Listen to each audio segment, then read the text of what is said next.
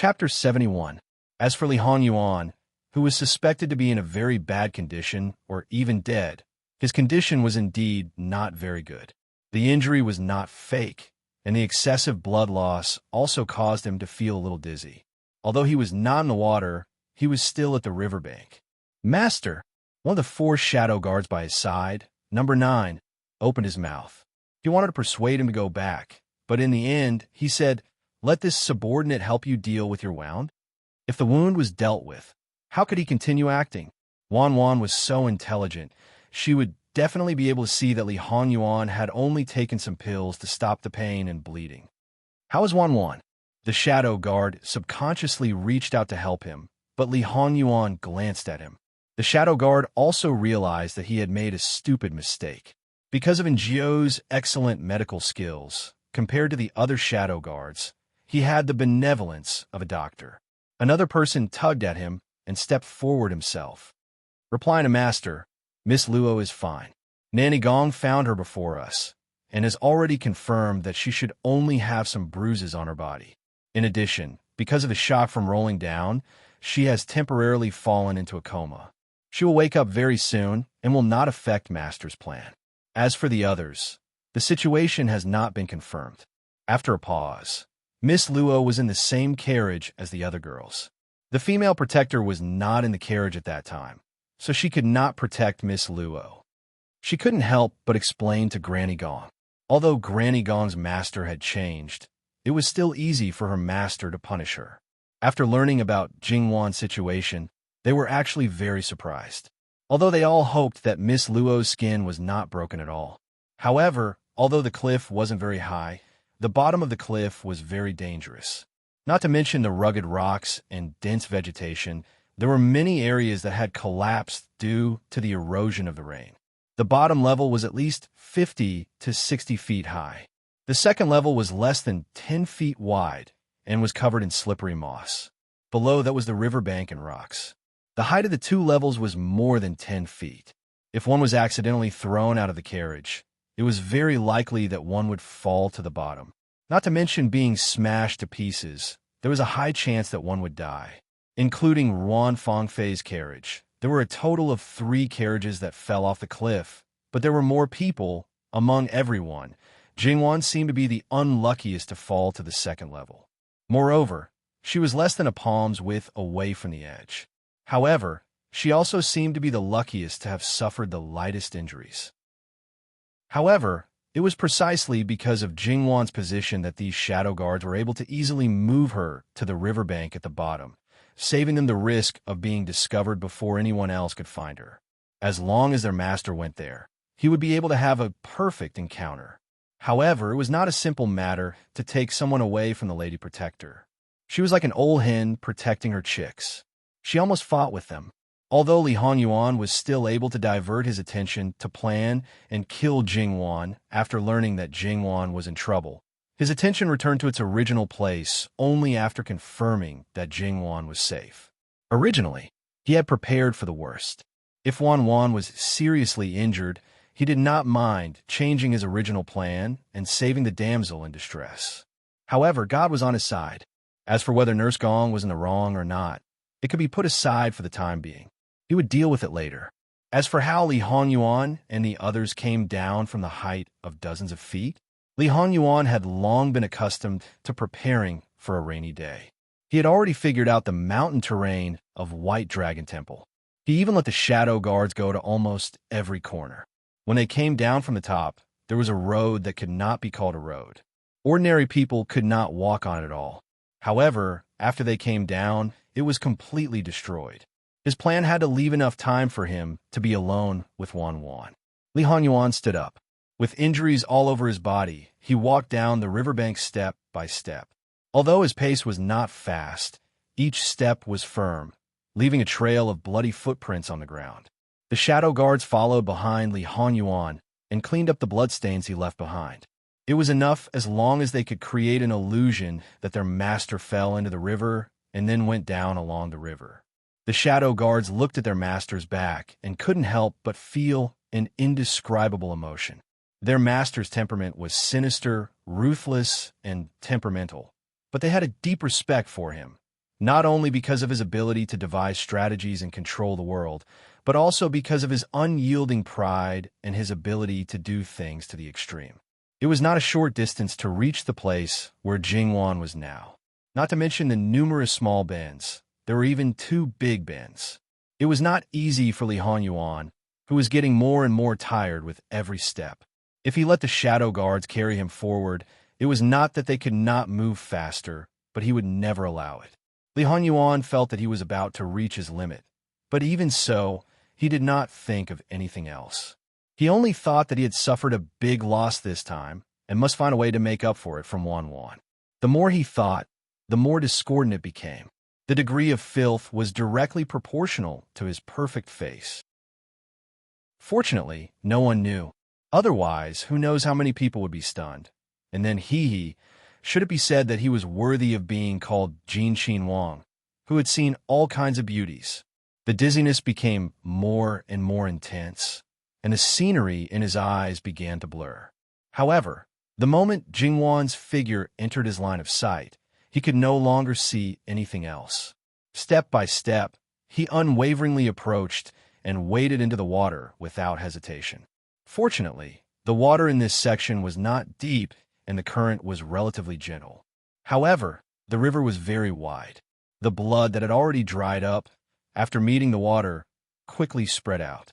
Everywhere he passed, there was a pool of blood. Midway, his body uncontrollably staggered twice, drenched in sweat. The shadow guards formed a semicircle around him, fearing that he would fall into the water. Obviously, they still underestimated their master. Li Hanyuan walked to the edge. His consciousness was both fuzzy and clear, and this position was enough. He let himself fall down and completely sank into darkness, half of his body submerged by the river. And Zhou hurriedly stepped forward and checked his pulse. He turned back. "You must hurry. If you soak in the water for too long, I'm afraid that Master's life will be in danger." "Then what are you waiting for? Go and wake Miss Luo up." And Zhou hurriedly got up and walked towards Jingwan, who was lying near the edge of the cliff.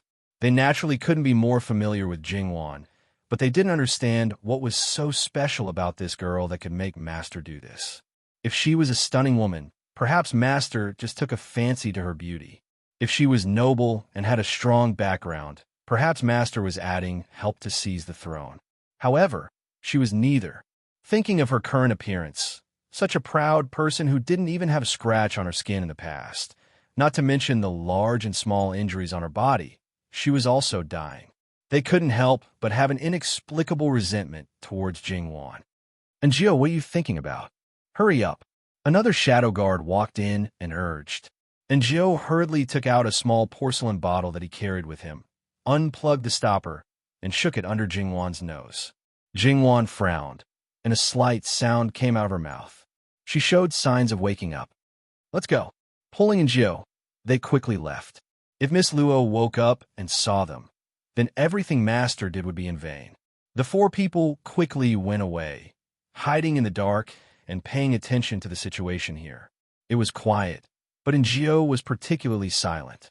The shadow guard just now put his hand on his shoulder. "And Zhou, you just have to remember one thing. No matter what Miss Luo is like, she is the person Master has chosen. She will be the future Jean Wangfei, our female master. We can't interfere. What we have to do is to abide by our duties and do whatever Master asks us to do. It's just that I can't accept it for a while when I suddenly saw Master like that. Don't worry, I know what I should do." And Zhou also understood that as a shadow guard, his emotions just now were a little dangerous. He must remove it as soon as possible. If Master knew, he would go back and train again. If it was serious, he would directly lose his life. Jingwan felt pain all over her body. She slowly opened her eyes. After a while, she was completely awake. She tried to sit up. It wasn't very strenuous. She moved her hands and feet and carefully felt it. Very good. She was basically sure that it was all superficial injuries and didn't hurt her internal organs. However, because she was a little dizzy, she might have a slight concussion. Jingwan stood up and thought of the thrill of falling off the cliff. She thought that she might die this time. She didn't expect that the actual consequences were almost negligible. However, she probably had to thank Wu Anho's Shitsi for being able to survive. Although she panicked after falling off the cliff, her mind wasn't blank. She remembered very clearly that after being thrown out of the carriage, Wu Anho's Shitsi pulled her in time and didn't let her fall straight to the sharp boulder. Although it was also because of him that she fell, his life-saving grace couldn't be denied. Jingwan was very worried about Sun Yijia, Yuan Qiao Qiao, and Zhou Shuang, who were in the same carriage as her. She didn't know if they would be as lucky as her. However, fortunately, their carriage was faster. Grandmother's carriage was much behind and definitely wasn't affected. Looking at the place where she fell, it had to be said that her luck was heaven-defying. There were rocks all around, but only this place was full of sand, ash, and a lot of scattered hay. Jingwan didn't show any surprise towards these abrupt things. This was because there was a temporary resting place that was dug out by people. There were more hay and other things piled up inside. Presumably, it was the temporary resting place of the villagers who went along the river to enter the mountain. The hay that was dug out outside should be the animals and monkeys that came down from the mountain. The monkeys, hiding in the dark, were very anxious because their future mistress hadn't noticed their master. Most of Jingwan's thoughts were right. This was indeed the masterpiece of the villagers at the foot of the White Dragon Temple. This accident saved a lot of effort for the secret guards to fake the crime scene. Jingwan looked up. It was so high that she definitely couldn't go up. It wouldn't be easy for the people above to come down to find her. She looked around again. There were endless cliffs, and she didn't know how long the river was. Instead of spending time trying to go out along the river, it was better to wait here. After all, there might be another way down from the White Dragon Temple. If she went by herself and missed it, it would be very disadvantageous for her. She could only secretly pray that they were all right. As for her grandmother and others, there was nothing she could do about it. Suddenly, there was a splash of water. Jingwan looked back. Before she noticed where the sound came from, she saw the figure lying by the water. Jingwan's heart jumped. She hesitated for a moment. It seemed that the person floated down from the upper reaches. This might be a big trouble, but she couldn't just leave him to die. Seeing Jingwan walking towards their master, the several people in the dark finally breathed a sigh of relief. Jingwan walked to Li Hongyuan's side. At first glance, this person was really miserable. His clothes were torn into pieces. Looking at the neat cuts, it was obviously caused by a sharp weapon. If blood was seen every time he went down, it could be imagined how serious his injuries were. Squatting down, she reached out to check his breath. Although it was weak, he was still alive. This was good. However, Jingwan wasn't sure what his situation was. She didn't know how long he could hold on. Would he disappear in the next moment? Because there was some disheveled hair on his face, Jingwan still felt that this person was somewhat familiar. She brushed aside the hair. Her first thought was that this person looked too good. Then she immediately reacted. Wasn't this the sixth prince, Jin Qinhuang? Although Jingwan only met Li Hongyuan once in Dingwagong Fu and didn't even look at him carefully, his face was really too conspicuous. It was hard to not remember. It was obvious that he was assassinated. Sure enough, it was a big trouble. Thinking of this person's reputation, although she couldn't arbitrarily judge a person based on what she heard, this face was really too attractive. It might not be a groundless rumor. Even so, Jingwan still decided to save him. After all, Jingwan wasn't a native of this world. In addition, the current situation was special. She couldn't care less about the boundaries between men and women. She reached out and touched his chest, neck, and limbs to make sure that there weren't any fractures. She didn't want to cause a second injury if she moved him. These simple first aid methods, as well as some life skills, were all things she had been forced to learn during the most difficult period of her previous life. This Miss Luo is rather too. Master, to her, is a strange man. A shadow guard couldn't help but frown. She's checking if Master has any fractures. It's obvious that she knows some medical skills. The current situation is special. Even if her behavior is inappropriate, she can't be blamed. On the contrary, she's meticulous and wholeheartedly thinking for Master. Under the premise of knowing Master's identity, this is really rare. After all, if she's not careful, she'll be putting her own reputation on the line. Not many women in the boudoir can do this. And Jiao opened his mouth. Because of Jingwan's behavior, his view of her changed a little. But if it was another man, would she also be like this? No, there wouldn't be an if. The Lady Protector wasn't a vegetarian. Because they were here, the Lady Protector didn't follow them down. Other men shouldn't even think about getting close to Miss Luo. Thinking like this, his feelings naturally improve a lot. After confirming that it was only an injury caused by a sharp weapon, Jingwan struggled to help him up. Because she had been exercising all year round, she naturally wasn't a delicate and weak woman. It was a little difficult for a man's weight to be all pressed on her body, but it wasn't to the extent that she couldn't walk. However, because of the force, the injuries on her body were more intense. Jingwan half supported and half dragged him into the temporary shelter and put him on the hay. Since she decided to save him, she naturally didn't think much about it. She quickly took off his accessories and put them aside. Then, she carefully took off his clothes, leaving only a pair of underwear. His appearance was off the charts, and so was his figure. A full 8-pack of abdominal muscles, but they weren't protruding. They presented a perfect, streamlined shape. She didn't need to touch it to feel the strength contained in it. He really was the darling of the Creator. However, this wasn't a figure that a man who was intoxicated with wine and women could have. Jingwan naturally didn't have the time to pay attention to these. This perfect body really had a lot of injuries, mainly concentrated on the chest and arms. However, it was less than expected. Obviously, there were some places where the clothes were only torn. Even so, the situation wasn't optimistic. The wounds were a little white because of soaking in water. However, Jingwan didn't learn medical skills after all. She didn't know the result of soaking for a long time. In fact, Li Hongyuan's plan wasn't without flaws, especially when targeting Jingwan. She wasn't his enemy, so there was really no need to be so meticulous and thorough. After careful consideration, there would always be clues. It was just that Jingwan didn't know that she was being targeted. She also deliberately calculated her. She never thought in that direction. Even if she had doubts, she wouldn't think deeply about it. Li Hongyuan also grasped this mentality of hers, so he could be so unscrupulous.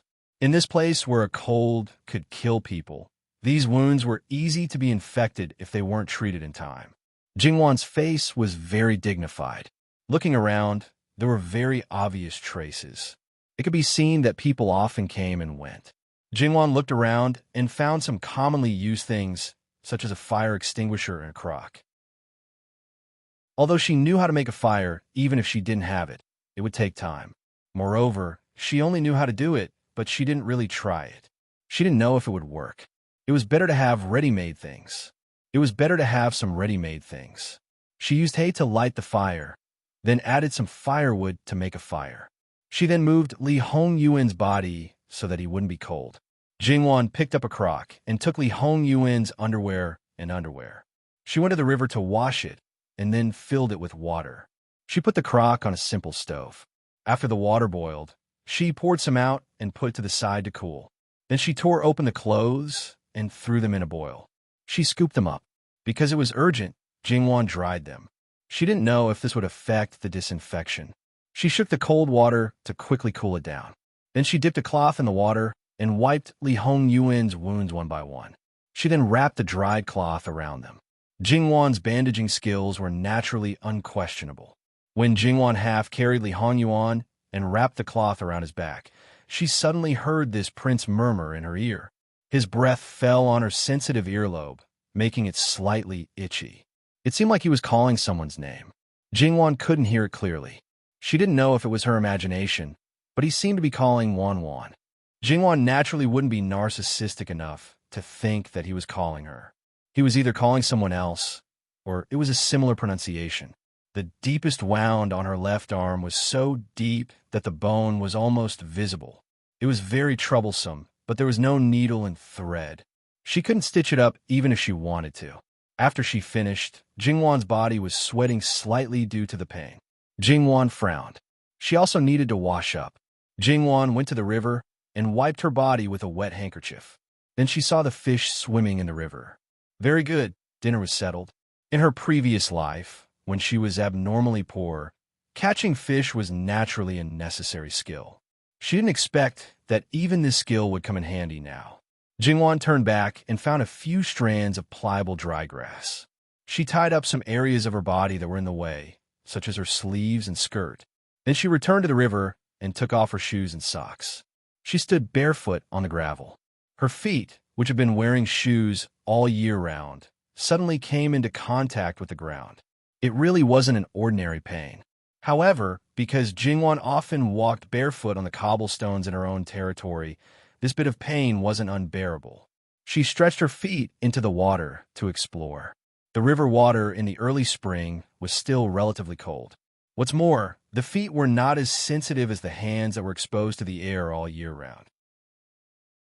When both feet were submerged in the water, Jingwan couldn't help but shiver a little. After standing for a bit to adapt, she slowly moved forward. Her movements were very light. Her feet were basically gliding in the water. She didn't raise her feet, so naturally there wasn't much movement. When the water was about to reach her knees, she found her target. Jingwan stopped, bent down, opened her hands, and used only a few seconds to lock onto the target. She quickly reached out. With a whoosh, she raised her hands. A fish that was wider than a palm was tightly caught in her hands. Because the fish left the water, it quickly swayed its tail, flinging out water droplets that scattered like pearls. Sure enough, it was something that was engraved into her bones. After so many years, she still didn't get used to it. Looking at this plump fish, Jingwan smiled with satisfaction. Originally, if it was only for her to eat, one was enough. However, she wasn't sure if that honorable Jin Qin Wang would wake up, so she decided to catch another one. Retreating, she threw the fish in her hands towards the riverbank. Jingwan didn't know that her straightforward action of catching the fish was clearly seen by several people in the dark. They couldn't help but look at each other in dismay. They believed that even if they were to catch the fish, they might not be able to catch it with their bare hands. What's more, she succeeded in one strike. This was definitely a fish-catching veteran. Speaking of which, how could a young lady from the boudoir have this kind of ability? The Luo family was able to cover half the sky in Qi and Prefecture. There were naturally countless kinds of villages. Perhaps it was because she was fond of playing that she practiced this skill. But if it was just playing, how could she play to this extent? But they couldn't think of any other explanation. So, in the end, should they say that she had, or that she had a unique style? Perhaps it should be said that she's worthy of being the person that Master fancied. She's far from being comparable to an ordinary delicate woman. One of them said. The other three looked at him, their eyes clearly saying, "There's such a saying?" For Jingwan, catching the fish was relatively simple. Instead, it was more troublesome to handle it. Because of the strict management of ironware, in a farmer's household, every item that was forged with iron was very precious. There were no knives at all. As a result, Jingwan could only temporarily use a stone to polish one. To save time, choosing a stone was naturally very important. Polishing a stone was definitely not an easy task. After a few rounds, Jingwan's hands turned red. She raised her hand to look and took the remaining cloth to wrap around her hand. This was better. The shadow guards were vexed and had already made preparations to be punished by their master. The future Wang Fei was a proud and precious person. Even a little bit of skin would make their master's heart ache. To be tossed around like this. If they had known earlier, they would have left a dagger on their master's hand. A Wang Ye carrying an exquisite dagger inlaid with gems was very normal and would never arouse suspicion. It took a lot of time to properly handle the fish. Being able to find salt was definitely an unexpected surprise. Although it was a little less, it was enough to cook fish soup. Originally, she wanted to roast a fish, but after thinking about it, she decided against it. Boiling the fish soup, she dried her wet clothes. From time to time, she would also feed Li Honyuan some water to moisten his lips. Looking at the chipped, rough porcelain bowl in her hand, Jingwan even joked a few words to amuse herself. The noble Jin Qin Wang has been reduced to using this kind of thing. It's really wronged you. If Li Honyuan had consciousness, he would probably think, Ben Wang doesn't mind you feeding him personally. Jingwan drank a bowl of fish soup. Perhaps it was because of the tossing and turning, plus her usual appetite was not bad. She ate the entire fish. Fish that only had salt added naturally couldn't compare to meticulously cooked fish. However, it was purely natural. Perhaps it was because the water and soil here was different that the fish didn't have a fishy smell. The taste was still not bad. She fed Li Hanyuan some fish soup. Without a spoon or the like, it was really difficult to feed him. The sky gradually darkened, but there was still no one coming to find them. It seemed that there was no way down. They should be preparing to take a detour from the foot of the mountain or some other place. Jingwan herself was fine, but she was very worried about Li Hanyuan. His current situation wasn't good at all. She didn't need to take any chances. It was inevitable that he would have a fever. Although she was tired and her body was in pain, Jingwan didn't dare to sleep. Not long after night fell, Li Hanyuan really started to have a fever.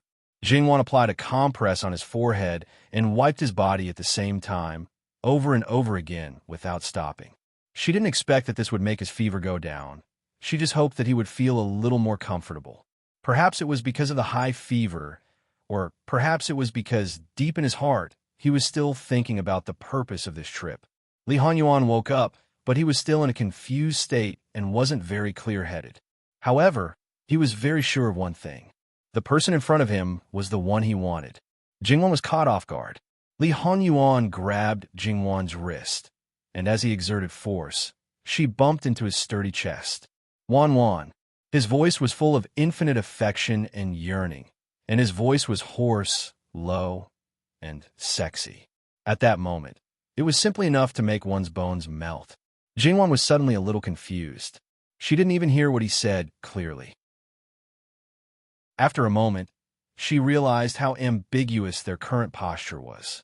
She struggled, but the more she struggled, the tighter Li Hanyuan held her. His hand was like a pair of pliers, and Li Hongyuan's consciousness wasn't clear. He didn't have much willpower and didn't know how to restrain himself. He just followed his inner desire, longing for her, wanting her. Her struggle made him feel that she was trying to escape from him. How could he allow this to happen? He grabbed her, turned over, and pressed her under his body. Jingwan's limbs were locked tightly. He suddenly opened his eyes. Those deep eyes were filled with an almost crazy possessiveness. Wan Wan, you are mine. You can only be mine in this life. Don't even think about escaping. Then he unceremoniously kissed her. Jingwan was a little frightened. In the face of danger, it was instinctive to resist. Chapter 72. Jingwan felt like she wasn't facing a person, but a real beast. His teeth seemed to have sunk deep into her blood vessels. She didn't dare to move. Her body froze, and her heart almost jumped out of her throat. Perhaps because he felt that Jingwan had become obedient, Li Hanyuan slowly let go of her.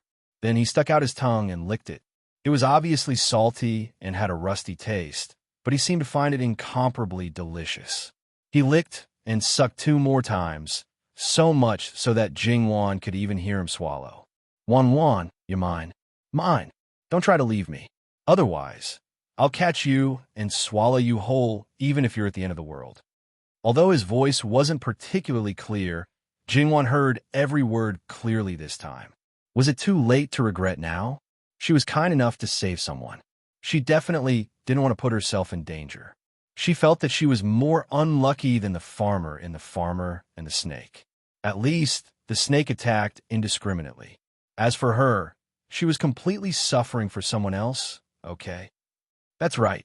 No matter how many times Li Hanyuan called Wan Wan, and no matter how familiar Jingwan was with this name, she didn't feel the slightest sense of substitution. She didn't want to feel the slightest sense of substitution. She cursed the person who stressed her name countless times in her heart. Hurry up and tie up your extremely controlling beast. Don't let it out to harm others. One day in the future, when Jingwan found out that the Wan Wan he was talking about was her, she wondered what expression Jingwan would have. Should she tie up this beast or not? Tying it up would only harm herself. If she didn't tie it up, it would harm others and herself. After all, Li Hanyuan wasn't in a good state. When he loosened his grip, he seemed a little weak. His whole body was lying on Jingwan's body defenselessly. However, The two words Wan kept coming out of his mouth, as if he was sleep-talking. Li Hanyuan didn't respond for a long time. Jingwan thought that he had fainted again. Wan. These two words suddenly rang in her ears. Jingwan didn't feel anything at first, but as she listened, Jingwan felt embarrassed. Jingwan tried to push him away. Then, as if he was greatly provoked, he slowly raised his head, opened his eyes, and stared at Jingwan. Wan, do you want to leave me that much? His palm slid around her waist and unconsciously tugged at her clothes. He felt as if he could tear them apart with just a little force. No, Jingwan anxiously and quickly denied it. She grabbed his hand that was on her waist. If her clothes were ruined by him, then she would have no choice but to risk her life to escape from his side. However, he didn't wear clothes because of his injury. It was completely different from a man and a woman whose clothes were ruined. If it was the former, she could barely stand on the side of righteousness. If it was the latter, she would completely lose her innocence. She only had one fate. When she went back, she would be carried into Jin Palace in a small sedan chair. From then on, she would be isolated from the world. It's just that it's a little uncomfortable to be pressed down by you. Jingwan patted him comfortingly. Li Hanyuan frowned for a while, as if he just realized what she was saying. As long as you obediently stay by my side, I can do anything you want, Li Hanyuan said. He hugged Jingwan's waist and turned her over, letting her lie on her side. However, his arms never let go. Then Jingwan found that his wound was bleeding again because of the movement just now. You're feverish. I'll wipe your body. Also, I'll treat your wound again. Can you let go of me first? Li Hanyuan, who closed his eyes again, acted as if he didn't hear anything. Naturally, he was indifferent. Jingwan was helpless. After thinking about it, she braced herself and moved closer to his ear. She softly comforted him and promised him that she would never leave. Li Hanyuan, who was originally quiet, gradually shook his head from side to side. His brows were tightly knitted, as if he was in a dream. His arms unconsciously tightened. After the danger to Jingwan's neck passed, her waist was in danger again. It was about to break. She should have looked at the almanac before going out today. Perhaps there was a taboo on it. She was thinking about whether she should find the culprit who caused them to come to White Dragon Temple today. Because of Jingwan's words, Li Hanyuan remembered that in his previous life, Jingwan also saved him. The difference between that time and now was that his life was really in danger. If it weren't for Jingwan, he was sure that he would have died. What's more, at that time, he was at the most painful turning point in his life. He was suspicious of everything and everyone around him. Jingwan knew his situation and knew that it was better for her to save him than not, but she still chose to save him without hesitation. She also went through a lot and was facing an even bigger storm. Instead of being crushed, she became more tenacious. She tolerated his bad temper and took care of him wholeheartedly day after day. Although she almost didn't say anything after he woke up, and there was no smile on her face, you could see that she always had a straight back. Li Hanyuan didn't know when it started, but he no longer spoke ill of her or smashed the medicine bowl she brought. He began to be silent, and his eyes began to follow her. Before that, he had already noticed this woman. He even admired her in his heart. Her unyielding spirit, her courage, her tenacity, and her ability were far inferior to many men. When he couldn't take his eyes off her, he knew that he wanted her. However, this woman had already become someone else's wife. She didn't belong to him. He no longer gave up on himself. So what if everyone in the world wronged him? There was always someone who could be sincere to him. She did her best to save him, so he had to be worthy of her sincerity, right? From that moment on, Li Hanyuan really changed. He wanted to sit on the throne, and he wanted this woman. It could be said that without Jingwan, there might not be the Emperor Li Hanyuan who became the final winner in the desperate situation. Unfortunately, there was a word in the world called too late. He didn't have the time to obtain the supreme power to protect her, and she had already died. Therefore, when he had a chance to start over, the throne was no longer the most important thing to him. What he wanted most was to have her, and then protect her. He wanted to keep her smile, and protect her restrained gentleness and straightforwardness. Even he couldn't hurt a single finger of hers. Of course, this was with the exception of special injuries caused under certain special circumstances. He schemed, sought the throne, and seized power. It was all just to let her stand at the highest position. No one could threaten her position. Jingwan had never experienced it herself, so she would never know that her heart was actually the softest. Even now, when she was under Li Hongyuan's control, when she comforted him, she removed all distracting thoughts and used up all her patience. That was her most unique gentleness. Not many people could resist it, especially when they were in a vulnerable state. Even though he knew that things were different now, Li Hongyuan was still trapped in the dream of his previous life. Because she was someone else's wife, she rejected him. Even though he used despicable means to take her, she still ran away from him. Then, before he could obtain the supreme power, she left him completely. She was so far away that he could never reach her. So now, he only wanted to hold on to her tightly. No matter if it was herself or anyone else, he couldn't let her leave him. He couldn't, no matter what kind of emotions Jingwan had, she couldn't vent it on someone who was seriously injured and unconscious. She had to be patient and tell him over and over again that she wouldn't leave, that she wouldn't leave. Li Hongyuan finally sobered up a little again. He opened his eyes and looked at Jingwan. His intestines turned 100 times, tenderly and affectionately. Wan. His gaze at this moment made Jingwan's heart skip 2 beats uncontrollably. She felt that it was inexplicably familiar. Plus, his voice, Jingwan abruptly froze, suddenly remembering that strange spring dream last night. That man who made love with her, the only thing she remembered clearly was the other party's gaze, but it coincided with Jin Xinwang's gaze at this time. Jingwan had the urge to cover her face. Could it be that last night's dream was actually a kind of foreshadowing her encounter today? But why didn't it foreshadow anything else, such as falling off the cliff today? Some things, once they crawled out of your memory, the difficulty of pressing them back would increase exponentially, especially now that she was in a state of ambiguity and fanciful thoughts. Being stared at by him like this, in addition to the disturbing images that kept appearing in her mind, Jingwan inexplicably felt her face turn red and her heart beat faster. She awkwardly and somewhat embarrassedly turned her gaze away.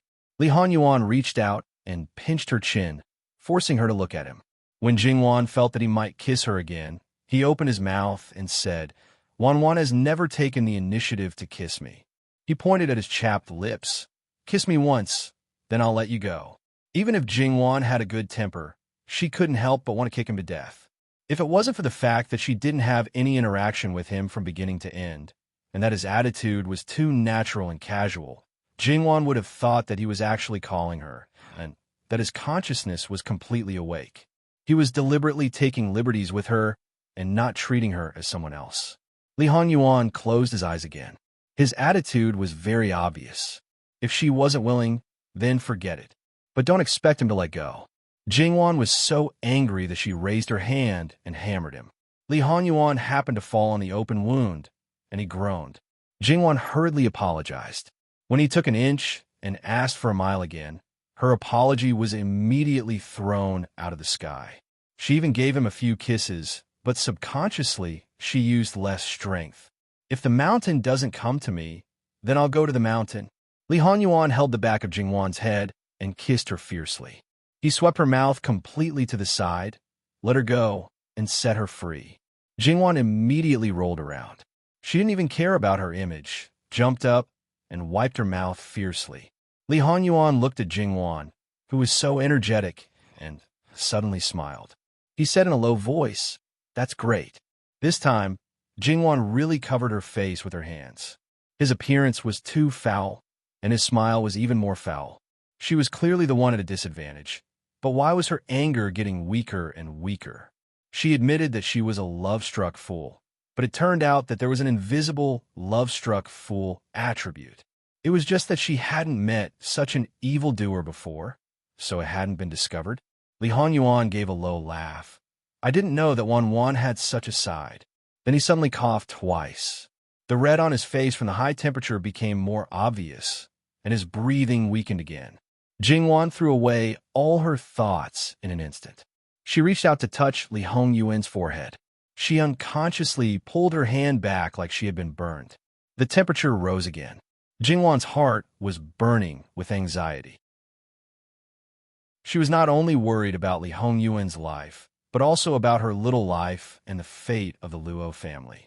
A dignified prince had died in front of her. It had nothing to do with her, but it also had something to do with her. Then the Luo family would be implicated by her.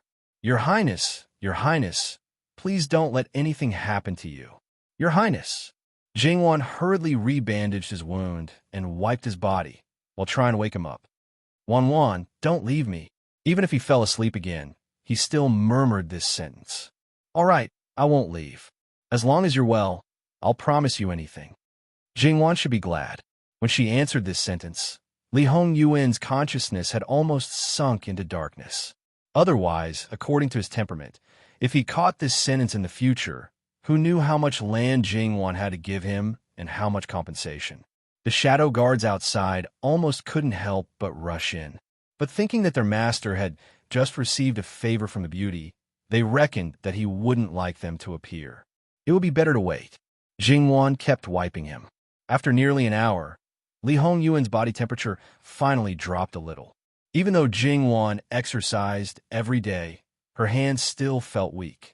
She sat paralyzed beside Li Hongyuan, looking at his peaceful sleeping face, lost in thought. After about a quarter of an hour, her empty brain started to operate again. First, she checked his temperature. It didn't rise anymore, which could be considered a good thing. Jingwan hugged her knees and sat at the side, starting to think about how to deal with the aftermath of this matter. As for losing her first kiss and being molested by him, she naturally wouldn't be like a native girl who sought death. She would just treat it as being bitten by a dog. Right now, she wasn't sure who would find them first. Would it be someone from her family? Would it be a monk from White Dragon Temple? Would it be Jin Qinhuang's people? If it was the former, she believed that they would be willing to help her cover up the matter. If it was a monk from the temple, as long as Great Master Liao Chan was really like the rumors, then there was no need to worry. The trouble was the latter. They obeyed Jin Qinhuang's orders and could even be considered as Jin Qinhuang's private property. Everything was for the benefit of Jin Qinhuang. In their view, since she saw their master's body, then she was already their master's person. Although she was a junior of a court official, her background wasn't that strong. Then, even if she saved their master, letting her enter the Wangfu to serve their master was already a great reward. Not only would they erase the grace of saving their lives, they would also be grateful. This was a natural way of thinking, and there was only one person who could interfere with their way of thinking. Jingwan's gaze once again fell on Li Hongyuan. How will you treat me? He was a Wangya. What did he not have? Perhaps she could let him act as if he didn't know who saved him. But if she refused like this, wouldn't he feel that he had lost face and fly into a rage out of humiliation? She could choose to leave early, but if Jin Qinhuang breathed his last, he would definitely investigate to the end. She didn't think that she wouldn't be found out. Maybe when the time came, she would be directly branded as the assassin of the prince. Then she would just wait for her whole family to be executed. Jingwan, who was lost in thought, naturally didn't know that she was completely looking for trouble. Whatever situation she thought of would not happen. The people outside had already thought of everything for her. Because the moonlight wasn't bright, almost nothing could be seen outside. Li Hongyuan's 4 shadow guards came closer after the night turned dark, so that if their master was in a critical situation, they could use the excuse that they just happened to find their location. These people were well trained, so Jingwan naturally couldn't discover them. It was just that the result of listening to this kind of corner was often embarrassing oneself. They had seen their master play around with other women. Without even touching the corner of his clothes, he could make those women fall head over heels for him. They had also seen how those women who tried to get close to him in private ended up in a miserable state. However, they had never seen him so domineeringly possessive of a woman. He didn't allow her to refuse or resist. He also had an unprecedented tenderness and unreserved pampering. As long as you obediently stay by my side, I could do anything you want. No one was clearer than them about the meaning of this sentence, because they hadn't seen any movement inside for a long time, and seeing that Miss Luo seemed to be somewhat drowsy, the few people finally couldn't help but order some sedative medicine, and Jingwan finally fell asleep. The few people hurried in to check on Li Hongyuan's situation, but before they could approach, the sleeping Li Hongyuan suddenly opened his eyes, sharpness and killing intent coexisting. The few people were frightened by his gaze. When they came in, they were very sure that their master was asleep, so the current situation could only mean one thing. The injured master was more alert than usual. Even if it was a sound that ordinary people couldn't detect, he could let him know, and then he reacted almost instinctively, forcing himself to wake up. Perhaps what made him react this way wasn't that he was afraid that someone would take the opportunity to harm him, but that he always remembered in his consciousness that there was another person who needed his protection by his side.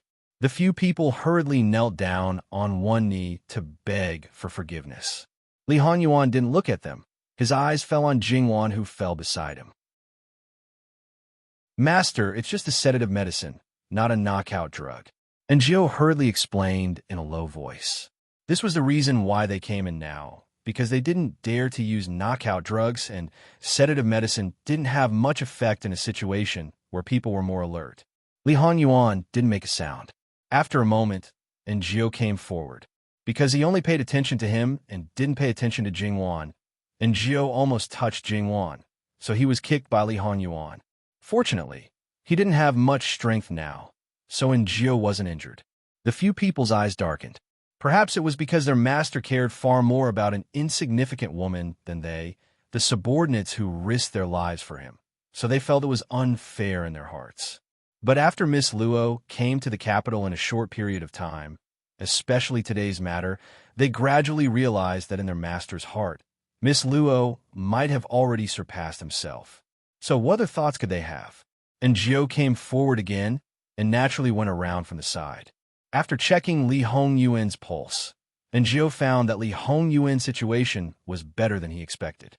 He looked at the bandage and wasn't sure if it was related to Miss Luo's previous treatment method. He was quite surprised when he saw it. Miss Luo even knew some things that they didn't know, so he was no longer surprised that she could take care of people so well. He looked at the knot of the bandage again. It did not, so he gave up the idea of opening it to look at the wound. Li Hongyuan didn't refuse to eat the pills that Jiao handed over, and then told them when they would come to pick him up, quietly coming and quietly leaving. Then, a doubt emerged in their hearts. When Master was facing Miss Luo before, was he completely awake or was he in a semi-conscious state? If it was the latter, they could reluctantly accept it. After all, it was the person he had been thinking about for so long. It was understandable that he couldn't control his emotions. But if it was the former, even if it was their master, they couldn't help but say that it was too shameless. The shameless Jin Qin Wang would only be more shameless. He didn't know what was called the most shameless. Even if Jingwan fell asleep because of the sedative medicine, her sleep wasn't very peaceful. After hearing Li Hongyuan's movements, she sat up. She was annoyed at how she fell asleep and hurriedly went to check on Li Hongyuan's situation. This time, she didn't feel hot, but felt cold instead. Jingwan turned around and poked at the fire, adding in some firewood. Then she prepared to move Li Hongyuan closer to the fire. But she forgot that this was a jackal who didn't forget to eat meat, even when his life was in danger. So when she approached him, she was pulled over, and he even habitually grabbed her to his mouth and took 2 bites. Jingwan's face immediately darkened, hating herself for not having a long memory. But this time, she learned to be obedient. As long as he didn't move his mouth, she would let him hold her and not struggle. Then she tried to use the previous method to appease him. Unfortunately, this time, even if her mouth was dry from talking, a certain person didn't move. He just held her in his arms like he was protecting food. Jingwan finally gave up and gave up. She would just treat it as a natural heater. In any case, it was still cold at night. In this world, Jingwan had been sleeping by herself since she was born. Because she wasn't a real child, even the nanny who accompanied her to sleep was rejected by her. Suddenly being held in someone's arms, plus the pain in her body, she felt very uncomfortable. She couldn't do anything while being imprisoned in his arms. She might as well sleep peacefully.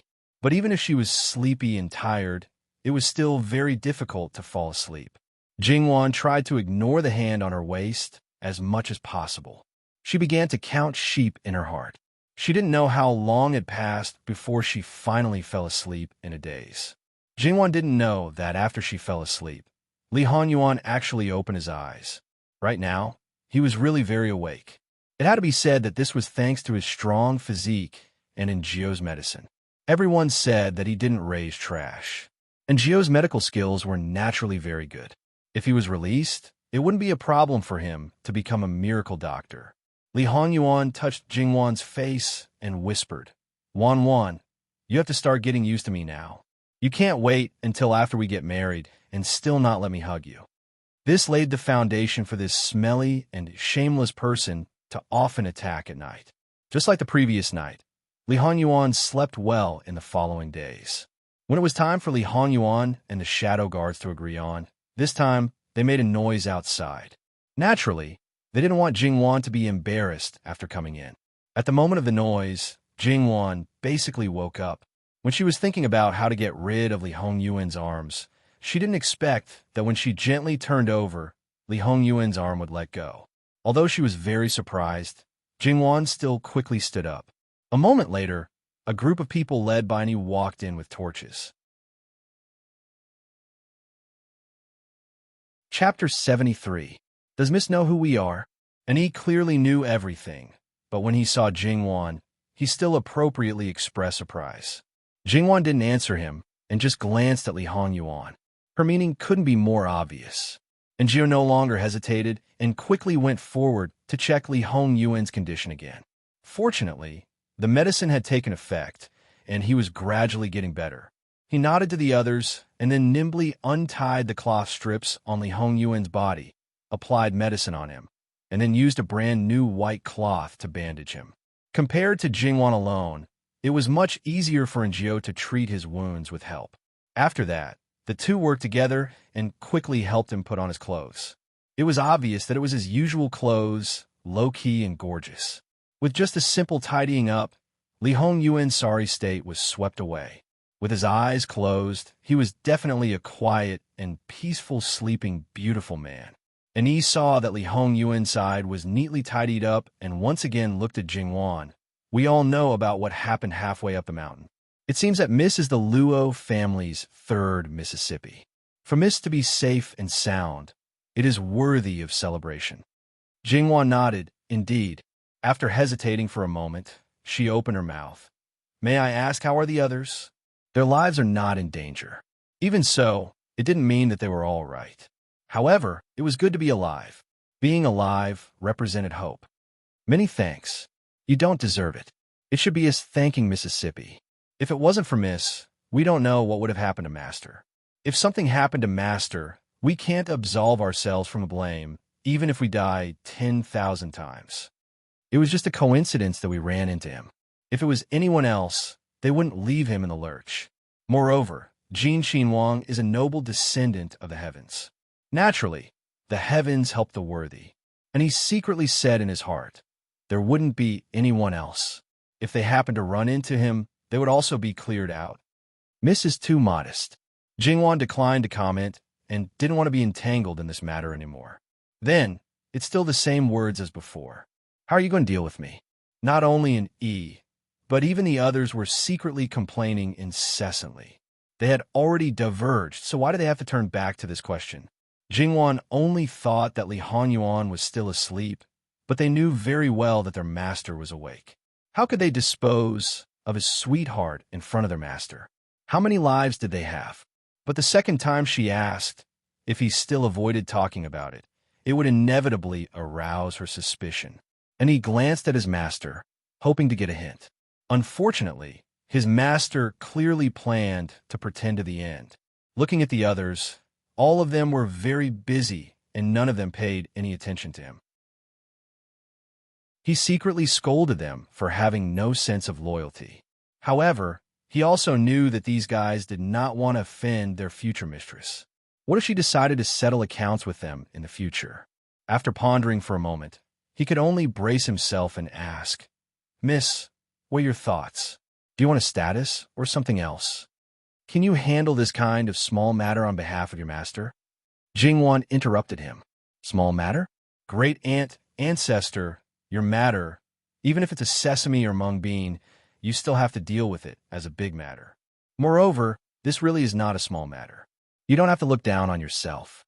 This one naturally cannot, but this one will report misintentions back to my master and let him decide.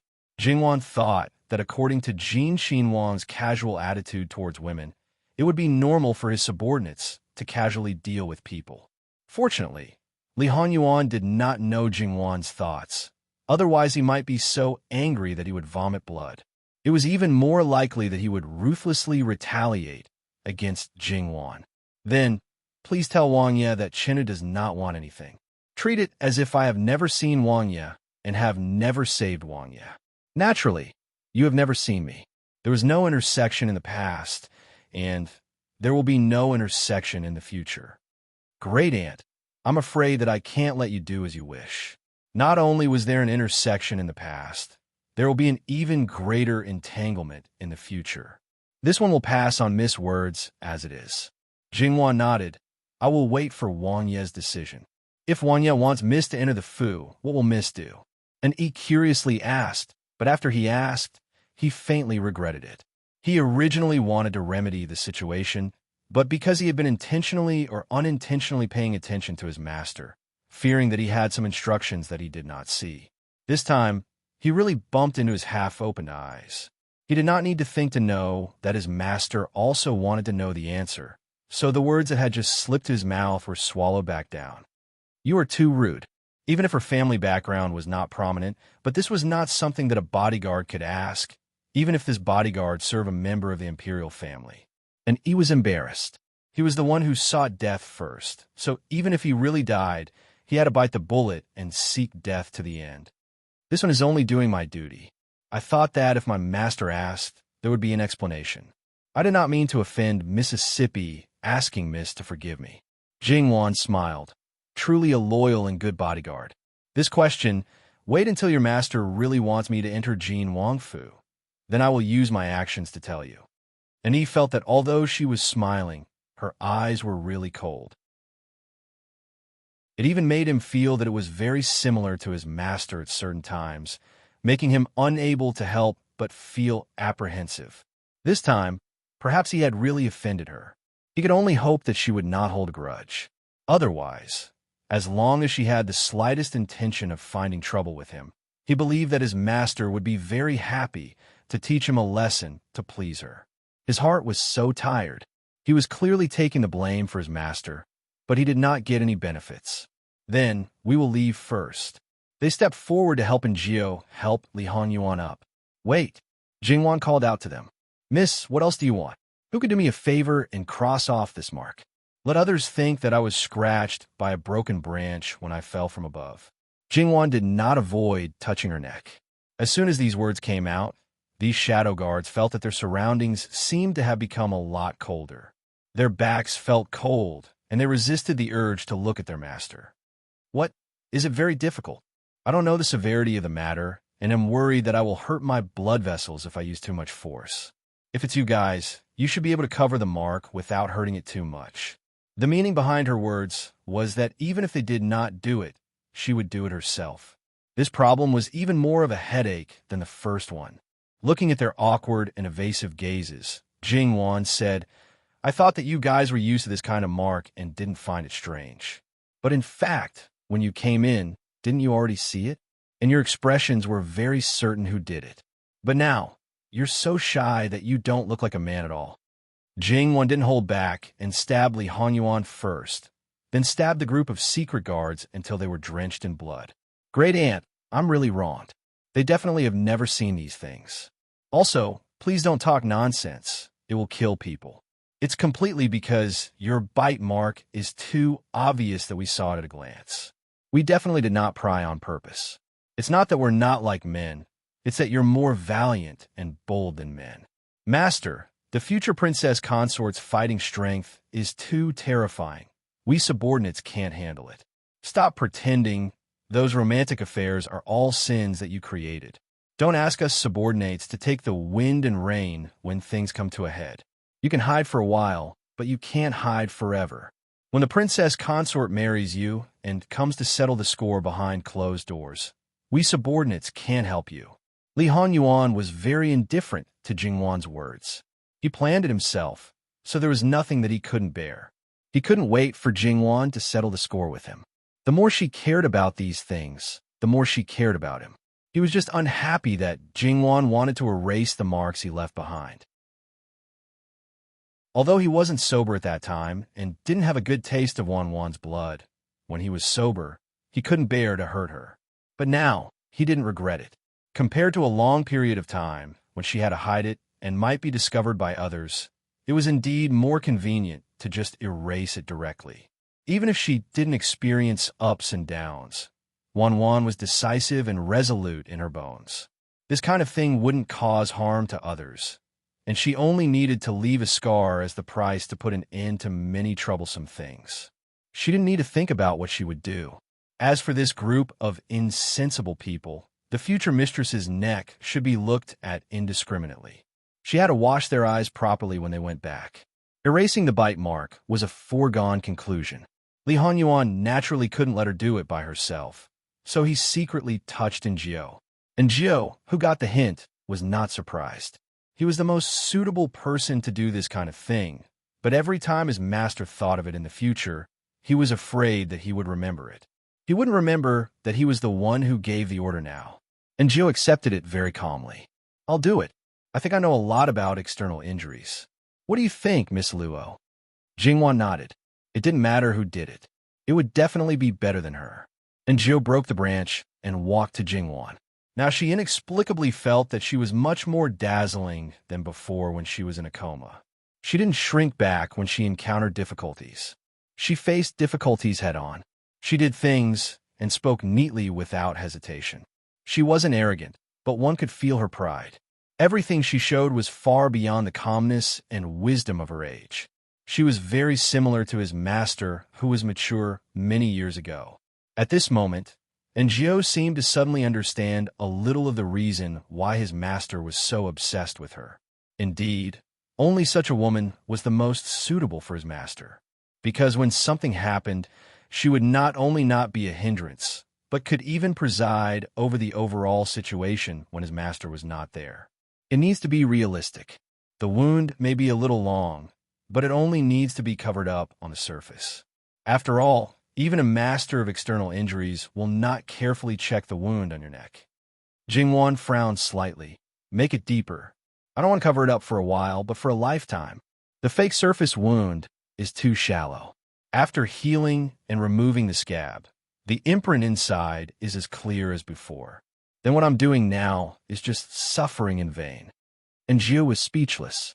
After looking carefully, he found that his master's bite was not ordinary ruthless. Even the best medicine to remove scars could not disappear. Probably he really wanted to accompany her for a lifetime. To completely cover it up, the scar left behind might be bigger. Did his master regret it? It will be very painful. If Miss Luo can't bear it, if I were you, it's already over. Don't you know that the more you hesitate, the greater the impact it will have on the other party? Jingwan said, tilting her neck and silently urging. And Njio's hands inexplicably trembled. He didn't have this reaction when he was treating his master's wound. Jingwan smiled at him comfortingly and even joked, "Steady, otherwise my life will really be lost in your hands." Sure enough, the more he said, the greater the impact on the other party. He really deeply felt it, and the feeling of being on the back. He could be sure that his master was staring at him. "Great aunt, please don't laugh. Master's vinegar jar is about to overturn. Originally, he had already held a grudge against you for making a move. After it was over, he'd better ask to train for a period of time. If you're like this, perhaps it's better for me to do it myself." Jingwan still smiled. Swish, swish. Jingwan felt an obvious pain, but her heart felt a lot more relaxed. In this place where women were extremely harsh, such a bite mark, not to mention an unmarried girl, even a married woman would attract gossip. Those who thought that they were noble and cultured, once they saw this kind of thing, would spit out the most vicious, cruel, and unkind words. Because they themselves were deeply bound, they couldn't tolerate anyone being different from them. In the eyes of others, Jingwan didn't even frown. She just covered it with her handkerchief. But then she thought of something and loosened it, letting the blood stain her collar. Not to mention that Li Hanyuan saw the blood on Jingwan's neck. His eyes became more and more dangerous. Even Jiu frowned in disapproval. Miss Luo. Jingwan didn't care and waved her hand. I fainted when I fell down. If there's no blood on my clothes, how can it be justified? I'll deal with it later. Master refused to treat the wound, and now she refused his advice. The purpose was to succeed in the disguise. On this point, the two seemed to have a tacit understanding. The difference was that Miss Luo was doing it for others, while Master was doing it for himself. Comparing the two, it seemed that Miss Luo was more open-minded and selfless, while Master was selfish and narrow-minded. And Jiu handed her a bottle of medicine. It can make the wound stop bleeding and scab quickly, and it won't leave any traces of powder. Jingwan accepted it without hesitation. After all, it had been so long, there must be a difference in the wound. Thank you. Let's go. The people looking for Miss Luo should be arriving soon. And reminded. Jingwan also nodded. Although there was a big difference between people who practice martial arts and those who didn't, in Jingwan's view, people who practice martial arts couldn't reach the level of mystical martial arts novels in her previous life. Relying on a pair of feet, they could travel 1,000 li a day, and so on. It was absolutely a fantasy. If the time of their accident and the time of Jin Qinhuang's assassination wasn't too long, then the people looking for her shouldn't be too far away. When they were preparing to leave, and Jiu suddenly opened his mouth and asked, "Miss hasn't seen us before, yet you're so assured to hand Wangya over to us?" After all, according to common sense, the people looking for Wangya wouldn't be just a group of people. It could also be those assassins, right? Jingwan looked at him with surprise. "Allow me to be impolite, but are you saying that I'm stupid, or are you saying that you're stupid?" If it was an assassin who broke in and saw the sleeping Jin Qinhuang, plus an unarmed and weak woman, their first reaction would only be to rush forward and kill to silence. Would they still have the leisure to talk so much with me? Moreover, I also don't know where the assassin came from to be so daring.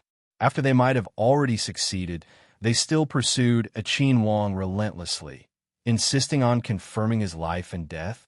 You guys took so long to find us. Presumably Jin Qinhuang also fell from the mountain into the river. Those assassins have either been executed or have already escaped. If there are still so many of you chasing after us, then how incompetent are the people around Jin Qinhuang? Facing Jingwan's scrutinizing gaze, and Jiu really felt that he was stupid to the extreme. He should have long understood that she was different from the average woman in the boudoir. It was impossible for her to not be able to see through the crux of the matter, and it was even more impossible for her to lose her ability to think because of fear. Wasn't her performance perfect from beginning to end? He delivered himself to her door to be slapped in the face. TSK. And Jiu instructed her to quickly treat the wound on her neck before he somewhat awkwardly went to help his master up. After that, Jingwan watched them leave and very quickly disappeared into the darkness.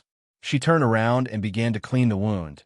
After confirming that Jingwan couldn't see, Li Hanyuan pushed away and Jiu who were supporting him. His posture was ramrod straight, where was the half-dead look. It was just a typical case of throwing away after using, taking it for granted, without the slightest bit of embarrassment. And stay behind. Yes. How could he really just leave? At the very least, he had to wait until she was picked up by Quan Su and Quan Wei. The people following him were somewhat perturbed, not knowing what he thought of the previous matters. They waited for a long time without seeing his anger, so they could only quietly follow him. The matter that I asked you to investigate, what is the result? Being asked about serious matters. Naturally, they didn't dare to neglect. Miss Luo came to buy Long Temple in advance. The people left and Luo Fu sent a pigeon, but we didn't receive any news.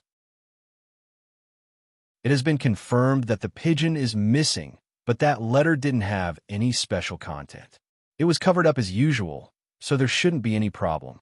The matter of a wild beast crashing into Elder Ruan's youngest daughter's carriage was an accident.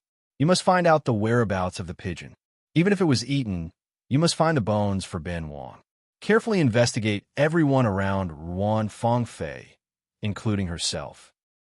Yes, Master didn't allow any accidents to happen to Miss Luo, so it was understandable. Even if the bones of the pigeon were eaten by a dog, it would be dug out. Since it was suspected that Ruan Fengfei set up a trap herself, then it must be investigated again and again. It didn't matter if she courted death, but if she implicated Miss Luo, then it must not happen. Why did Wan and the others come in advance? Sun Gongzi suggested Miss Sun because he said that he would be very busy in 2 days. He hoped to take advantage of these 2 days to see the flourishing peach blossoms of Bailong Temple. Miss Sun and Miss Luo talked about it, and Miss Luo agreed, so there was the following matter. Why did Sun Yilin become busy? Wasn't it because Li Honyuan didn't want him to have time to contact Jingwan? He just didn't want him to be unwilling to let go of these 1 or 2 days of free time. He had to deliberately get closer to Jingwan. After the carriage fell off the cliff, did he regret it? It seems that this prince was too kind to him. The coldness in Li Hongyuan's words made the people around him shiver. Speaking of regret, Li Honyuan also had a little. In his previous life, Wan didn't suffer such a crime. Everything changed because of his actions. However, he was never a person who regretted, and he wouldn't stop changing the things he wanted to change because of this accident. He would only think about how to protect Jingwan more carefully. What's going on with Fu Yunting? Heir Wuanho brought his wife to Bailong Temple to burn incense and return a vow. When they were leaving the city, they met Miss Luo and the others. After knowing each other's purpose, they went together. This prince had someone act as a matchmaker for him and also gave him money. Because he was allowed to take a leave of absence for the wedding, he really enjoyed it. He sighed silently. Heir Fu was on his own. Master, there's one more thing. Nanny Gong said that after Miss Luo fell off the cliff, Heir Wuanho helped Miss Luo and save her from the danger of losing her life. Aside from the fact that he had to report all the big and small things related to Miss Luo, his original intention was that his master would treat Heir Fu better on account of him, saving Miss Luo, but he didn't expect that. Hearing this, Li Honyuan suddenly stopped in his tracks. Originally, he didn't reveal much of his emotions, but in an instant, the sinister, murderous intent almost solidified. Fu Yunting, perhaps this prince should directly chop you up and feed you to the dogs, so as to completely eliminate all future troubles. The shadow guards couldn't help but retreat in horror. They felt that if Heir Fu was in front of their master would really do as he said. This reaction was completely wrong. If they still couldn't guess that there was some kind of relationship between Heir Fu and Miss Luo, they could go and knock their heads against a wall. According to their master's extreme possessiveness towards Miss Luo, if any other man got close to her, he would definitely get jealous and keep them far away, secretly causing a lot of trouble for them. However, even Chun Jingmin, who was about to become Miss Luo's fiancé, didn't cause their master to have such a strong reaction. Since it was Fu Yunting who stepped on their master's sore spot, then no matter what kind of abyss of suffering he had in the future, they wouldn't dare to sympathize with him anymore. When Nanny Gong specially mentioned this matter, it wasn't that she didn't want to repay Li Honyuan a little because she couldn't tolerate his actions anymore. However, she probably didn't expect that she would directly stab Li Hongyuan's Achilles heel, causing Fu Yunting to almost lose his life. The most wrong person was none other than Fu Yunting. He didn't know anything. Even on the road from the entrance of the capital to Bailong Temple, he didn't meet Jingwan face to face. His new wife was talking to old Madame Luo at the back, while he, Sun Yilin, and Luo Jingbo were riding in front. He just happened to be in the position closest to the cliff. Chapter 74.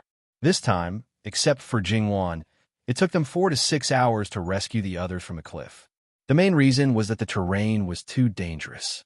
Even if they used ropes to drop people down to save them, it was difficult to find a place to land. It was all thanks to the many monks of White Dragon Temple. Their lower bodies were solid, and their strength was great enough. It could be said that they directly paved a human ladder. If it were other servants, they would have become weak before they could get down. In addition, Jingwan's carriage was at the outermost, sandwiched between two trees. The horse was hanging in midair. When all the people who were thrown out of the carriage were rescued, the horse had been hanged alive. If that was all, it would not be a big deal. However, Yuan Xiaoqiao and Zhou Shuang were still in the carriage. After such a long time, the roots of the two trees had been turned over from the soil. Even if the carriage was on the verge of collapse, the two of them shrank as much as possible to the back of the carriage. Their hands were tightly gripping the window. Even if their nails were bleeding, their fingers were numb, and their consciousness was getting worse, they did not dare to move. They were afraid that they would fall down. They did not know why they were still holding on. In this way, they could not directly cut the rope of the horse. Jingwan was still below. They did not know her exact position. If they let the horse fall, what if it hit her? Some people wanted to say that since it was confirmed that she fell in the bottom of the river, how could there be a chance of survival? But when she saw Madame Luo's tense face, she didn't dare to say it out loud.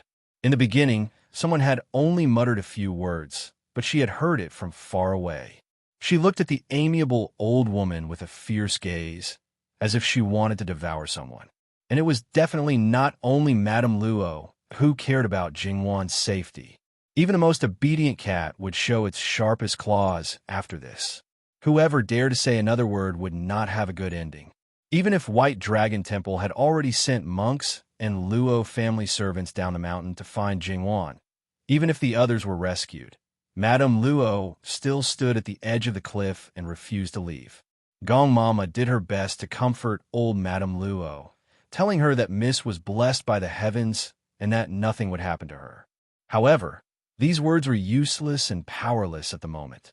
Nanny Gong was such a strict person that she would never criticize others in her heart. When she stood beside Madame Luo, she cursed Li Hongyuan fiercely in her heart. That bastard had always done whatever he wanted without considering the feelings of others. At that moment, Nanny Gong even had the impulse to tell Jingwan everything so that she could see his true colors. In the end, it was Great Master Liaochen who arrived late and personally assured old Madame Luo that third Miss Luo's life was not in danger. When others said that Jingwan had no chance of survival, old Madame Luo was so angry that her eyes turned red and she didn't believe them. But when Master Liaochen said this, she was still suspicious. In fact, she also faintly felt that her most beloved granddaughter was gone. After all, she was so tall. How much good fortune did she have to be to let her escape death? Because of this, she suspected Master Liaochen as well. Ba, Master Liaochen said, there are no signs in old Madame's life that the white-haired person will have to send off the black-haired person. Therefore, old Madame, you can rest assured. This was a blessing in disguise for old Madame Luo. Master Liaochen had 3 divinations every year, but in fact, he had already divined 2 out of the 3. Somehow, he felt that the third destined person was about to appear. However, in order to comfort old Madame Luo, he was not stingy. Therefore, when Master Liaochen said that there was a destined person, it was not certain. He was always merciful, not inflexible at all. Old Madame Luo was startled. Only then did she remember Master Liaochen's reputation. For decades, his predictions had never been wrong. She finally showed a look of surprise. Thank you, Master Liaochen. Thank you, Master Liaochen. Other than anything else, she would definitely add a large sum of money to the White Dragon Temple. Hearing this, the others breathed a sigh of relief. As for whether her injuries would be serious, when people were in desperate straits, a little bit of comfort was enough. At this time, their thoughts were almost the same as Jingwan's. As long as she was alive, there was hope. If something really happened, the Luo family would be able to support her for the rest of her life. Fu Yunting was the only one who didn't even have a scratch on his skin after falling off the cliff. He had helped save people before, and now he finally relaxed his clenched fists. He also felt a little less guilty. In fact, he had been blaming himself. If it wasn't for him, perhaps the Luo family's third daughter wouldn't have. The most regretful and distressed person was Sun Yilin. The situation of the woman he had fallen in love with was unknown, and his younger sister was seriously injured and unconscious. Most importantly, her face was injured. Such a deep and long cut, from the bottom of her earlobe to the corner of her mouth.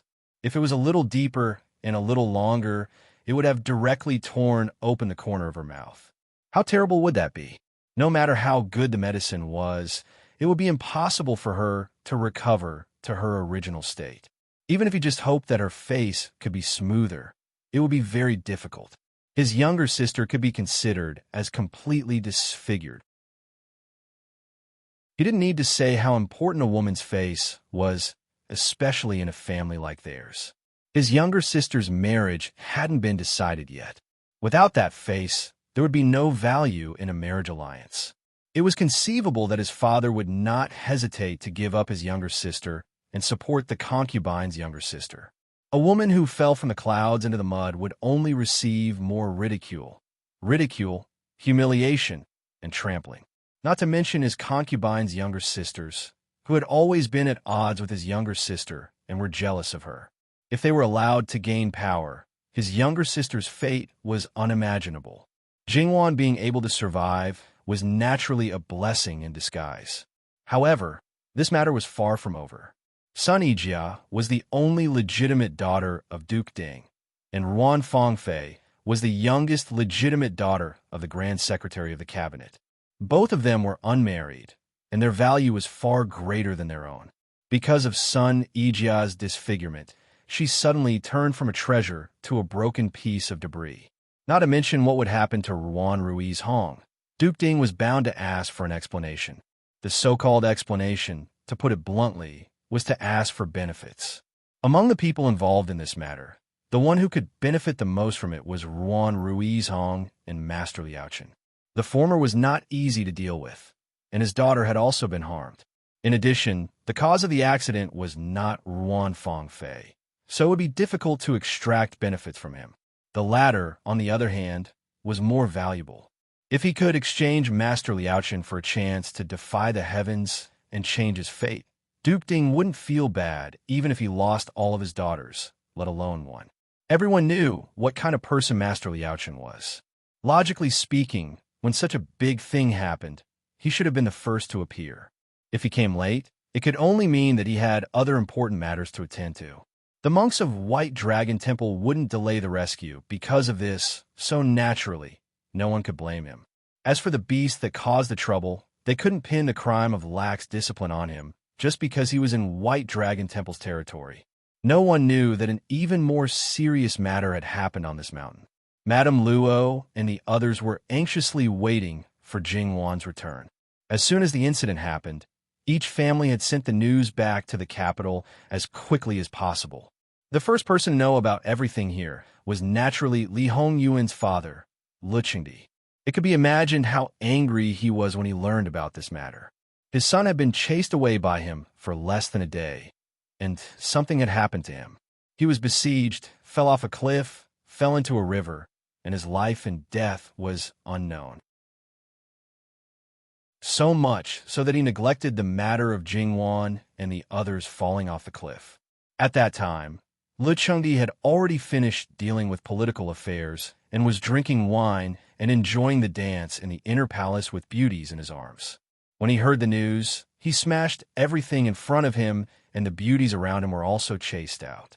Therefore, in less than a quarter of an hour, the entire inner palace knew about the assassination of Jin Xinhuang.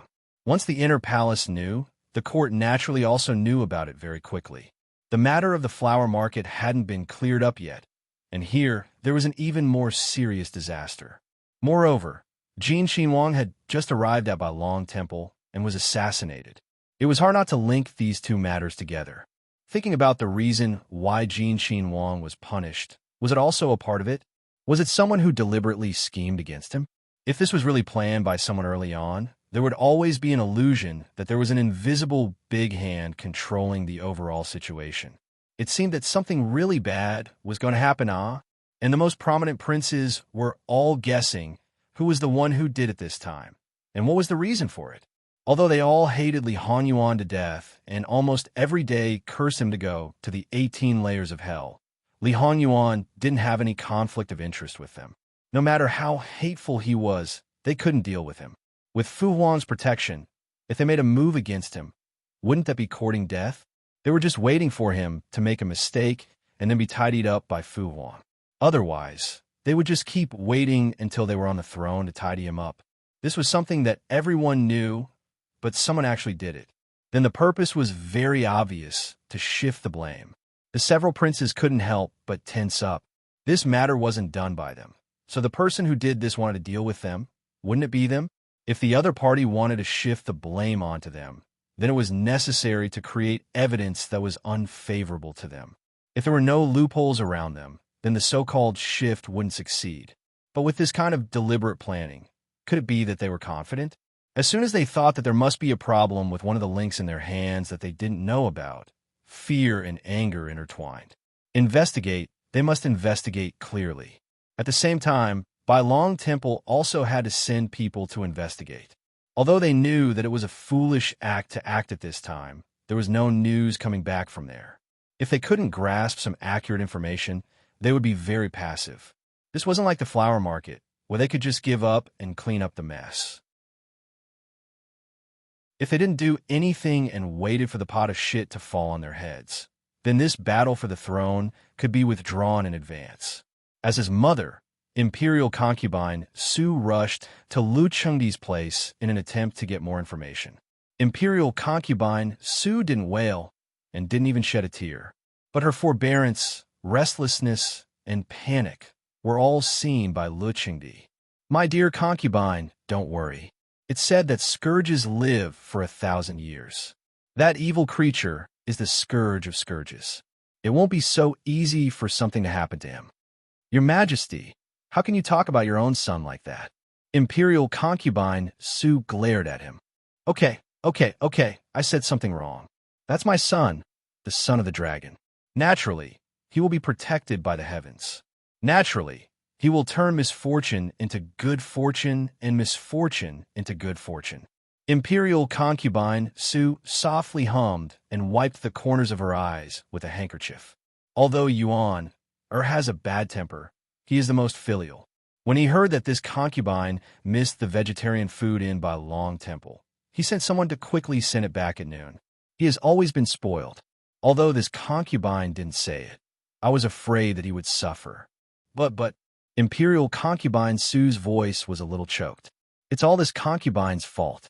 If I didn't send Yuan to Bai Long Temple, perhaps this wouldn't have happened. Why couldn't I pray for blessings? Why did I have to send him to Bai Long Temple? If elder sister were to find out, she would definitely blame me.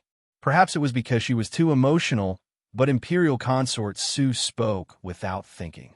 Lu Chengdi's expression changed. No, Yuan will be fine. If something happens to him, this concubine will definitely make the person behind the scenes regret walking in this world. Imperial concubine Su felt his coldness and killing intent and couldn't help but feel a little frightened. She knew very well that Lu Chengdi might not have thought of passing the throne to Yuan, but Yuan position in his heart was definitely the most special among all the princes. He was so special that he was irreplaceable. He was so special that he would give up his favorite prince because of him. Lu Chengdi's reaction was a little slower, but he also had some connections that the ministers could think of. It was also at this time that Lu Chengdi's personal attendant returned. "Your Majesty, this servant has asked." Imperial concubine Su looked at Lu Chengdi with some confusion. In fact, she was also asking him if she should leave. Lu Chengdi looked at her comfortingly. "Speak." Chun Geng said that before she entered the palace, she was already not a virgin. That Mama Gong who examined her body had connections with her maiden family and helped her hide it. She didn't want this matter to be known by someone and secretly threatened her. A few days ago, she even told her that because she entered the palace and was favored, her maiden family became arrogant and domineering. They accepted bribes, forcibly occupied fertile land, and killed people. Each and every crime is unforgivable. If Chun Geng doesn't listen, she will bring the matter of her maiden family to His Majesty. Last night, she received a message from that side, telling her to seduce Jin Xinhuang. After the matter is completed, not only will they help her keep the secret, but they will also prove her innocence in front of His Majesty. They will also help her clean up the matter of her maiden family and ignore any future troubles.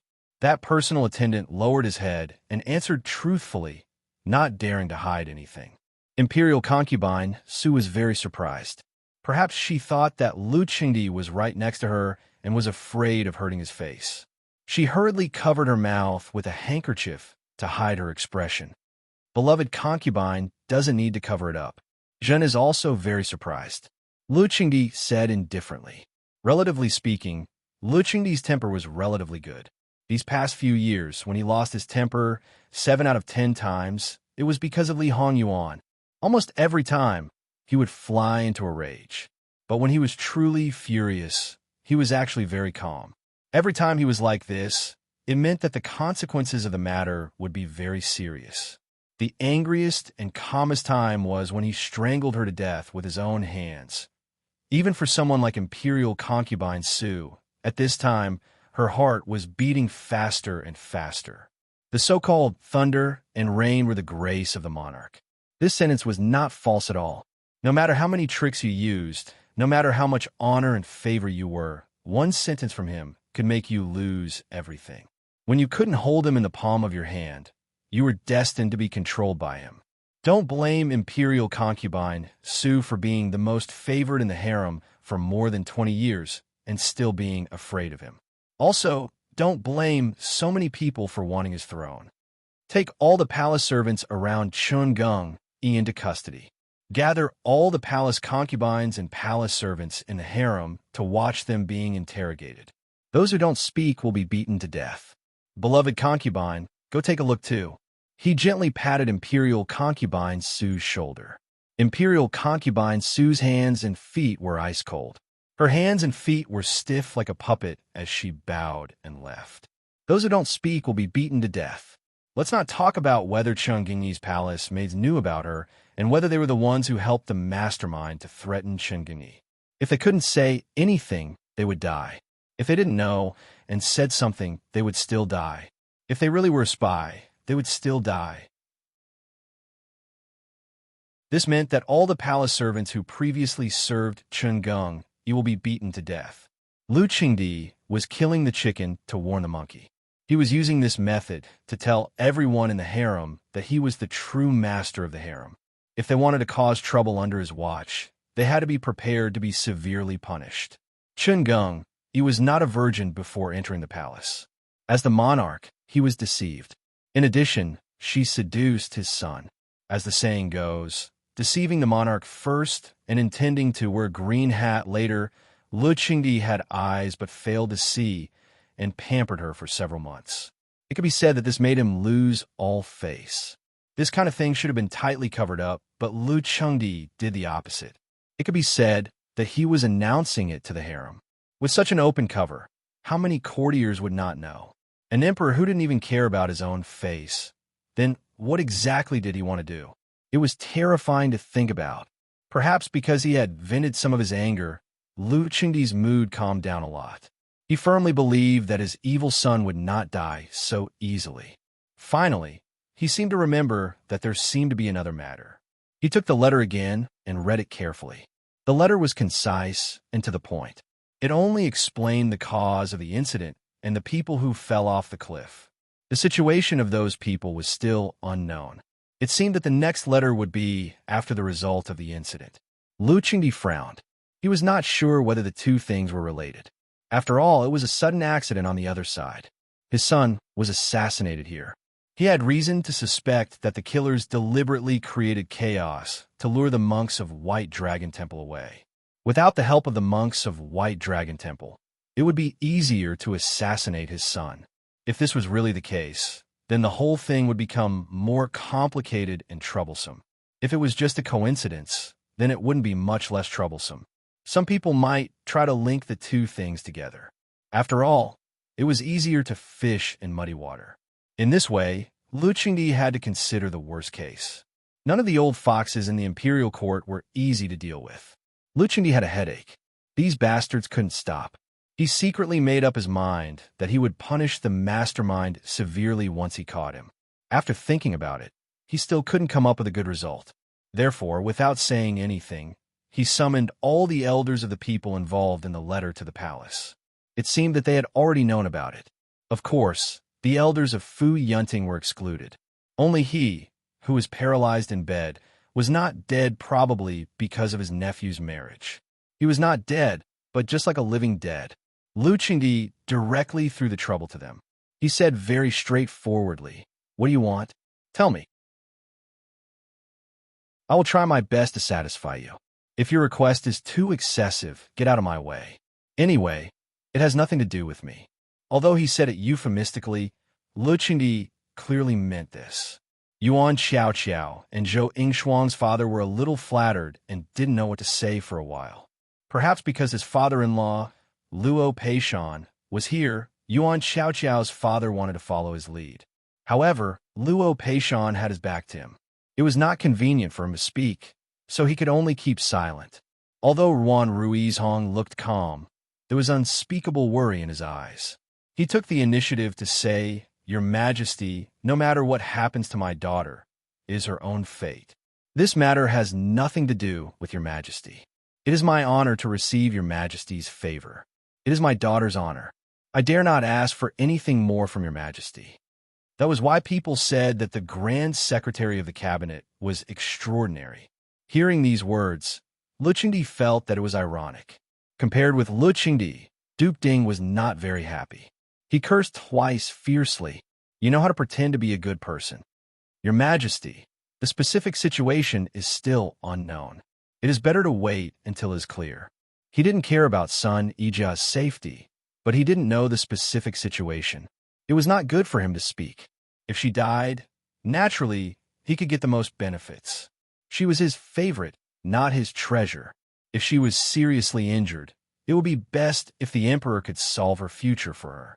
If she was lucky and only suffered minor injuries, then it would be best to make it as serious as possible. In short, the abacus in his heart was crackling. "Aiqing Luo, what do you think?" Lu Qingdi saw that Luo Peishan was silent, so he asked, "Your Majesty, this subject believes that this subject's granddaughter will be safe and sound. Therefore, this subject has no request." Lu Qingdi looked at him and was quite surprised. Luo Peishan usually didn't speak like this. However, looking at his appearance, he really didn't mean what he said. However, didn't this mean that he really valued his family's younger generation?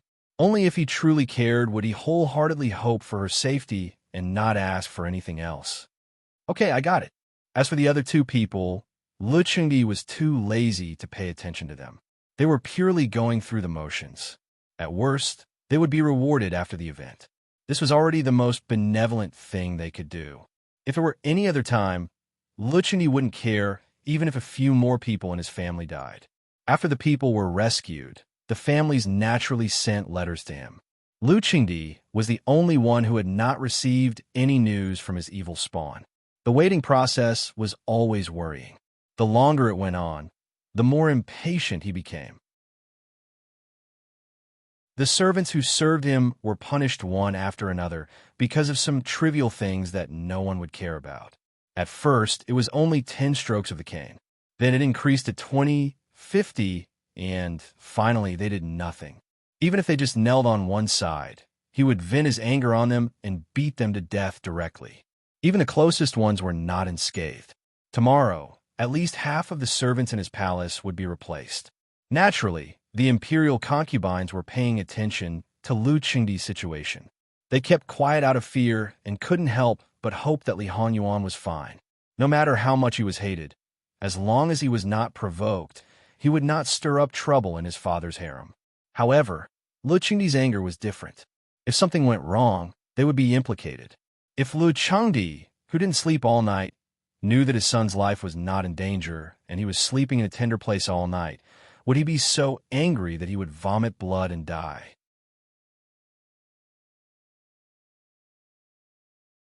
Chapter 75. Old Madam, third young lady is back. Third young lady is back. Old Madam Luo's maid was so happy that she didn't even care about etiquette and hurried to the guest room where old Madame Luo was staying. Her voice could be heard from far away. If it was in the past, the mothers would have reprimanded her, but now the situation was different. Not only did they not reprimand her, they were so happy that they all went to report the good news to old Madame Luo. It had been nearly 20 hours since the accident. Even if old Madame Luo knew that Jingwan was still safe, she didn't see her and didn't know how her injury was. She couldn't stop worrying. She almost didn't sleep all night and didn't eat anything. She was already old.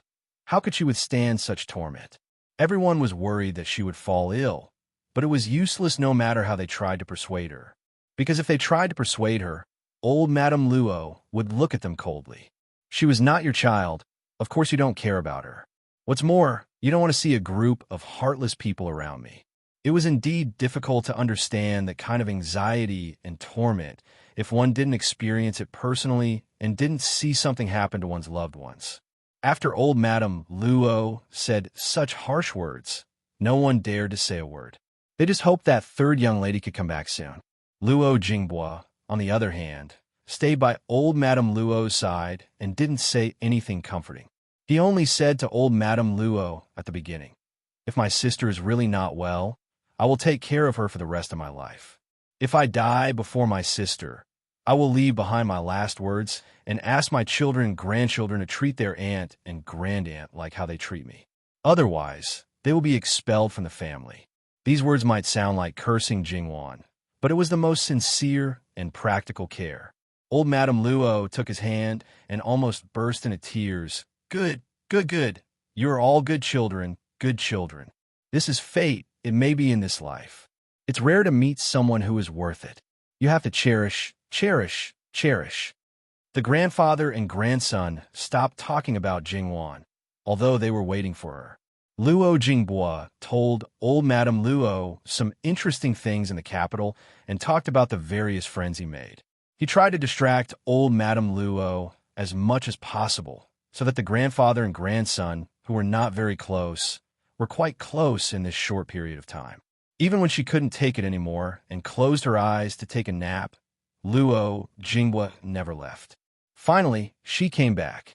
Old Madame Luo suddenly. She seemed to wake up. "Wanwan is back?" "Yes, grandmother. Little sister is back." Luo Jinghua was also very happy. He quickly helped her up with the servant girls. Madame Luo had not changed her clothes to begin with, so she stopped the maid from combing her hair and hurriedly walked out. But Jingwan. She was worried. Is Jingwan. How could Jingwan Luo worry, not worry to worry? She miss she. Luo, Mississippi, Luo, Mississippi. After waiting for the people who went to find her, she immediately went back without saying anything. Before that, she had already treated the wound on her neck. Some things with traces of Li Hanyuan were also wiped clean. On the way back, the others were worried that she couldn't bear the long journey. After all, the road was full of potholes. Before walking from the foot of the mountain to White Dragon Temple, it was basically impossible to step on a flat ground. More importantly, the journey was very long. Unexpectedly, Jingwan didn't slow them down at all. On the contrary, the servants of the Luo family didn't rest for a while and continued on the road. They were very tired. Their speed was even slower than that of the 70 or 80-old people. If they walked slowly like this, they didn't know when they could return to White Dragon Temple. Jingwan decided to go first with the two monks. To some extent, this decision was very risky. The monks from White Dragon Temple were young, not old. They were all young and strong. Of course, if they could come to find Jingwan together, there was absolutely no problem with their character. They were all devoted to Buddha and abided by the rules and precepts. But the people of the Luo family didn't know. How could they be assured to let their miss follow these two foreign men? Even if nothing happened, if they were seen by others, their miss's reputation would definitely be affected. But Jingwan couldn't continue to wait. Once emotions took the upper hand, it was difficult to suppress them with reason. She was willing to believe in the people of White Dragon Temple and gamble. From the beginning to the end, the two monks were neither sad nor happy. They knew that the servants of the Luo family didn't trust them, so they didn't explain or promise anything. After Jingwan made the decision, they dutifully escorted Jingwan back to White Dragon Temple. To Jingwan's surprise, she didn't meet anyone along the way. At first, she thought it was because it was remote. Later, she gradually found that something was wrong. It was daytime, and the foot of the mountain in front of White Dragon Temple was very lively. It turned out that the two monks quietly avoided other people and protected Jingwan in their own way, putting an end to the worries of the servants of the Luo family. "Thank you very much, masters. Benefactress, you are too polite," one of them said. This was the first time that Jingwan heard them speak since she saw them. Entering the guest room in the backyard of White Dragon Temple, Jingwan saw Nurse Gong and others waiting there from a distance. She felt as if she had been separated from them for a lifetime. Seeing that Jingwan could move freely and didn't seem to be seriously injured, she was really surprised. Although Nurse Gong had known it, she still showed her joy at the right time, saying that it was God's blessing. However, Jingwan felt that Nanny Gong's gaze was constantly on the handkerchief wrapped around her neck. Originally, Jingwan didn't pay much attention to the bite mark, but under Nanny Gong's gaze, she felt an inexplicable sense of guilt. "Don't worry, Nurse Gong. It was scratched when I fell down. It will be fine after some rest." How could Nurse Gong not know whether she had such a wound on her neck or not? She didn't need to think to know what was going on. "Miss, you have suffered. I will take a look at you later. I think the wound is not deep. If you take good care of it, it won't leave a scar." Okay. Although she said that, she felt more guilty in her heart. What was going on? "Miss, do you want to take a bath first or go to see old madam first?" "I will go to see grandmother first." She clearly knew that it was not easy to survive a fall from such a high place, and that she was extremely lucky. If she still dressed neatly and beautifully, the first impression people would have upon seeing her would not be to admire her beauty, but to suspect that she was hiding something. She might as well let her grandmother see her current appearance and feel more at ease. As she walked inside, she asked about other people's conditions. After hearing about old Madame Luo's words and deeds, she felt guilty, but also touched and warmed. Needless to say, the servants had all been properly settled. Yuan Xiao broke her leg and injured her lungs. It was likely that she would suffer from chronic illness in the future. Zhou Shuang injured her head and accumulated a large blood clot. Master Liaochen personally examined it and said that she might lose her sight. There were several other injuries on her body, all of which were different degrees of bone damage. However, compared to her injuries, they weren't that serious. Jingwan's lips moved, but she didn't know what to say. "What about Sister Jia?" "Miss Sun's injuries were the least serious." Jingwan sighed in relief. It wasn't bad news. Gong Mama sighed inwardly. "She's also the most serious." Jingwan's anger was stifled before she could finish speaking. Her heart ached as she hurriedly asked, "What happened?" Miss Sun's face was injured from here to here. Gong Mama gestured to her own face, and it's very deep. It'll be difficult to smooth it out. Jingwan was stunned. She felt as if she had been struck by lightning. If it had been her own face, she would not have cared. However, it was different for these local girls. Their faces could be said to be more important than their lives. Wasn't it the most serious injury? Disfiguring her face was equivalent to losing half of her life. If she couldn't bear it, she might even commit suicide. Wan. Old Madame Luo's voice brought Jingwan back to her senses. She saw that old Madame Luo seemed to have aged a lot in one night. Her face was haggard and her hair was slightly messy.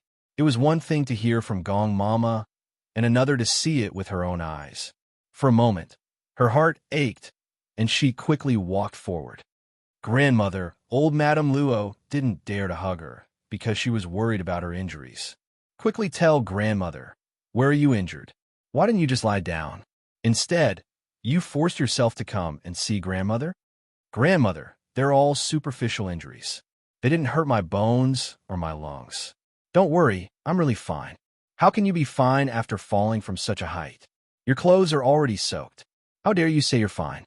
"Jingbua, quickly go and ask Master Liaochen to take a good look at your sister."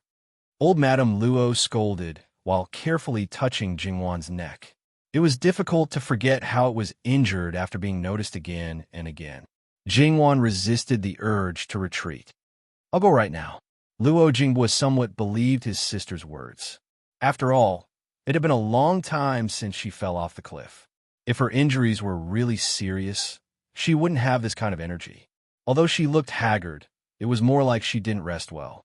Of course, he also noticed the slightly strange expression on Jingwan's face. A large group of people surrounded Jingwan. Jingwan naturally couldn't bring up going out to see other people, especially Sister Jia. Perhaps she also didn't want to see people. Master Liaochen probably had nothing to do at the moment. When Luo Jinghua went to invite him, he quickly came over. Master Liaochen never thought that he would see Jin Qinhuang's obsession in this kind of situation. He also confirmed that she was indeed his third fated person this year. Although he couldn't read her fortune anymore, it didn't hinder anything. After seeing Jingwan's face, he didn't show it on his face, but his heart was rather moved. She and Jin Qinhuang were both outliers. Although he couldn't see the specifics clearly, he could roughly guess one or two things. These two people should be together. After all, if they couldn't be together with each other in this lifetime, it wouldn't just be the two of them who'd change their fates. Not to mention other things, Jingwan's original fate should have been peaceful and smooth for the first 10 years. After marriage, there would be a major turning point. Her fate would be bumpy and full of twists and turns. Even if her heart was firm and unyielding, in the end, she still couldn't escape the fate of death. Now that the difficult fate had been cut off, gradually showing signs of happiness, longevity, and good health. But it was still hazy, which meant that there might be some twists and turns.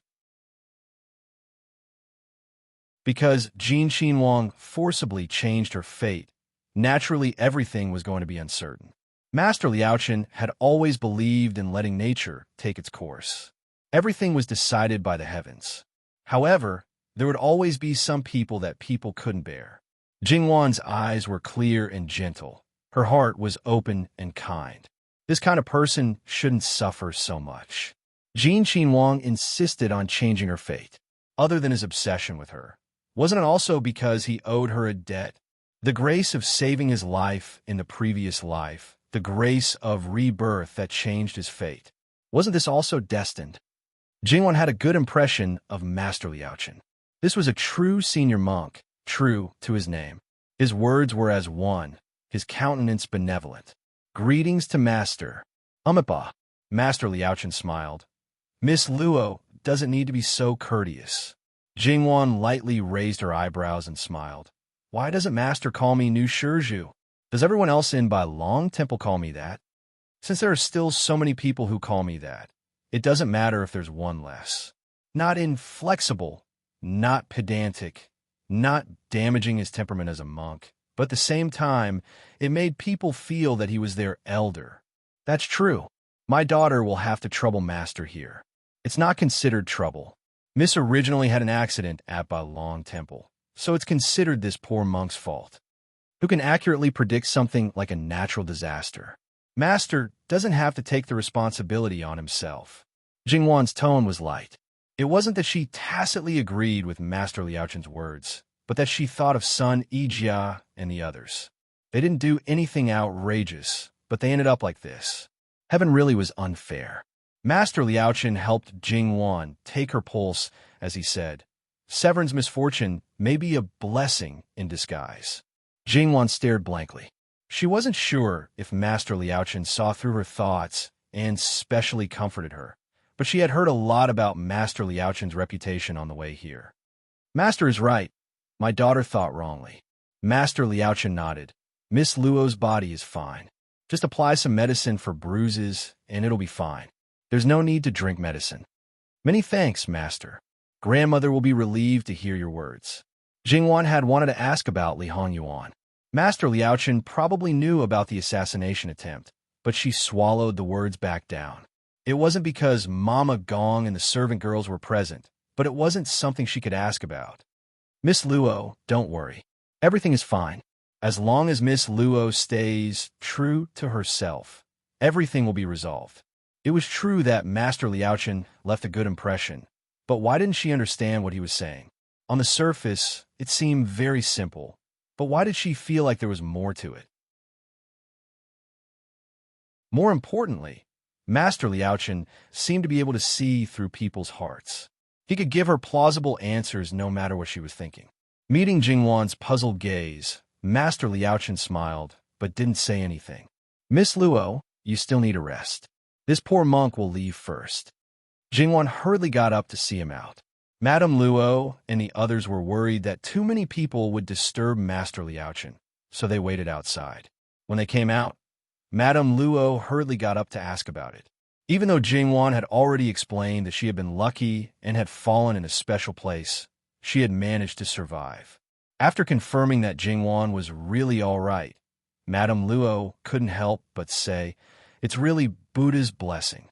This situation was so similar to what had happened 2 days ago that everyone couldn't help but wonder if Jingwan had offended someone, which was why she had been in trouble for the past 2 days.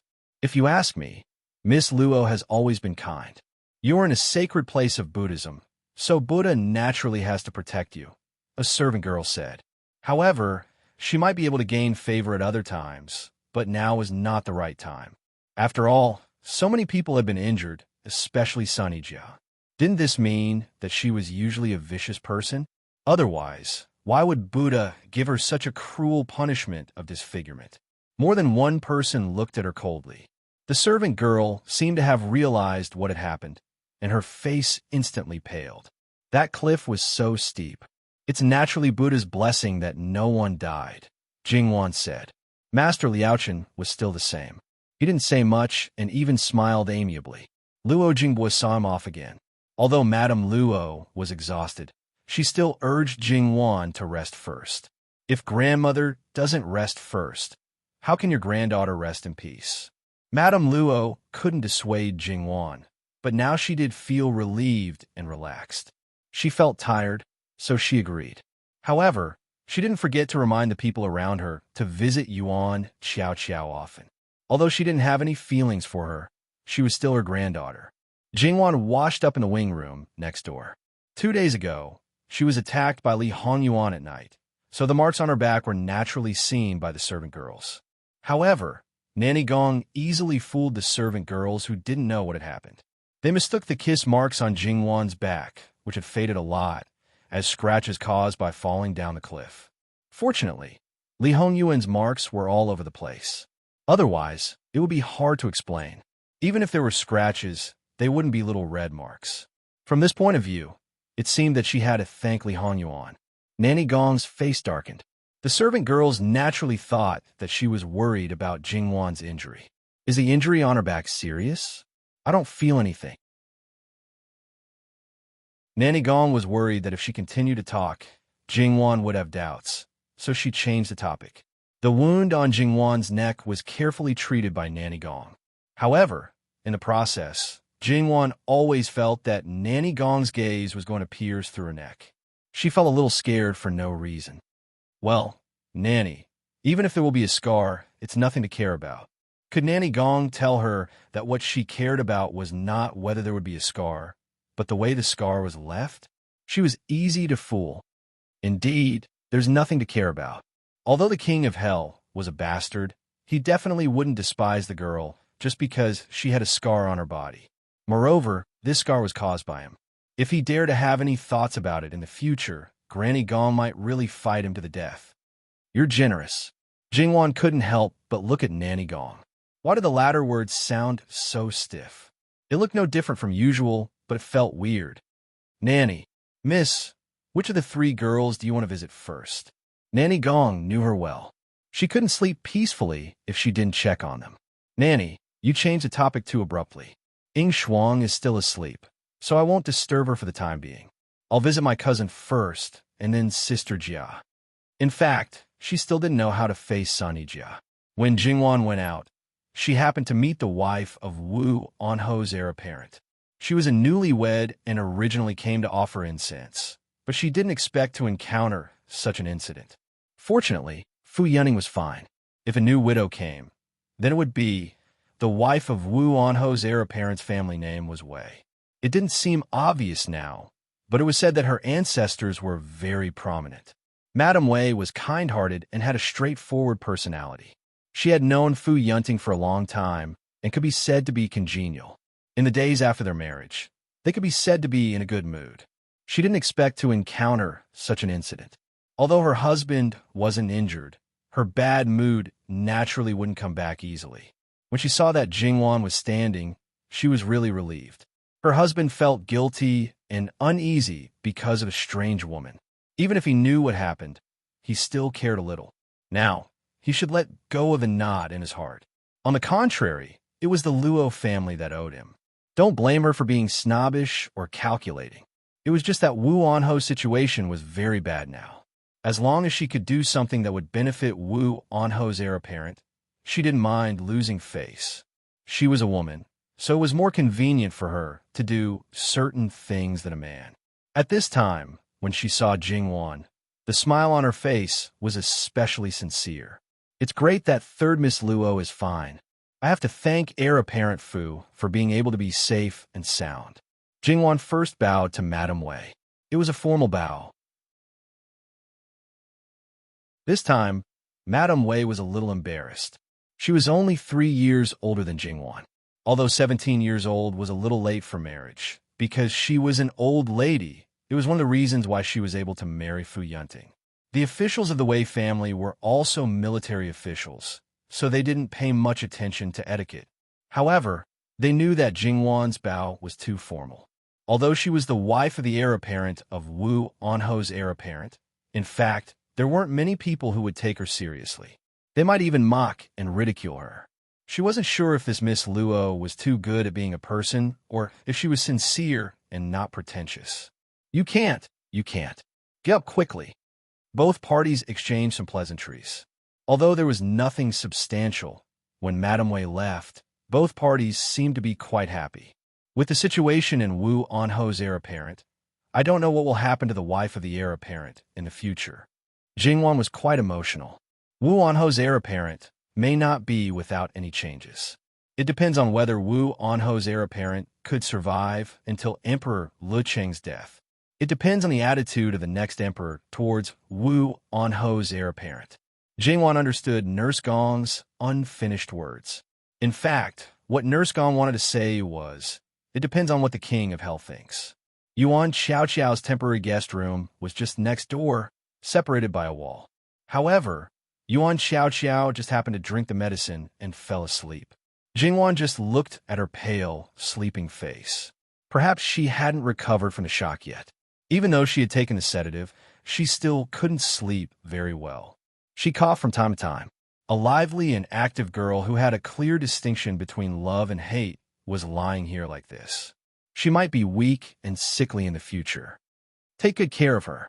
If she needs anything, don't hesitate to find me over there. When she wakes up, send someone to inform me. Yes. The person who waited on Yuan Xiao responded. Zhou Shuang also stayed here. Jingwan naturally went to take a look. She asked some simple questions and then went to Sun Yijia's place. Ding General Manor also had a fixed residence in White Dragon Temple. When the people of Ding General Manor came, they basically stayed there. It was some distance away from the Luo residence.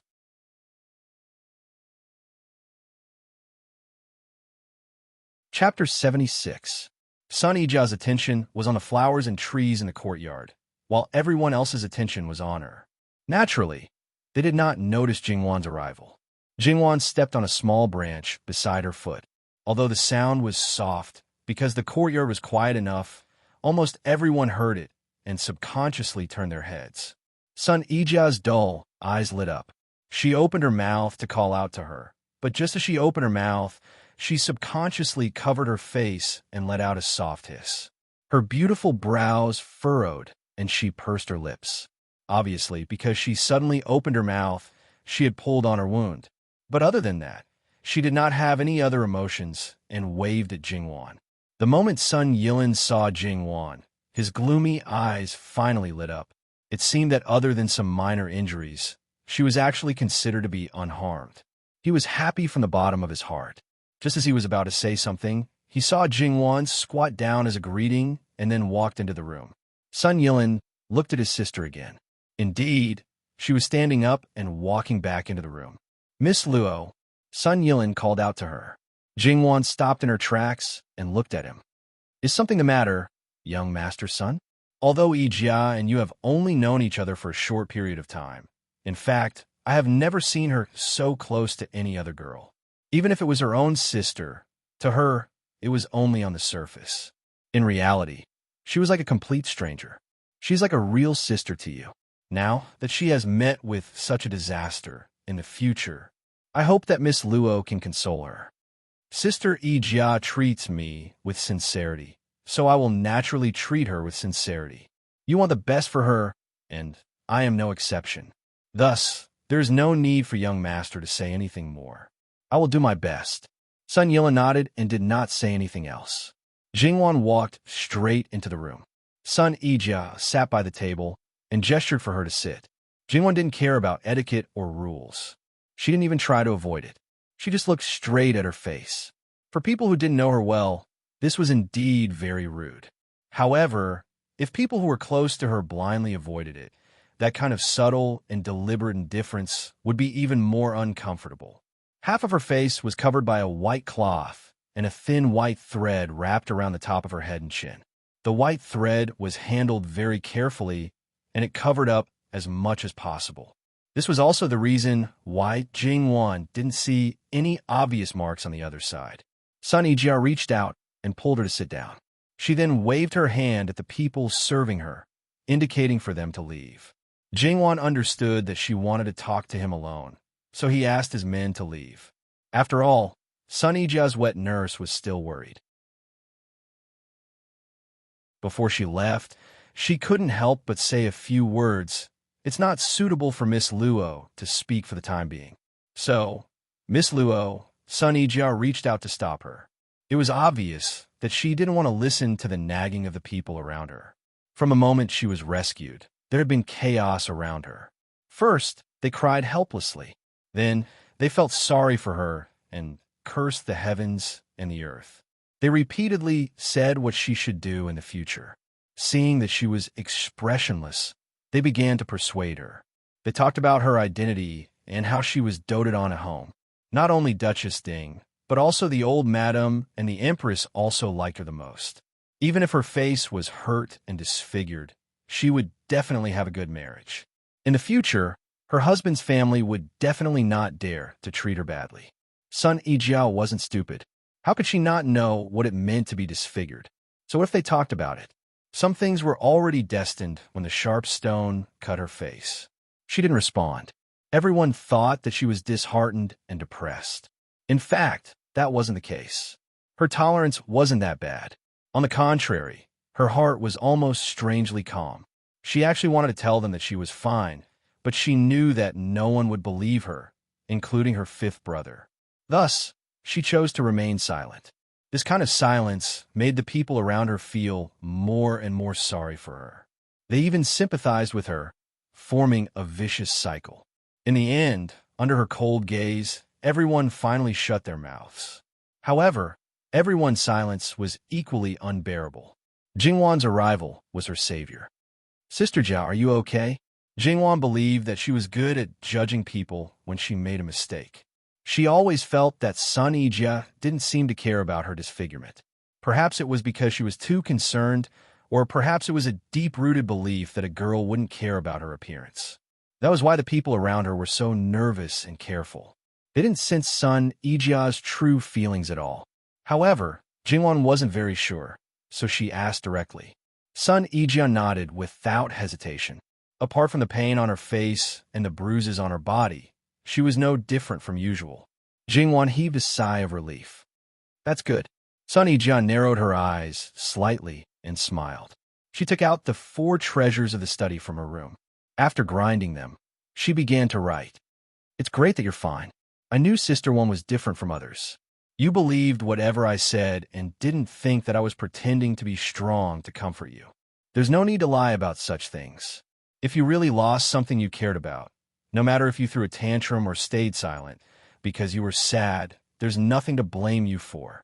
You don't have to suffer and suppress yourself for the sake of accommodating others. Others should be tolerant and understanding of you. Sun Ijia nodded and wrote again.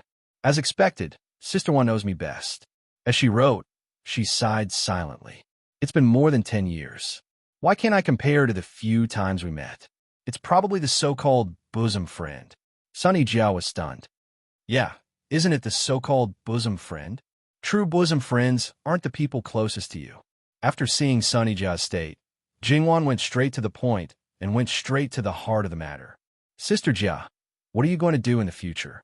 Sister Wan, when you harden your heart, you're really hurtful. The scar hasn't even formed a scab yet, but you're ruthlessly tearing it open again. You just have to face the cruelest reality. I just believe that Sister Jia isn't someone who would run away. Sunny Jia looked at Jingwan's clear eyes that were filled with sincerity. She cared about her from the bottom of her heart. She cared only about her as a person and not about the things that were attached to her.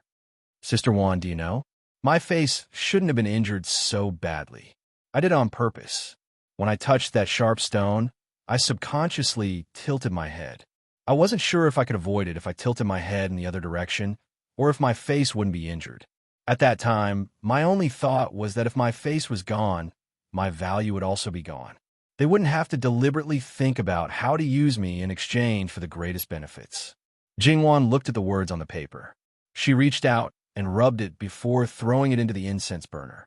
Sun Ijia took out another piece of paper. Sister Wan, aren't you being too cautious? Jingwan didn't say anything.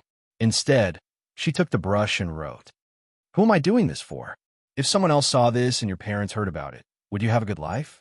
I didn't expect Sister Wan's handwriting to be so good. Jingwan didn't know whether to laugh or cry. Is this the time to talk about this? I already don't have a good life. How bad can it be? She knew very well how the people in her family would react. The only people who truly cared about her were probably only a few: Wu Gu, her grandmother, her wet nurse, or the two maids who grew up with her.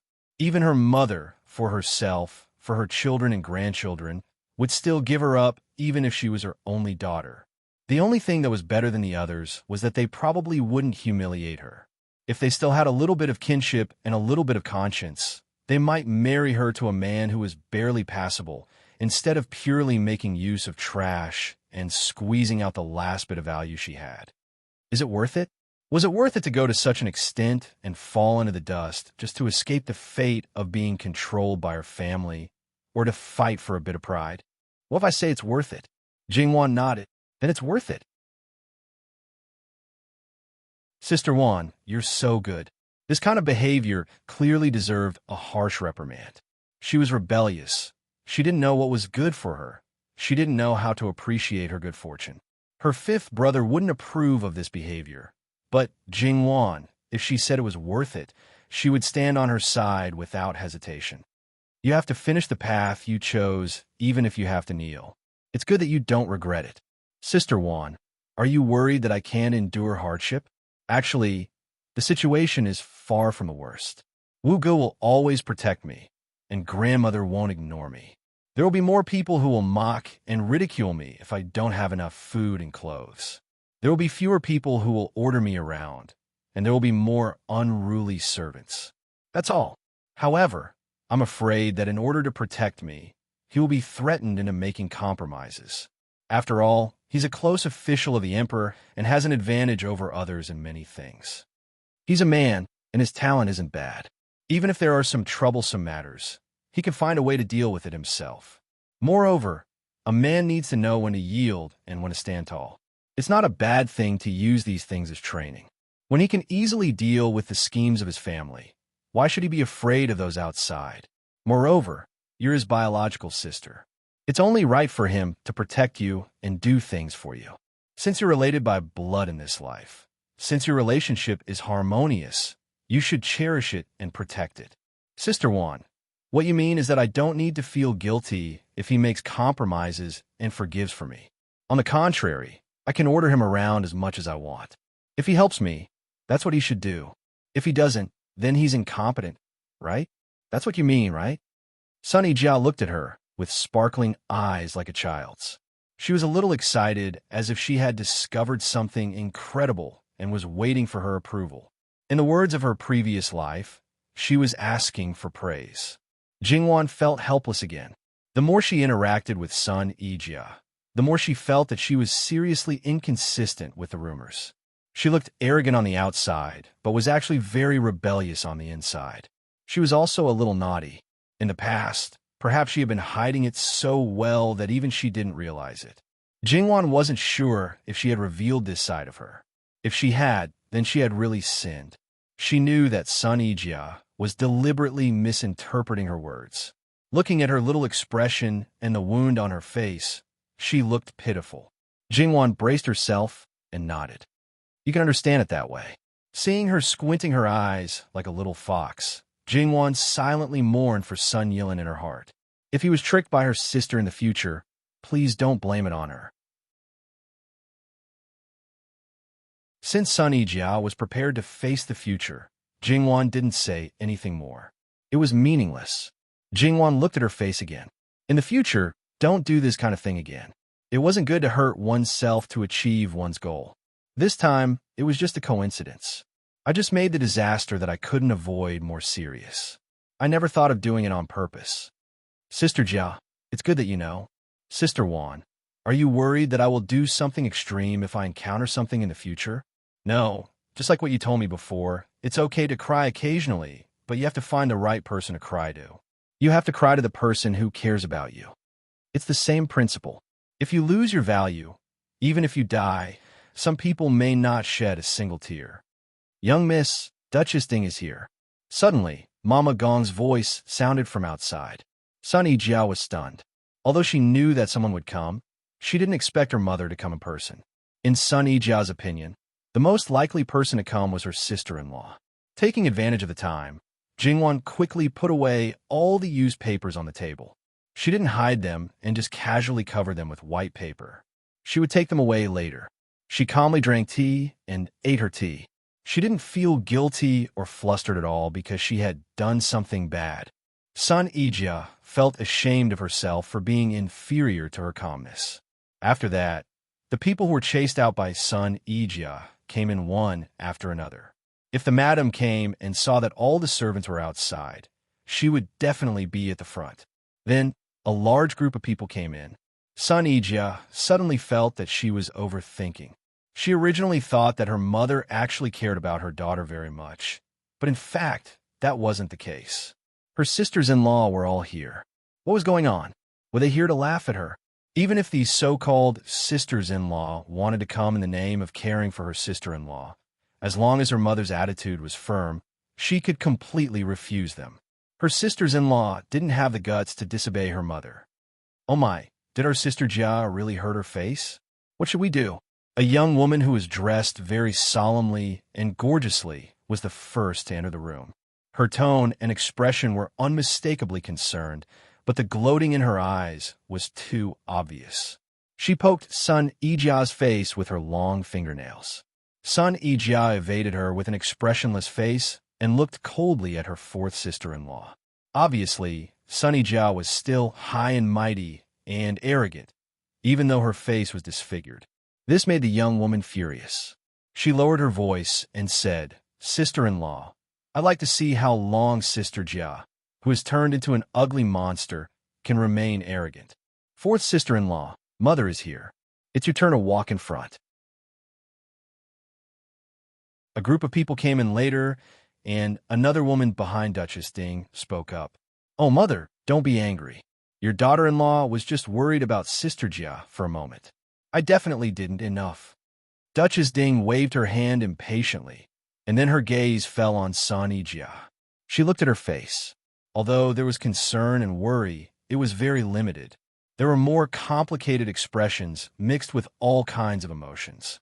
Sun Yijia greeted her with a cold expression, just like how she usually greeted her mother.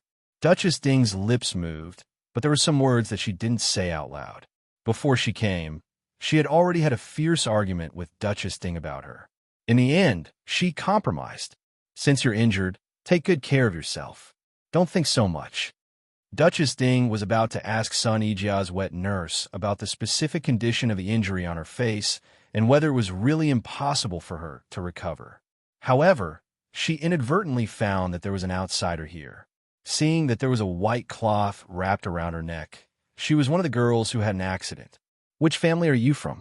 Although Jingwan had been to Duke Ding's mansion, the only person who had an impression of her was Sun Yijia's eldest sister-in-law. She was usually smooth and slick, but at this time, she chose to remain silent.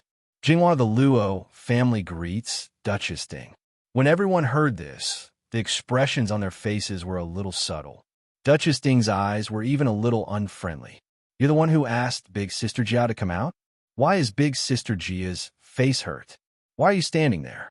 Oh, by the way, it seems that you fell into the river below. You're really lucky and tough.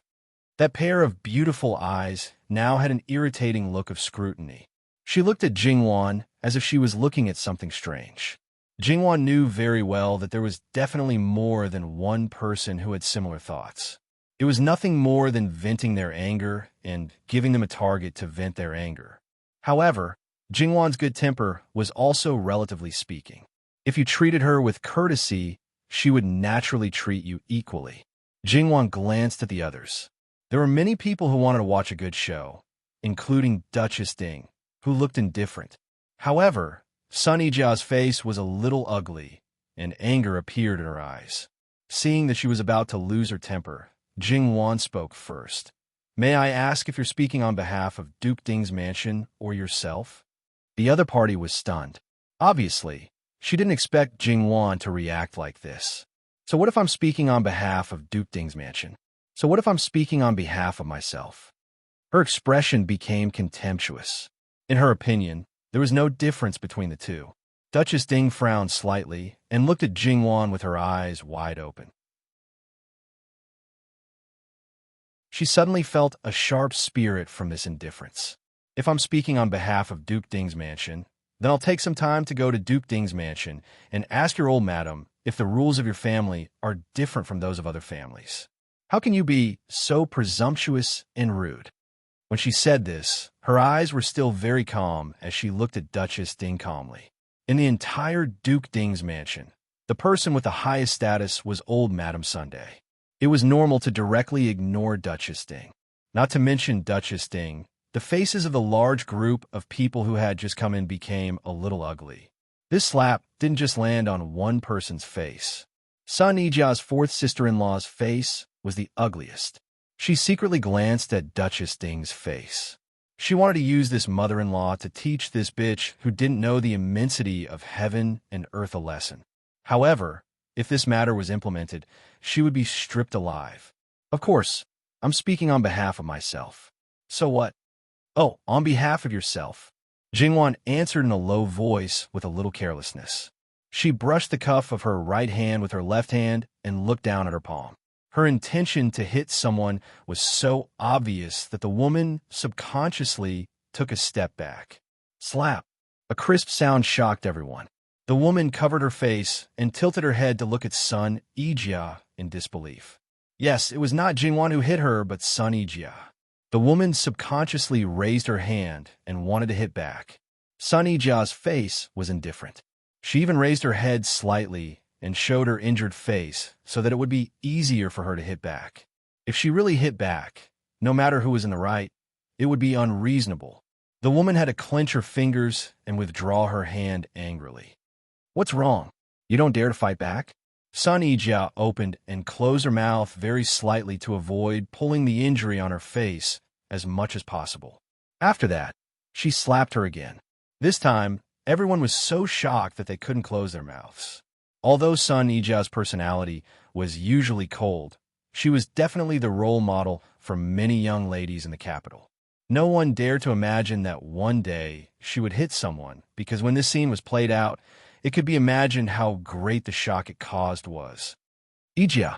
Duchess Ding looked at Sun Yijia and frowned even more. Obviously, although Sun Yijia's behavior also surprised her, she was more angry. How could the daughter she taught be so rude? Unfortunately, her daughter, who used to do whatever she said and would immediately admit and correct her mistakes when she said she was wrong and do her best, didn't even look at her now. Sun Yijia's eyes were filled with unprecedented strong emotions. With hostility, she stared at her sister-in-law like a poisonous snake. Fourth sister-in-law, you don't know, right? Sister 1 originally planned to come to White Dragon Temple today, but I brought forward the time to yesterday afternoon. According to what you said, I not the scourge? Among the 4 people in the carriage, I was the least injured. You are all cursing in your hearts why I didn't fall to my death directly, right? I let you down. Who told me to be so lucky? Even if you all died, it wouldn't be my turn. Because she deliberately lowered her voice, she even sounded like a malicious ghost who wanted to take people's lives. It was really frightening that a person who didn't get angry suddenly got angry. Ijia, look at yourself now. Why don't you shut up? Son Ijia suddenly turned her head to look at Duchess Ding. What do I look like? If I'm not the same as what you think, it's naturally not good.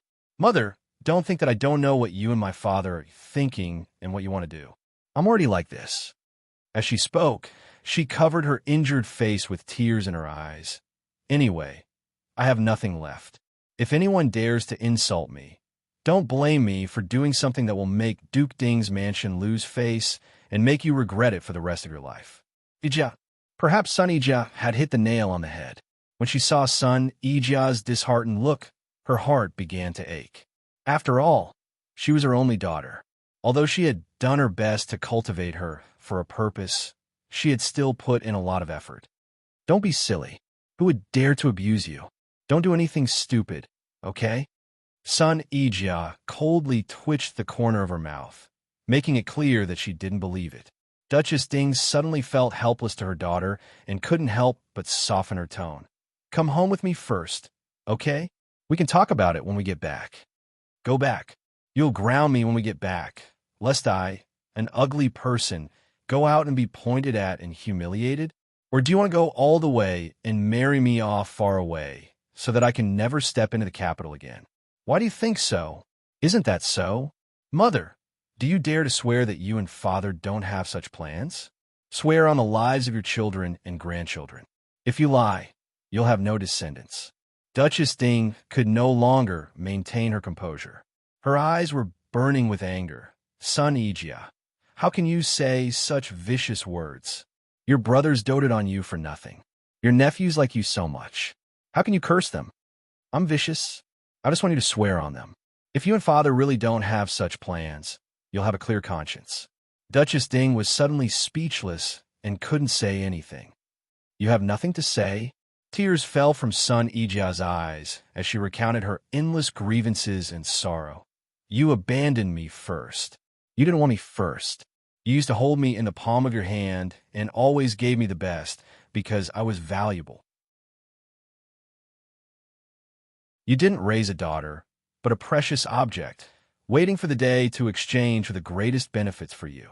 But after all, you gave birth to me and raised me. I should repay you, so I did whatever you asked me to do without any complaints. But now, my face is ruined and I'm worthless. Not only do you not pity me or comfort me, but you also sprinkle salt on my wound. It's said that kittens and puppies will develop feelings for each other after being raised for a long time. I feel that I'm not even as good as a kitten or puppy. The more she spoke, the more indignant she became. Jingwan had been looking at her coldly before, but when she saw Son Ijia's face begin to bleed again, she hurried forward and said, Sister Jia, don't say it. Don't say it. Duchess Ding stood there in a daze. She probably never thought that her daughter would have such thoughts in her heart, but there seemed to be nothing wrong with what she said. Because of this, she was deeply touched. Thinking about herself, wasn't she like this all her life? Was she wronged at that time? Was she resentful? She knew that kind of sorrow, but she still heartlessly wanted her daughter to repeat it. Jingwan's anxious voice woke her up. Ijia, Ijia, it's my fault. I won't abandon you. I promise you that day will never come. Believe me, okay? Duchess Ding couldn't help but cry. It wasn't that she hadn't cried all these years, but she cried in front of Duke Ding. Her heart was cold and hard at that time, but now she was really crying for her daughter and for herself. Son Ijia shook off her hand and buried her head in Jingwan's neck. Mother, you can go out first. I want to be alone for a while. Okay. I'll listen to you. Don't talk anymore. Be careful of pain. It's not good to bleed too much. She wanted to say be careful of her face, but she was worried that it would touch her heart again. However, she was worried about leaving just like that. Madam, You might as well go out first. Leave Sister Jia to me. I'll persuade her, Jingwan said when she saw that she was at a loss. At this moment, she really cared about Sun Yijia. Okay, I'll have to trouble you, Miss Luo. https://11//11/11807/6652958.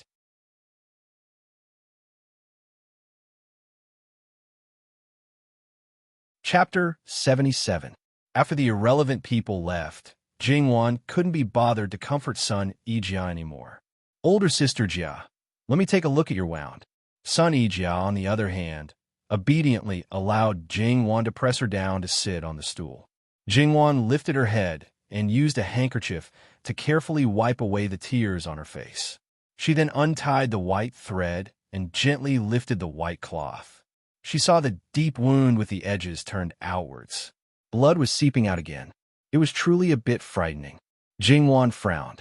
Bear with it. What are you standing there for? Hurry and bring the medicine over. The wet nurse and servant girl finally recovered from their shock and hurriedly brought the medicine, white cloth, scissors, and other things to Jingwan.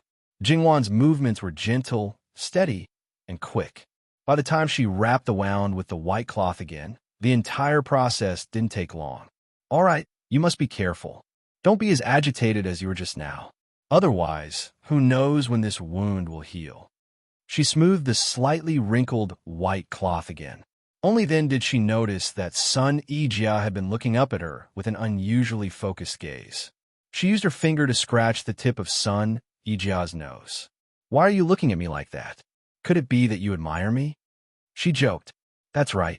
Younger sister Wan is so nice and gentle. It's so easy to admire you.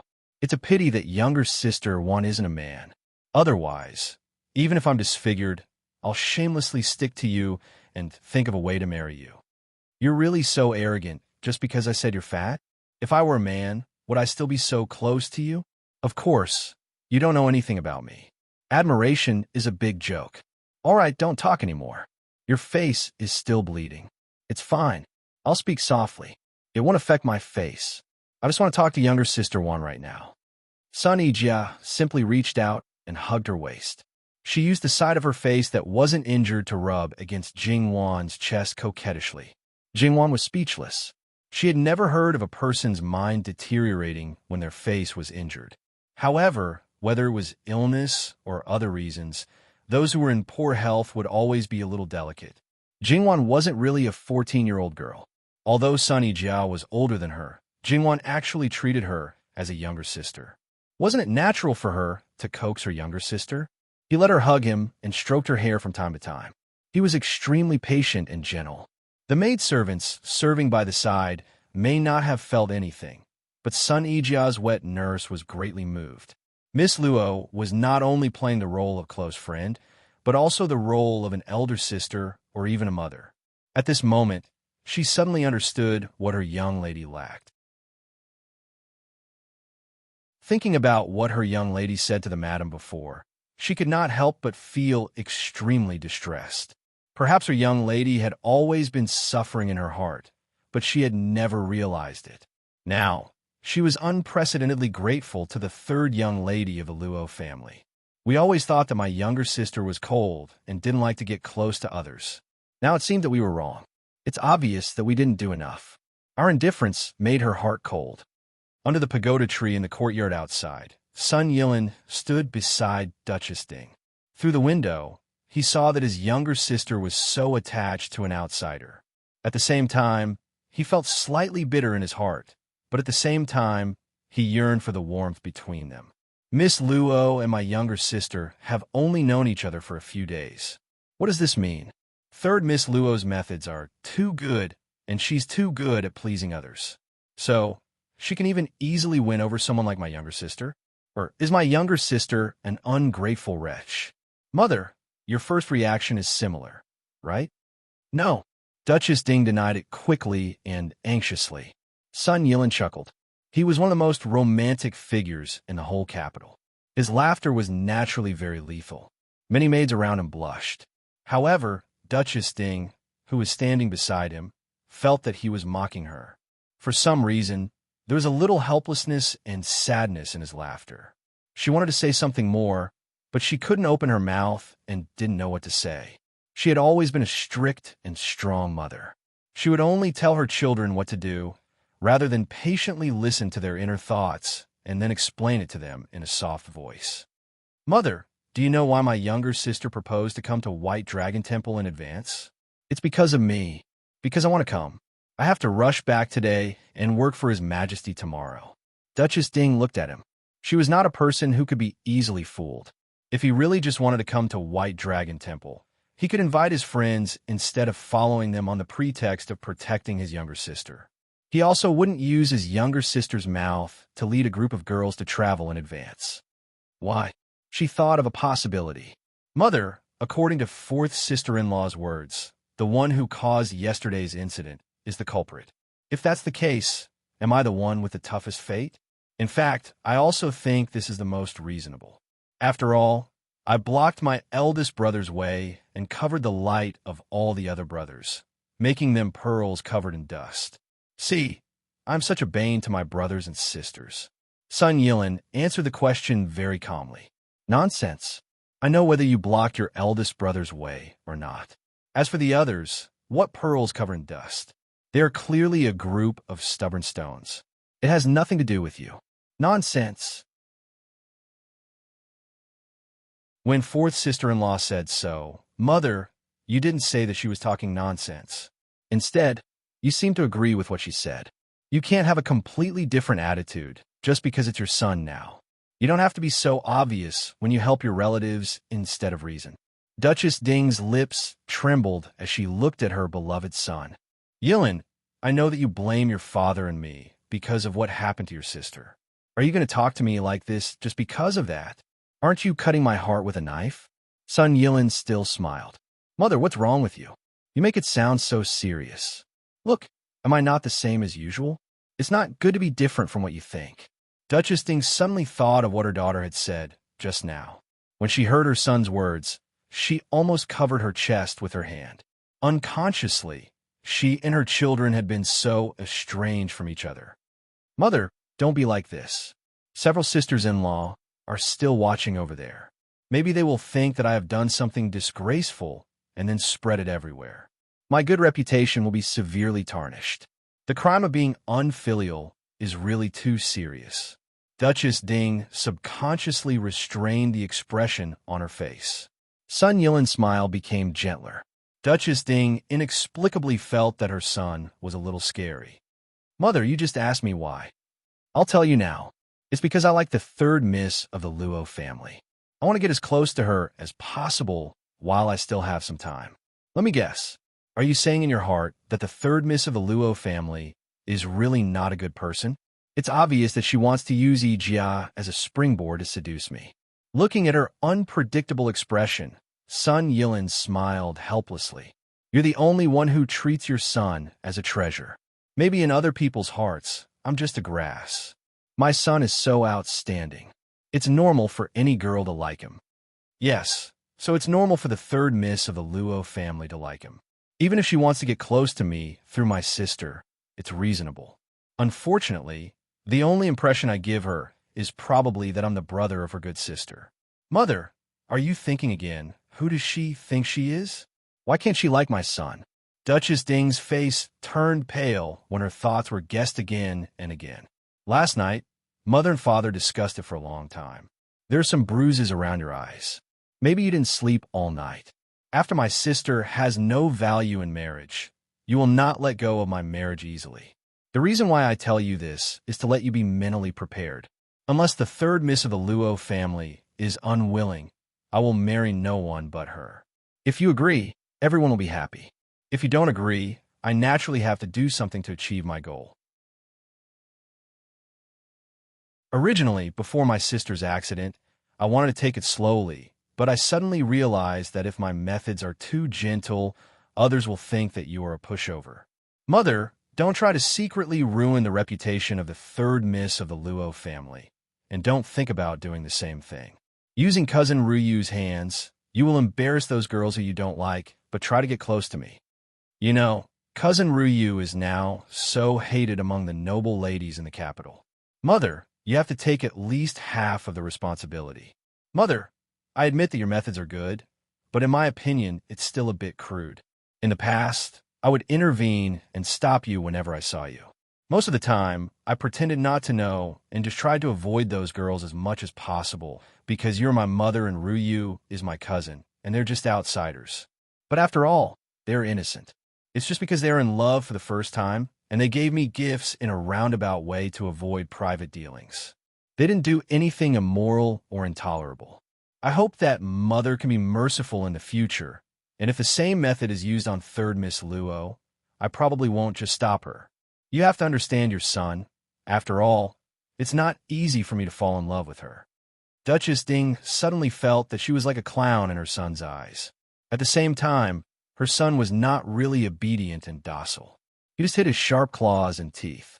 Once he showed them, it might be as simple as seeing blood. I know that once I take a liking to her, it will probably be for the rest of my life. So, I don't care about her reputation, I don't care about her appearance, and I don't even care if she is a virgin. Even if I die, I will marry her memorial tablet. This was a real threat. Even if Duchess Ding really wanted to do something, she didn't dare to do it. If her son really wanted her, and she really married into Duke Ding's mansion in the future, the more unbearable she was, the more others would only laugh at Duke Ding's mansion and her son. What I'm going to do next may make my brother feel threatened. Mother, you might as well tell him and father directly that I'm not interested in Duke Ding's mansion. But if he really doesn't believe it and insists on making trouble for me, and father tries his best to suppress me, then don't blame me for being impolite and really competing with him. Over the years, I have endured enough. If one day we really kill each other, it will be because of them. Duchess Ding looked at him. Before they set off yesterday, he was still a familiar person. In the blink of an eye, he had become so unfamiliar. Her son had really grown up, and his wings were full. She could no longer hold him in the palm of her hand. She didn't know whether she should be happy or disappointed. Sun Yilin glanced at the people in the room again. Let my sister recuperate in White Dragon Temple. When she returns to Duke Ding's mansion, her wound will heal slowly. No one in the world will feel sorry for her, but there will always be one person who will. I'll go back first. With that, he bowed to Duchess Ding. Without waiting for her response, he turned around and left. He was straightforward and ruthless. Sun Yijia had enough of being in Jingwan's arms. She raised her head and happened to see Sun Yilin's back as he left, as well as her mother's side profile, which looked like she had lost her soul. I don't know what my fifth brother said, but mother seems to have been provoked quite a bit. You were not to be outdone before. Sun Yijia wanted to say something, but she saw that the maids in the room were still in a daze after being provoked just now. They had been serving her with all their might before, and were also loyal. But now the situation was different. It was not a good choice to continue to follow her master, who had no future. If they still followed her wholeheartedly, then she would do her best to find a good home for them. If they had other thoughts, then they should leave as soon as possible and go their separate ways. All of you go out. Madam was still outside. Wouldn't it be asking for trouble if they left Miss out at this time? It turns out that you are serving me on the surface, but in fact, you are just listening to my mother's words? Sun Yijia said softly enough for the maids to hear. They wanted to hurriedly deny it, but their master did not give them a chance to speak. Get out. She flipped the table.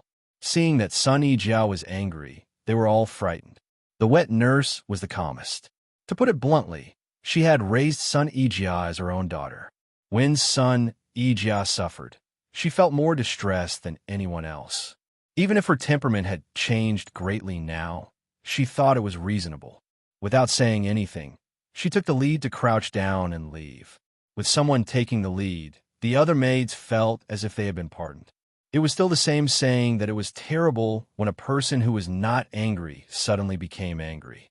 Sun Yijia used Jingwan to block the view of the people outside and blinked at Jingwan. Did I pretend well? Jingwan poked her forehead. You know it in your heart. Don't wait for me to expose you. It was normal for a person to become gloomy, irritable, or ruthless when they encountered a big change. Jingwan actually agreed with Sun Yijia's decision to cover herself with such a layer of protection. As the saying goes, the soft is afraid of the hard is afraid of the reckless is afraid of the unreasonable, and the unreasonable is afraid of the reckless. As long as Sun Ijia was willing to risk everything, how many people in Ding General Manor were willing to risk their lives? Probably none. In this way, she could be the king of Ding General Manor. Who would dare to humiliate her? However, this also needed a process. Sun Ijia was not a person who could act. When she confronted her mother before, if she did not have real feelings as the foundation and burst out her inner thoughts, she could not achieve the effect if she just pretended. Her fourth sister-in-law was purely a bitch who was asking for a beating. Sun Ijia's eyes dimmed. Sister Wan, I'm very sad. I'm really sad. You knew this from the beginning. Now you just exposed it. After being sad, life will go on as usual. Sister Wan, you're so heartless. Sun Ijia's sadness was ruthlessly dispersed by Jingwan, so she looked at her with an accusing face. That's not it. There are more heartless things to come. So, if you don't want to be hurt by my ruthlessness, stay away from me as soon as possible. But I've been trapped in your gentleness and can't extricate myself. Even if you suddenly become ruthless, I've decided not to marry for the rest of my life and to rely on you for the rest of my life. What does your marriage have to do with relying on me for the rest of your life? However, Jingwan suddenly thought that Sun Ijia's idea could be realized. She could marry into Ding General Manor. Looking at Sun Ijia's expression, she seemed to, don't think too much. I'm serious. Sister Wan, you know what I mean, right? My fifth brother. Jingwan pressed a finger on her lips. Your mother is already here. I think people from the Luo family should also be here.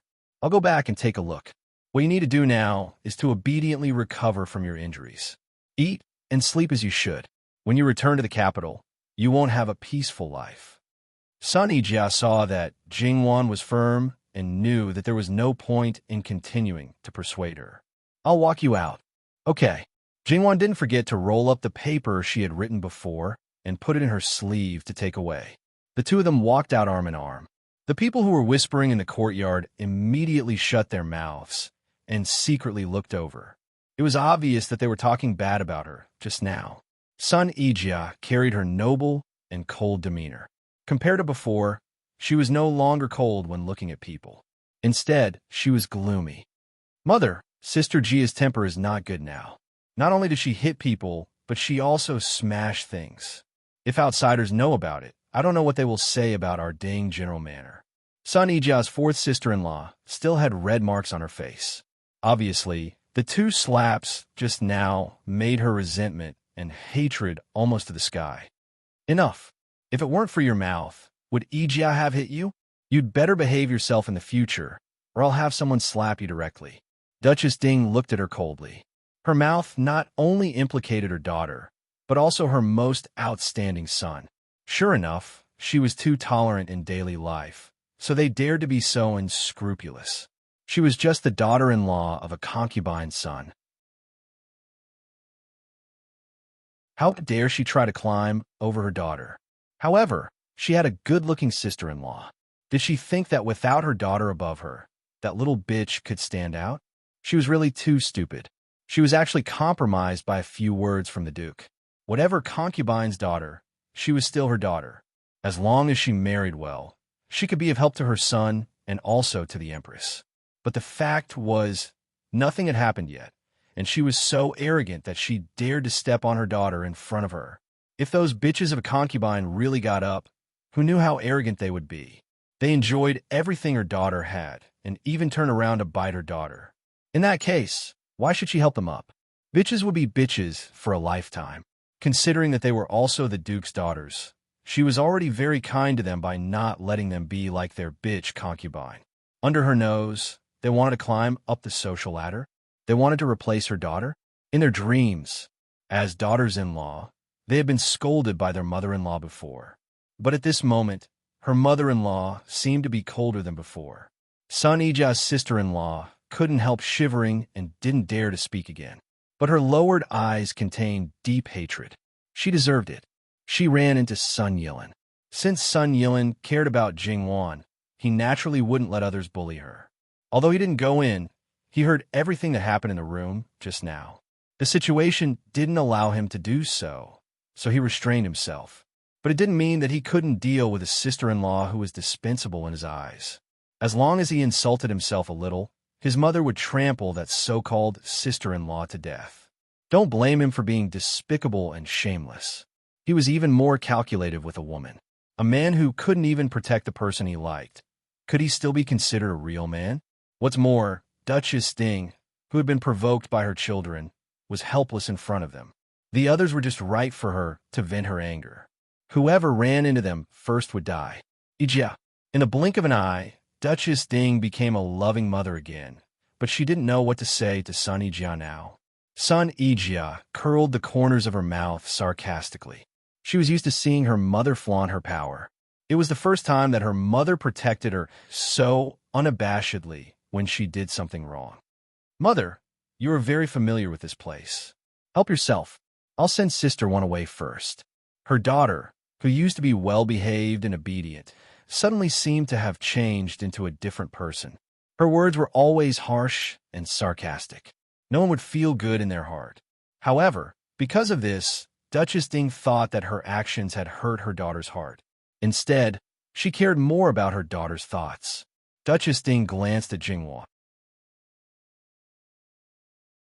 She now had very complicated feelings about Jingwan. Her children's hearts had been hooked by her. Such a person probably didn't want her to be her daughter-in-law. If her son was partial to his daughter-in-law in everything, it would be strange if she, as a mother, felt good.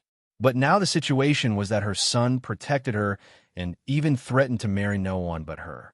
Her daughter needed her and didn't give a good face to anyone except her.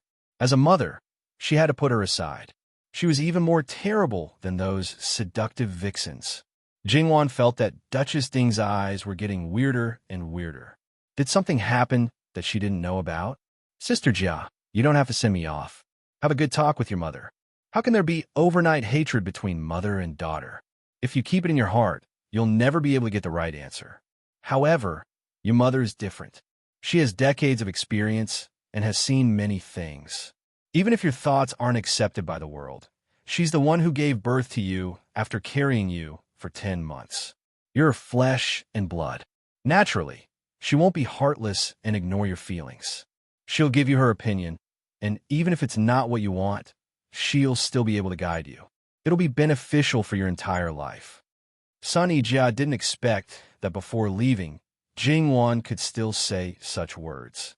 This was not only said to her, but also to her mother. It would be a lie to say that she wasn't grateful. No daughter wanted to quarrel with her parents like they were enemies. This was not only a matter of filial piety, but also a relationship of more than 10 years. How would she give it up so easily? Jingwan also saw this point, so she said such words. Moreover, with the protection of Duchess Ding, Sun Yijia's life will be much better. Well, I'll go first. Jingwan patted her hand and bowed to Duchess Ding. Goodbye. Duchess Ding was both shocked and touched. Her impression of Jingwan changed again, becoming more and more complicated and indescribable. They didn't look away until Jingwan disappeared from their sight, and then looked at each other at the same time. Sun Yijia was still a little angry and turned her face away awkwardly. Yijia, are you really going to treat me like this all the time? I know I'm wrong and I've wronged you, but fortunately, it hasn't happened yet. There's still a chance to change. Won't you even give me this chance? I promise you that those things won't happen. You're still the most honorable, legitimate daughter of Duke Ding's mansion. You're the apple of my eye. No one can belittle you. Yijia, Duchess Ding said and reached out to pull her. Sun Yijia hesitated for a while. Finally, she couldn't help but throw herself into Duchess Ding's arms and cry uncontrollably. Mother, don't cry, don't cry. Be careful of the wound. Duchess Ding kept comforting her, but she also made her cry. The mother and daughter cried together, and the servants also shed tears, but some of them almost tore the handkerchief in their hands. The current situation was definitely not what they wanted to see. If it didn't trample on Sun Yijia, how could they seek benefits? However, In the face of Duchess Ding, they were helpless. As the culprit, Jingwan was naturally hated. The third miss of the Luo family is really extraordinary. At such a young age, her wisdom and insight are really shameful. The second sister-in-law of the Sun family, who had always been taciturn, said to her eldest sister-in-law, "The first time I saw her, I felt that this girl was far beyond her peers. Now it seems that I have underestimated her. Eldest sister-in-law, if she enters the gate of Duke Ding's mansion, she will be a big threat to you." Although they didn't hear what Sun Yilin's mother-in-law and uncle said before, they, who had been paying attention to them, caught Sun Yilin's occasional look. Same to you.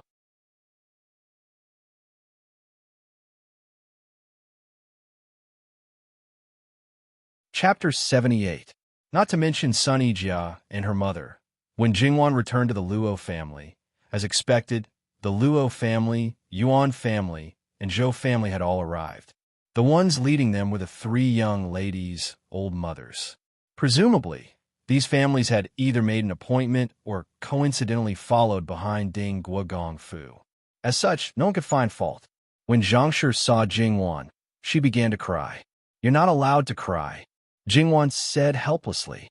Zhangshi's tears that were about to fall were held back by her. She looked at Jingwan with reddened eyes, looking somewhat pitiful.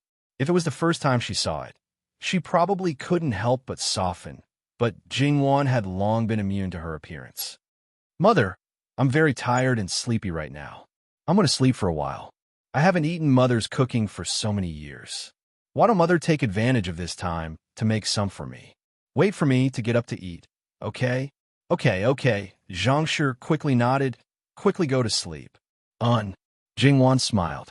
After Zhangshi left, she finally showed her fatigue. "Mama, when I came back, which family did I see those people? This should be the family of the Prime Minister, Wandarin. I forgot to tell Miss that at that time, it was that evil creature that first collided with the carriage of Wandarin's daughter." Miss Ruan's carriage went down from the mountain. Although it was closer to the inside, it still fell off the cliff. After Miss Ruan was thrown out of the carriage, she happened to land on a clump of vines. Therefore, she wasn't seriously injured, but she seemed to be frightened and didn't wake up. Ruan Fangfei, who is as famous as Jiajie, this is great. In the capital, other than those daughters of the imperial family, the two most valuable and also the most outstanding young ladies were injured together. I don't know what will happen. Fortunately, Jiajie didn't care much about the disfigurement. However, with the assassination of Jin Qin Wang as a front, she thought that this matter wouldn't stir up any waves. Forget it. It's not my turn to care about this matter. Jingwan rubbed her temples. She went back to her room and asked the maid to help her change her clothes. Buddhism was a sacred place, so she had to be a little careful. Although it was not so comfortable to sleep in clothes, she fell asleep soon after she lay on the bed. Jingwan slept all the way until it was time to light the lantern. She slept very soundly and showed no signs of waking up, which scared the group of people again. They thought that there was some hidden injury that they could not see. Madame Zhang had also brought the house doctor, so there was no need to trouble Great Master Liaochen. Fortunately, the house doctor was certain that Jingwan had fallen asleep due to exhaustion. Once she had enough sleep, she would naturally wake up. After Jingwan woke up, her spirit came back. She only felt hungry. As soon as she woke up, Qing Lan, who was guarding beside her, naturally noticed it immediately. "Miss, you're finally awake.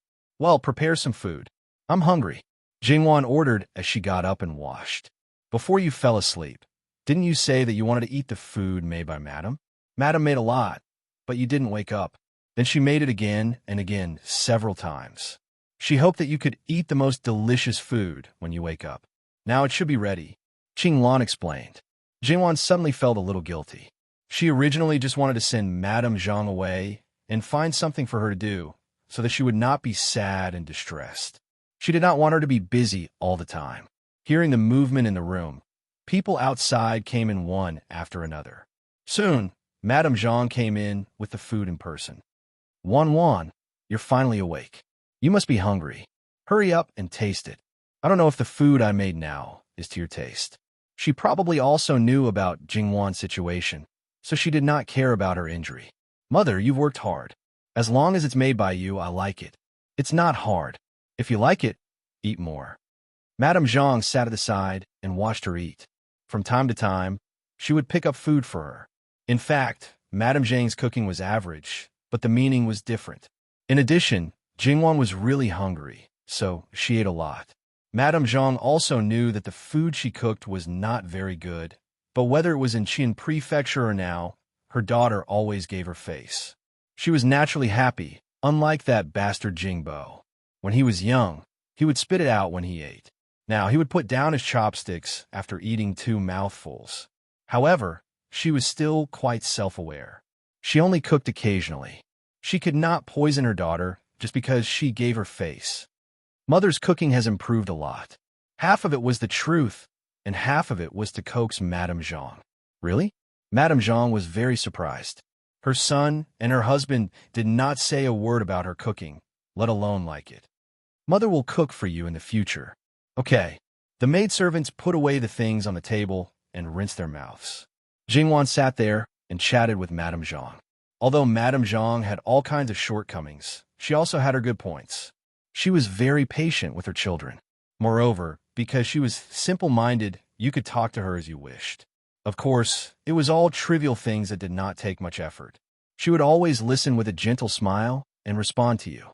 After that, she might not remember a word of what she said, but the whole process was very relaxed. Mother, it's getting late. You should go back and rest first. She knew that Madame Zhang did not have much to do and did not have anything to worry about. Her schedule was very regular. Mother is not sleepy yet. It's not too late to go back and rest when I'm sleepy.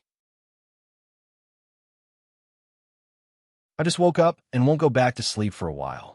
I know that Mother wants to accompany me, but I have a lot of people here. If it's not enough, I can still read. Madame Zhang was still a little hesitant. Madam, go back and rest first. The old madam still has something to do and is waiting for Miss to go over.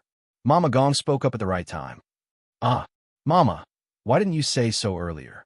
It's a sin to let the old madam wait for so long. Madame Zhang said helplessly. It's okay. The old madam has slept a lot during the day and is in good spirits now. She knows that you are here, so it's not too late to let the two of you talk. Then Wan, hurry over. Don't let the old madam wait for too long. I'll go back first. Okay. After the maidservants sent Madame Zhang out, Jingwan spoke again. Mama, grandmother really has something to talk to me about? Yes, Mississippi. The old madam has been waiting for you. Then go over now. I also have something to talk to grandmother about. Jingwan guessed that grandmother should already know about Jin Qin Wang's matter. It must be known that the assassination of a prince or Qin Wang was not an ordinary matter and would definitely be reported to the emperor. Then, 10 out of 10 people in the court would also know. It was normal for grandfather to let her mother bring a letter over. After all, Bai Long Temple was the place where Jin Qin Wang was assassinated. Grandfather was not the kind of person who would absolutely not tell grandmother about the court matters. His purpose was also very simple. If grandmother knew, then ask about the specific matters. If she didn't know, then just let her know. After all, even if Bai Long Temple was calm on the surface, she was afraid that the undercurrent was surging behind the scenes. It was just that the matter between her and Jin Qin Wang, she didn't know if he had found grandmother yet. When she saw the old Madame Luo, Jingwan saw that her expression was slightly heavy. Her guess was probably right. Grandmother, Wan is here. Come over quickly. You all can withdraw. She pulled Jingwan to her side and waved the servants to withdraw. Have you rested well? And where's grandmother? Grandmother is fine. Take a look at this. Old Madame Luo handed a letter that was pressed to the side to Jingwan. Jingwan did not hesitate and directly opened it. As expected, it was just, Jin Qin Wang's whereabouts are still unknown. Whether he is alive or dead is unknown. Yes, at least before your mother and the others left the capital had not received the news. It shouldn't be. It was reasonable to say that Jin Qin Wang should have returned to Bai Long Temple before her. Even if he was worried that there were still assassins lurking in the dark here, he should have at least informed the emperor about it.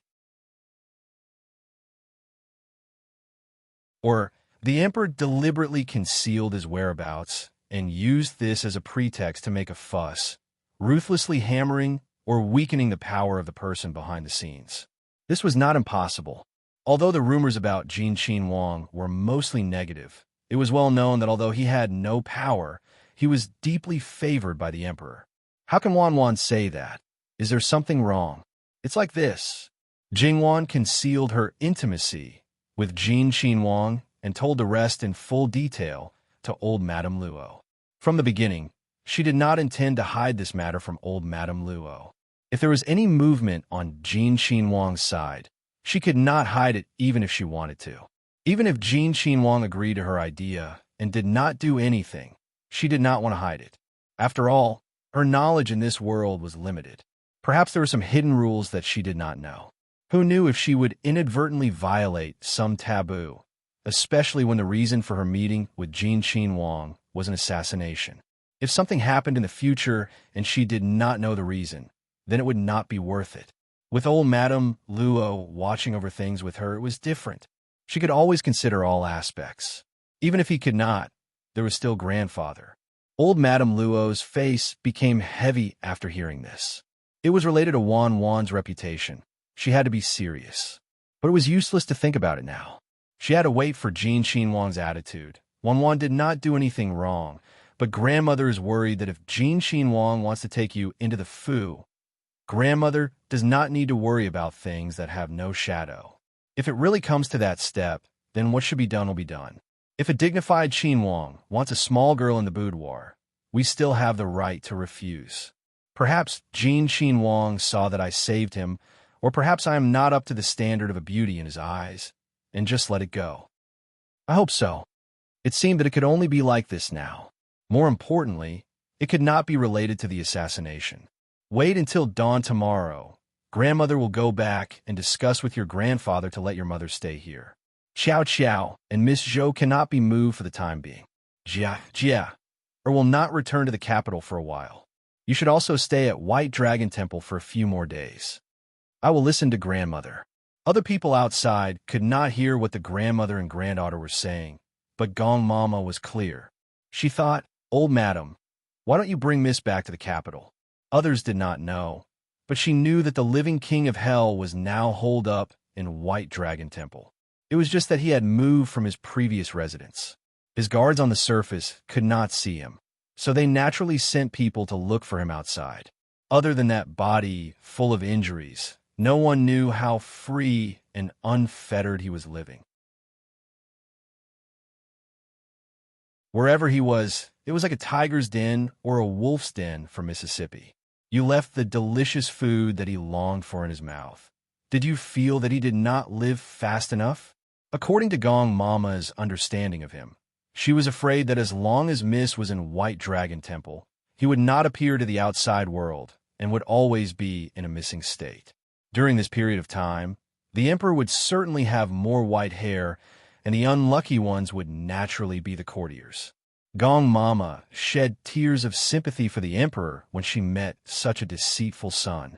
Gong Mama shed tears of sympathy for the courtiers when she met such a reckless prince.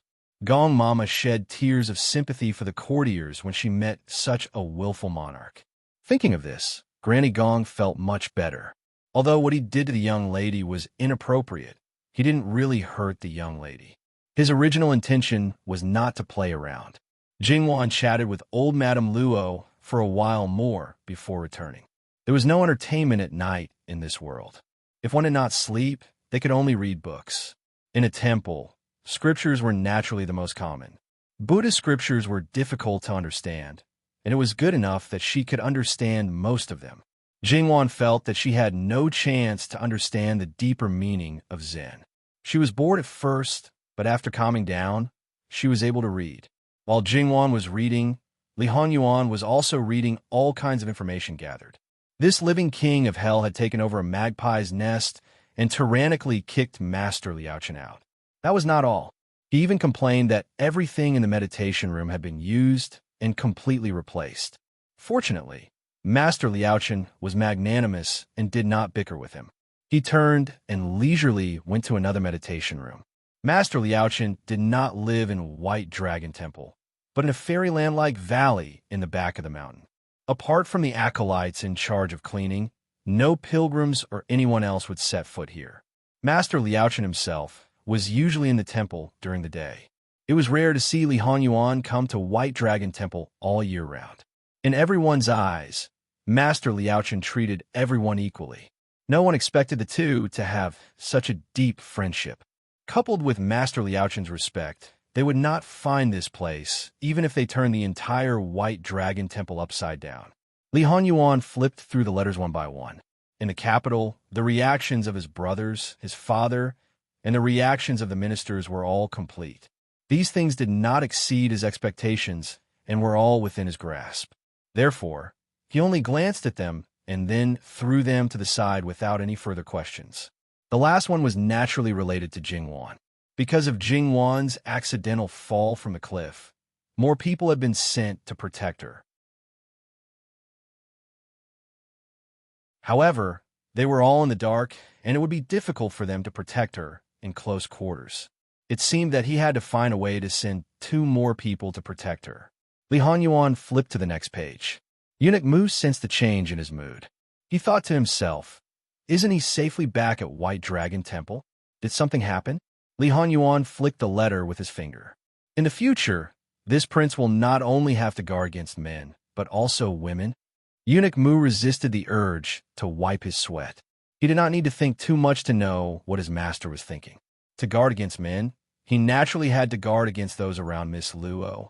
As for women, there were many women who wanted to climb into his master's bed.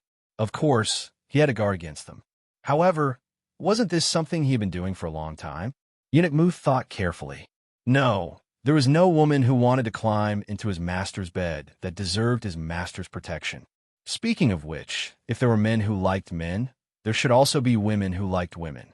Could it be, Muin, it's easy to guard against men around Wan, but how can we guard against women? Master, this servant is stupid. This servant really doesn't know such a difficult thing. Eunuch Mu only dare to think this way. Master, I'm afraid it won't work. Why? Miss Luo needs someone to serve her. Yes, he only thought of the women outside. What about the women around Wan? They serve her closely. When she bathed and changed clothes, they had already seen Wan's naked body. He had not seen it twice. The more he thought about it, the more gloomy he became. He even had the impulse to immediately pull out all the people around Jingwan and chop them into pieces. This vinegar jar was simply overturned inexplicably. This prince will ask my father to grant me a marriage on the grounds of saving your life this time. What do you think? Good. There was no better idea than this. Master, you should drag Miss Luo back to your nest as soon as possible. No, you should marry her back to the prince's mansion. Then, everyone will be happy. It will be a celebration. Master, please think twice. Eunuch Mu said insincerely. Li Hanyuan raised his head and glanced at him indifferently. Eunuch Mu was so shocked that he almost broke out in a cold sweat. Wan's status is not enough. Under normal circumstances, she doesn't even have the qualifications to be a Tsefei. Even if this matter is used to ask for a marriage, at most, she will only be a Tsefei. Even if Jinqin Wang Fu only has her as the rightful master in the future, Wan will probably not be happy. Bin Wang will also not be happy. Li Hanyuan said as if talking to himself. Exactly. So, Master, you can only continue to hold it in. We can only continue to endure. Bin Wang knows that you are all looking forward to Bin Wang marrying Wan as soon as possible. Bin Wang also wants to. Unfortunately, Bin Wang does not have the final say in this world. I can only speed up and make my father despair about Bin Wang's marriage and let Wan become the only candidate. So, who will be the next unlucky person? Sunny Jia is also too idle. That's why she would stick to Wan all day. Master, the other girl is already disfigured. It's the time when she's heartbroken. Can you not use underhanded methods? Muin, do you have any objections to Bin Wang's decision? No, Master's decision cannot be more brilliant. They only had one objective. Master's decision was never wrong. Call old monk Liao Chen over. Bin Wang has something to ask him. From the way he addressed Great Master Liao Chun, it was clear that Wang Ye had a lot of objections to him. Moreover, it's time to sleep. You slept all day, and now that you're awake, you're tormenting others. It wasn't far to begin with, so Great Master Liao Chun arrived rather quickly. Ba, Wang Ye summoned me. What orders do you have? Li Hanyuan put one hand on his bent knee and the other leg stretched out naturally. His sitting posture was casual and languid as he slightly raised his chin to look at Great Master Liao Chun. Great Master can see through everything. How can you not know why Ben Wang is looking for you? Wang Ye overpraises me. This poor monk is only a mortal. How can I see through everything? Li Hanyuan curled his lips in a mocking smile. Great Master didn't see that Ben Wang was about to face this bloody disaster. Would your Highness not have been injured if this poor monk had told you? This isn't a disaster for your Highness. Your Highness's face is filled with joy. Li Hanyuan had to admit that Great Master Liao Chun was right. The main reason was that he had vented his anger on Wan Wan when she fell off the cliff. Great Master should have met Wan Wan already. What do you think? Forgive this poor monk for speaking bluntly, but Miss Luo is pure and kind. It's a pity she's a match for your Highness. That's not something a Great Master should say. However, the Great Master only said that this prince is sinful and cruel by nature. His heart, liver, and lungs are all black. It is precisely because of this that this prince should have a woman like Wan Wan by his side. This prince is only willing to be bound by her and be restrained by her. Wan Wan is a woman who is soft on the outside, but strong on the inside. It is easy for her to attract the attention of men and attract the jealousy of other women. Without this prince's protection, even if she uses 1,000 methods, it will be difficult for her to avoid their schemes. You should say that we're a match made in heaven. Li Hanyuan didn't hold back at all when it came to flattering himself. Great Master Liao Chun nodded in agreement. Great Master, you still haven't answered this prince's question. Her original fate has been broken. Her new fate isn't clear. Overall, it seems smooth, but there may be some twists and turns. It's good that it's broken. If this prince can break it, then her future will be smooth and without twists and turns. From what your Highness says, you should know Miss Luo's original fate. Great Master, even if you don't know everything, you should know. There's no need to say more. Li Hanyuan never thought that he would be able to hide his rebirth from Great Master Liao Chun. Ba, of course. Wan Wan has been plagued with misfortune recently. Great Master, please help her resolve it. This prince doesn't want anything else. Just give her the red sandalwood prayer beads in your hand. Your Highness is as blunt as ever. Great Master Liao Chun seemed helpless. This prince thought you'd be used to it by now. If you're not, then it's better to get used to it. After all, who knows how many similar incidents will happen in the future. Then, as your Highness wishes, I'll give the prayer beads to Miss Luo in 2 days. Li Hanyuan was a little surprised. He had only asked Master Liao Chun for the prayer beads casually. He didn't have much hope. His goal was to make it easier for him to bargain. If he couldn't get the best thing he had for Wan Wan, he would at least ask for something that was a little inferior. After all, it was rumored that the prayer beads were very important to Great Master Liao Chun. It was said that his master had given them to him when he first shaved. They had been in his possession for at least 100 years. Great Master Liao Chun was an old man over 100 years old. No one knew exactly how old he was, so naturally no one knew how long the prayer beads had been in his master's possession. Many people, including his imperial grandfather and father, had wanted the prayer beads but couldn't get their hands on them. Was he really that important? Great Master, you were going to give them to Wan Wan? Miss Luo has an affinity with them. Li Hanyuan felt that he wouldn't be able to understand Buddhist affinity even if he were given several lifetimes. Then why wait 2 days? The blessing of Buddhism.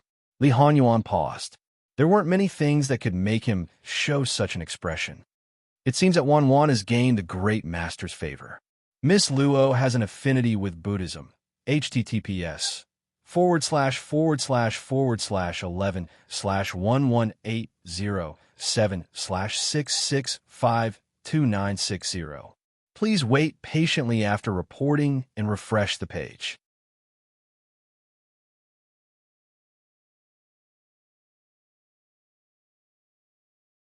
Chapter 79. I think Your Highness is overthinking things. What I meant was that Miss Luo has the compassion of Buddha, not that she is fated with Buddhism. Your Highness wishes to bestow upon her an indescribably noble fate. If one day Miss Luo really becomes a monk, it will be because of Your Highness. Reverend Liaochen was unperturbed by Li Hongyuan's anger and threats. Li Hongyuan snorted. Reverend, you probably won't live to see that day. Even if one day this prince is defeated, this prince would drag her down with him. In life, she will be this prince's woman, and in death, she will be this prince's soul. No one will be able to take her away from this prince. I will kill anyone who dares to stop me. Amipa, Your Highness's murderous nature is too strong. If you don't control it, you will only hurt yourself and others. Li Hongyuan sneered. What? Reverend, are you trying to enlighten this prince? Why don't you perform a divination for this prince? And Wan. Just say that she is this prince's destined person, and that we are a match made in heaven. After we are married, you can have her enlighten this prince. It will be much easier with half the effort. Your Highness, are you sure you want me to perform a divination like this? When it comes to defying the heavens and changing one's fate, one must abide by the principle of gains and losses. If you gain something here, you will lose it elsewhere. Li Hongyuan's gaze sharpened. Reverend, are you saying that this prince and Wan are not a match made in heaven? I once said that Your Highness's actions have opened a path for you. But because Your Highness is changing your fate, even the path may change at any time. If Your Highness chooses to take this path, it will take time and effort. But because of your efforts, you will most likely achieve your goal. Your Highness wants to take a shortcut and reach your goal in one step, but the outcome is still uncertain. Now that I am forcing it, it is already in the category of defying the heavens and changing your fate. If this matter goes smoothly, there will definitely be other matters that will not. Even the changes on the path will be delayed until after the goal is reached, and the future will become even more confusing. I think this is not what Your Highness wants. Others say that an old monk like you is so powerful, but this prince thinks that you are just so. Amitba, those are just rumors spread by outsiders. You can't take them seriously. In the future, when Your Highness obtains your wish, this humble monk will perform a divination for Your Highness to add flowers to the brocade. Li Hongyuan didn't refuse. Master Liaochen was such a revered figure that a single comment from him would be able to suppress many rumors. It was much more effective than a bloody suppression.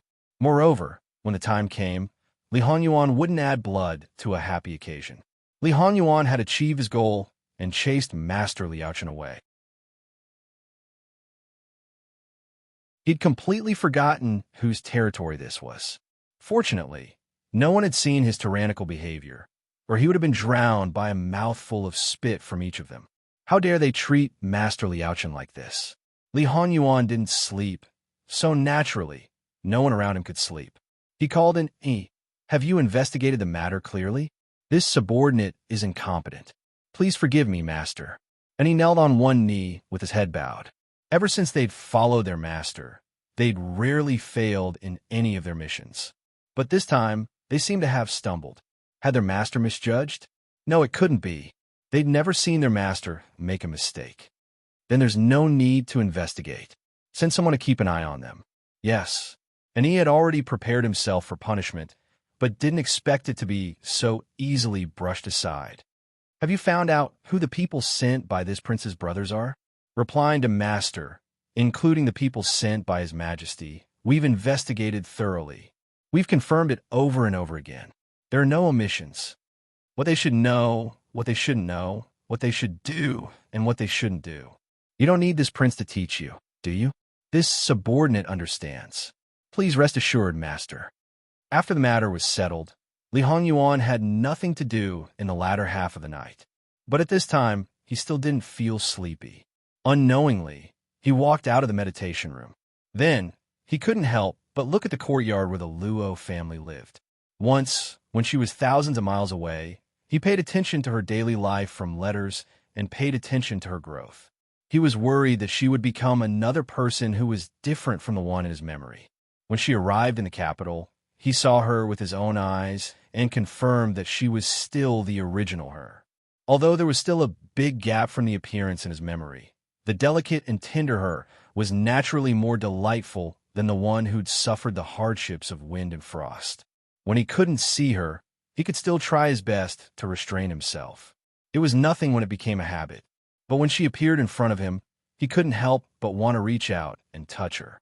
When he touched her, his heart couldn't help but give birth to evil thoughts. The closer he got, the more he missed her. The closer he got, the more he wanted to get closer. He always couldn't stop wanting to get more from her. That obsession of his didn't fade because he was close to her. Instead, it became deeper and deeper. A person like him was very clear that this kind of obsession should be eliminated early. Unfortunately, he never thought of doing so. The reason why a weakness was called a weakness was because you didn't have the ability to protect it well. Unknowingly, he walked to the outside of the courtyard wall. Li Hanyuan hesitated for a moment, but still walked around the courtyard wall and entered through the circular arch door. It was quiet all around. This courtyard looked very big, but there were a lot of people. The masters could still occupy a side room, but the others could only squeeze together. Compared to when they were in the capital, when they visited the Luo family at night, the possibility of being discovered was much higher now. If Jin Xinwang, who was rumored to still be missing, suddenly appeared at the place where the womenfolk were staying and was caught red-handed, the fun would certainly be big. The shadow guards behind him were trembling with fear, ready to run away at any time. There was no other way. Although it was quiet here, there were martial monks patrolling the night not far away. They were responsible for the safety of these guests. If they were alarmed, it wouldn't be a joke. Those martial monks were much more powerful than many of the guards in the noble courtyards of the capital. If they were to go against them, they would have to think twice. If it was only them, then it would be fine. The problem was that Long Temple had many people who were specifically targeting Master. If they were exposed, Master, you have injuries. Even if your bones and internal organs weren't injured, the average person would have to lie in bed for 10 days to half a month. Even if you looked fine, you should at least endure it. Night raids one after another. They all felt that Master was outrageous, not to mention the Lady Protector. To meet such a master, how could it be so miserable? Gong Mama carried a lamp and stood in front of Jingwan's door. She coldly stared at the person who was getting closer and closer. Wang Ye came here in the middle of the night. Enough, this prince will just look at her. I won't do anything. Li Hanyuan impatiently waved his hand to interrupt her. If it weren't for the fact that she was wholeheartedly devoted to Wan Wan, he would have directly sent her to see her biological mother. After all, she was her first master, and she was also indebted to her for saving her life. However, when he thought of serving her in close quarters, he couldn't help but think of the previous problem. Thus, his gaze towards Gong Mama became sharper. Gong Mama was very suspicious of his words, but she saw that his expression was becoming more and more unfriendly. Moreover, there was something else in his eyes. Why did it seem like she was his greatest enemy? She was just blocking the door. It shouldn't be to this extent, right? Gong Mama took a step back. Li Hanyuan entered the room and directly walked to the bedside. Because this was a place reserved for female guests, the decorations in the room weren't very rigid. However, there were still many things that weren't there. Even the things that were brought out of the Luo residence weren't many. In the past 10 years, Jingwan still wasn't used to casually leaving the house as if she was moving. When she went out, she did her best to make it as simple as possible. Li Hanyuan took out a night luminescent pearl and placed it to the side. Then, he covered it with a lampshade. Immediately, the room became much dimmer. Li Hanyuan only sat by the bedside. He didn't even reach out to touch her. Because he didn't use any medicine, he wasn't sure if a gentle touch would wake her up. She had also slept for a long time during the day. He had originally prepared himself not to appear, but unexpectedly, she fell asleep again. It seemed that she had really exhausted a lot of her energy. Li Hongyuan's heart ached slightly. However, if he had to do it again, he wouldn't hesitate to do it again. After that, until dawn, Li Hanyuan sat quietly by Jingwan's bedside. It seemed that just by looking at her, he was no longer bored or irritated. Your Highness, it's almost dawn.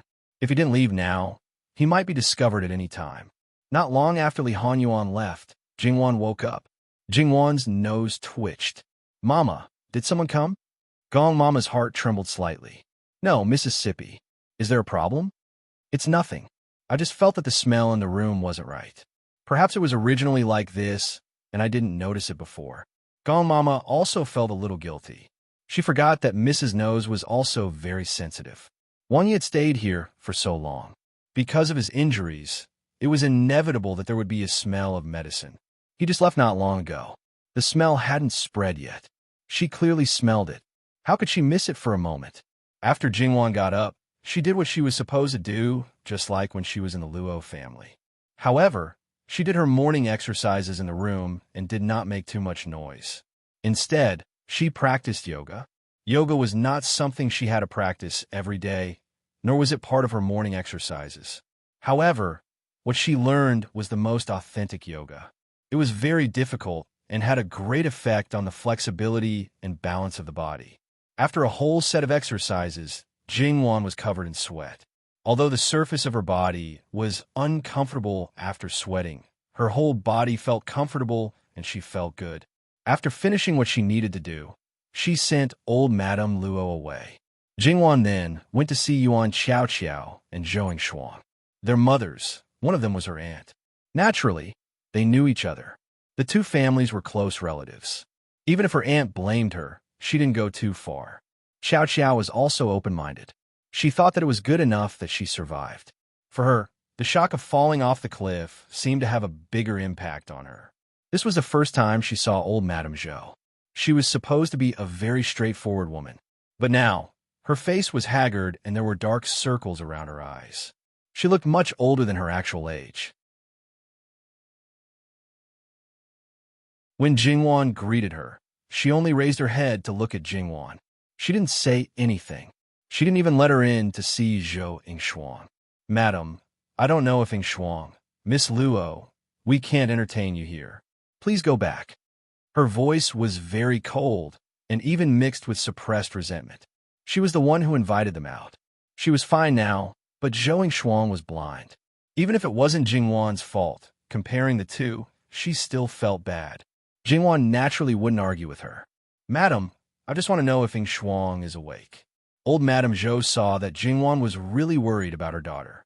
She knew that she shouldn't be so against her, but she just couldn't control herself. You still...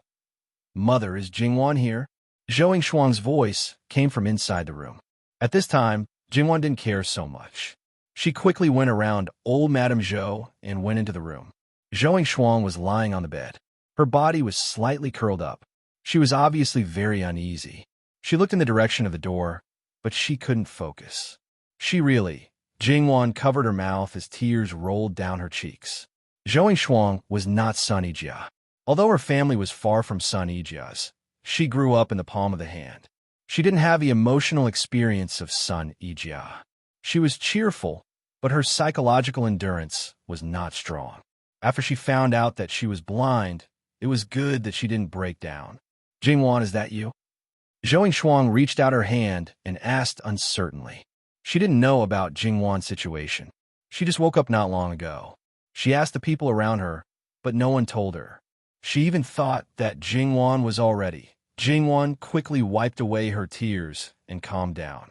She hurried forward and grabbed her hand. Shuang, it's me. Are you okay? I'm fine. I'm fine. That's good. Zhou Shuang smiled. I'm fine too. Don't worry. Jingwan could tell that she was pretending to be strong. Her heart ached even more. She couldn't help but lean over and hug her. Shuang, if you're really sad, just cry. Don't hold it in. It's not good for your health. Your blindness is only temporary. Trust me, when the blood disappears, you'll be able to see again. Really? Can I see again? Zhou Shuang's voice was a little choked. Yes, trust me. You definitely can. You can see again. You can see again. I believe you, I believe you. She hugged Jingwan tightly and started to cry. Jingwan, I'm scared. I can't see anything. I'm so scared. I'm really scared. Don't be scared, don't be scared. It's okay. Your family, your friends, will all be by your side. Will always be by your side. Don't be scared. Jingwan patiently comforted her for a long time. Zhou Ingshuang finally calmed down. Then, she started to ask about Yuan, Xiao Xiao, and San Yijia. Jingwan didn't hide anything from her and told her everything. To a certain extent, disfigurement was much more serious than blindness. How did this happen? Zhou Ingshuang's family wasn't prominent, but her grandmother and old Madame Sun had an extraordinary friendship. Zhou Ingshuang often went to Ding General Manor. Although she wasn't very close to San Yijia, she was still more familiar with her than most people. On the way to White Dragon Temple, Zhou Ingshuang knew that Zhou Ingshuang was actually easier to get along with than she looked. Through Jingwan, she was much closer than before. Don't worry. Jingwan lowered her voice. She thinks it's better this way. Zhou Ingshuang was stunned. She didn't understand why San Yijia would think this way. Jingwan explained to her in a low voice, and then she showed a look of understanding. Jingwan dared to tell her directly because she knew that Zhou Ingshuang wasn't a talkative person. She knew what was important and wouldn't say anything even to her family. Zhou Ingshuang was silent for a moment. So she's also a pitiful person. Then she seemed to think of something. What about you? Where are you hurt? Don't lie to me. The deepest wound on Jingwan's body was probably on her neck. She couldn't feel any pain anywhere else. If Jingwan said that she was fine, Zhou Ingshuang probably wouldn't believe her. She put Zhou Ingshuang's hand on her neck against her will. Feeling her careful touch, Jingwan couldn't help but feel guilty again. She couldn't help but curse someone in her heart. Is the wound deep? Everyone knew that the neck was fragile. If one wasn't careful, it could be fatal. It's not deep, really. Otherwise, my grandmother and the others wouldn't let me out. Zhou Ingshuang thought about it and agreed. Seeing the atmosphere between the two, Zhou Ingshuang's heart relaxed a little. However, she couldn't help but feel a little jealous. Her daughter said that she was fine and smiled all the time. Didn't she know that her smile was heartbreaking? However, an outsider who she hadn't known for a long time said a few words and coaxed her, and she immediately revealed her true feelings. What an ingrate. Zhou Ingshuang motioned for the servant girl to bring the medicine and prepare some food for her. Although she said that she was fine before, she complained that the medicine was bitter and said that she had no appetite. Zhou Ingshuang hoped that she would drink the medicine now and eat something. Otherwise, how could she get better? The servant girl brought the medicine over and looked at Jingwan with anticipation. Jingwan thought for a moment and knew what was going on. She took the medicine and let the servant girl help her up slowly. Ingshuang, come, drink the medicine. It's bitter. Zhou Ingshuang subconsciously refused. Jingwan stirred the medicine in the bowl gently with a spoon. Good medicine is bitter. How can you get better quickly if you don't drink the medicine? Don't you want to see it sooner? Good sister, quickly open your mouth. Do you want me, your younger sister, to laugh at you? Zhou Ingshuang's face reddened suspiciously. She reached out her hand. Give it to me. I'll drink it myself. Who needs you to feed me? You're a delicate girl who stretches out her arms and opens her mouth. Don't feed me. Jingwan laughed and put the bowl in her hand. Zhou Ingshuang drank it all in a few mouthfuls and then frowned. It seemed that she really hated bitter medicine. Jingwan picked up a candied fruit and stuffed it into her mouth. Zhou Ingshuang hurriedly held it. Miss, Duchess Ding asked you to go over. Nurse Gong entered the room and said softly, Jingwan, go quickly. Maybe something happened to Yijia. Zhou Ingshuang pushed her. Okay, I'll go take a look first. I'll come back to see you later. Okay. When she was about to leave, Jingwan suddenly stopped. There are some things that I don't want to say to my loved ones. There are some grievances that I don't want to release. It's because I care too much and don't want them to worry and be sad. Zhou Ingshuang was stunned and then understood what she meant. She was really a meticulous and considerate girl. I know. That girl. Zhou Ingshuang couldn't help tearing up. Jingwan nodded. Jingwan will take her leave first. Duchess Ding's mother, whom she relied heavily on, personally came to invite Jingwan. It was obvious that her attitude towards Jingwan had changed a lot. Along the way, Jingwan didn't ask Duchess Ding what she wanted to do. Greetings, madam. Get up quickly. Duchess Ding's attitude towards Jingwan was much more enthusiastic than yesterday. Although Jingwan felt that her attitude had changed a little too quickly and was a little strange, she didn't show it. Facing Duchess Ding's scrutinizing gaze, she stood quietly and calmly. She didn't think that there was anything shameful about her. Duchess Ding was quite impressed with her calm demeanor. She took Jingwan's hand and said, "Jingwan, I heard that your grandmother has returned to the capital. I thought that you probably wouldn't go back for the time being. I'm going to let Yijiao recuperate in White Dragon Temple. Jingwan, although you are 2 years younger than her, you look like an elder sister. Please take care of her a little more." "Madam, you're too serious. Everyone can see how good Sister Yijiao is. Let's not talk about who should take care of who.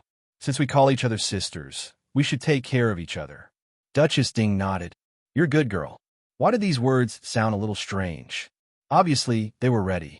It didn't take long for Duchess Ding to leave with her people. Except for a mother by Duchess Ding's side, the others left as they came.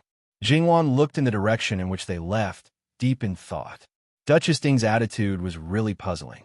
Even if it was because of Sun Yijia, there didn't seem to be a need to go to this extent.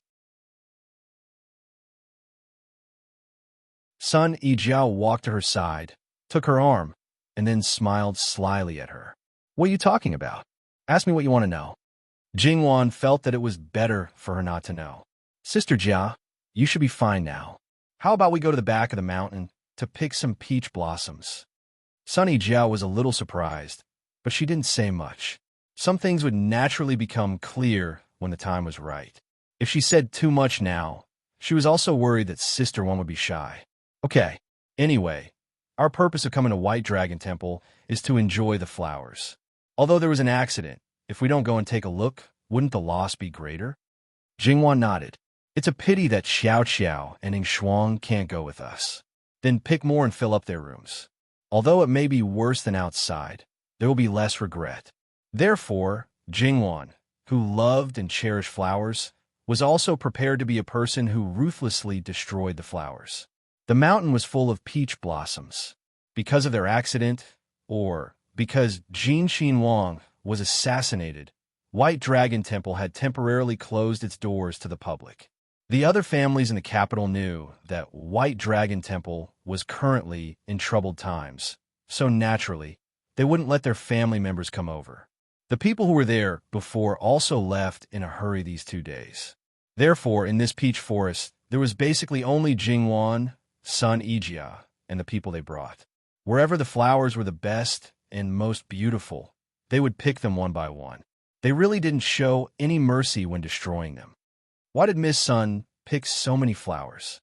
https://11/11/11807/6652961.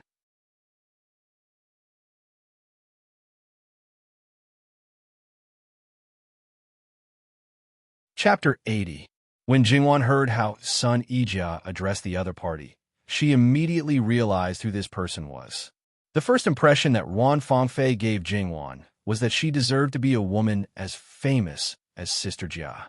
She was like a clear water hibiscus, gentle and elegant. Wan Fangfei was also holding a peach blossom in her hand. She walked over unhurriedly with a tranquil smile on her face. Under the tender and beautiful peach blossoms, she didn't lose her luster. Instead, it made her stand out from the crowd. The moment one noticed her, it was difficult to see any other beauty. It was really a case of comparing one's beauty to another's. If Sun Yijia wasn't wearing a white cloth on her face and dressed casually, she might be able to share the limelight with her. However, from now on, no one would compare the two of them. No matter how outstanding Sun Yijia was, the first thing people would think of when they thought of her was her disfigured face. One turned from a treasure to a pile of rubble, while the other was still a treasure. When they mentioned the two of them again, they would probably use the word used to. Normal people might sigh at Sun Yijia's experience, but they would mostly ridicule and gloat, because the two of them were the best among the noble ladies. It was said that the same sex repelled each other. In addition, the two of them had different standpoints behind them. They might not have the heart to compare, but they still couldn't help but care a little when they heard more about them. They rarely saw each other. Now that they met under such circumstances, should it be said that it was fate or heaven's will? Ruan Fangfei was very calm. There was nothing strange on her face at all. It seemed that she was still facing the intact Sun Yijia. This kind of person either had a really good mentality or was very good at pretending. Even Jingwan couldn't tell which kind she belonged to in a short time. When she was born, her brothers and sisters had already grown up. Naturally, they didn't compete with her. Her peers were all nephews and nephews. As an elder, she naturally had to give way to others. Above her, she was still pampered by her parents. Ruan Ruizhong saw it more clearly than Duke Dinghua. He didn't treat his daughter as a tool to exchange for benefits. She was the real Jiao Jiao, who grew up safely and without worries. Then, could she be considered a person with a good mentality? However, Jingwan still felt that there was a trace of inconsistency. In this kind of environment where she was pampered, it was already good that she didn't become unruly and willful. In a situation where no one forced her, how could she still be so outstanding? After all, there were so many things to learn. To be considered outstanding, one naturally had to not only know how to do it, but also master it. It was impossible to do it without putting in some effort. How could a child have that kind of self-awareness? Would he have that kind of patience? How could he have that kind of willpower? Or could it be that she was really a genius who could learn many things at once and master them after learning them a little more? One had to know that Sun Yijia was such an outstanding noble lady. She had been raised under high-pressure policies. Or perhaps there was another possibility. She actually had the same fate as him. Then, was it a transmigration or a rebirth? Jingwan carefully sized up Ruan Fangfei, trying to find something from her to prove her guess. However, in such a short period of time, there naturally wouldn't be any results. Sun Yijia and Ruan Fangfei greeted each other. Then, Ruan Fangfei's gaze fell on Jingwan. I wonder which family this young lady is from. I have never seen such a beautiful younger sister before. You must have just come to the capital? Her smile was faint, but it made people feel very comfortable. This is the granddaughter of Luo Shangshu. She's the third child. Her name is Jingwan. She just came to the capital with old Madame Luo a few days ago. Sun Yijia introduced. Jingwan timely squatted down. Hello, Miss Ruan. Ruan Fangfei hurriedly returned the greeting. Who doesn't know that our Miss Sun's taste is the most picky? To be able to catch Miss Sun's eye in such a short period of time, I presume that the third Miss Luo is extremely outstanding in all aspects. Her eyes were clear and flawless as she teased with a smile. It was difficult to feel disgusted. Miss Ruan is too kind. I met Sister Jia probably because of fate. Compared to you and Sister Jia's unparalleled talents, I am just ignorant and vulgar. Enough, little Sister Wan. It's boring to be too modest. Sun Yijia pulled Jingwan's hand. It is said that everyone has their own strengths. Little Sister Wan's expertise is not in this area. Ruan Fangfei looked at Sun Yijia's actions, and her eyes flashed slightly. Why did she feel that Sun Yijia seemed to be deliberately putting on a show for her to see? It was as if she was announcing that this was her person and that she should not have any ideas. This childlike behavior could only mean that she cared. She couldn't help but look at Jingwan again. How should she put it? She felt that this was a very unique woman. She didn't have the kind of beautiful face that would attract people's attention at first sight. However, once you noticed it, it was difficult to ignore it. No matter how beautiful others were, it was difficult to make her disappear in the crowd. Also, the leisurely aura that came from her bones was very attractive. Ruan Fangfei covered her mouth and laughed. Miss Sun, are you worried that I will snatch you away? Yes, it's mainly because little Sister Wan is too attractive. I'm worried that if I don't keep an eye on her, she will forget about me. Sun Yijia said very frankly. What nonsense are you talking about? Jingwan gently pinched her. Sun Yijia immediately put on a wronged expression and pretended to be in pain as she rubbed the place where she was pinched. I'm talking nonsense. I have evidence. Jingwan didn't know whether to laugh or cry at her. Okay, don't be agitated. Be careful of the wound. It hurts. Sun Ijia stretched her hand to her lips like a child and wanted to blow on it. And the sound she made at the end of it was simply enough to give people goosebumps. Jingwan was extremely speechless. Was she addicted to playing with her? Seeing her stubbornly stretching out her hand, as if she wouldn't give up if she didn't satisfy her request, Jingwan unhappily blew on her hand twice. This scene made Ruan Fangfei quite surprised. She didn't have much contact with Sun Yijia, but she was very clear about her temperament. Was she actually like another person in private? It shouldn't be possible. If that was really the case, there wouldn't be no news at all. Then, was it just because of the Luo family's third young lady? It was very interesting. Looking at the Luo family's third young lady who was obviously younger, but had a doting attitude, this scene was really heartwarming. It was really dazzling to the eyes. She really wanted to destroy it. There are so many flowers. What are they for? Ruan Fangfei once again brought up the initial question. Originally, the four of us came to admire the flowers, but now that it's not convenient for them to come out, we're preparing to fold some back to make vases. Jingwan explained, her tone a little lighter. Ruan Fangfei's smile froze. Sorry, I don't know. If you want to talk about this, I'm also responsible. If the cart driver can control it, perhaps this matter naturally has nothing to do with Miss Ruan. Miss Ruan has also been frightened, so there's no need to take it to heart. Miss Luo is magnanimous. I'm just stating facts. Jingwan smiled faintly. It was just that Ruan Fangfei's injury wasn't serious, and now she really looked like nothing had happened.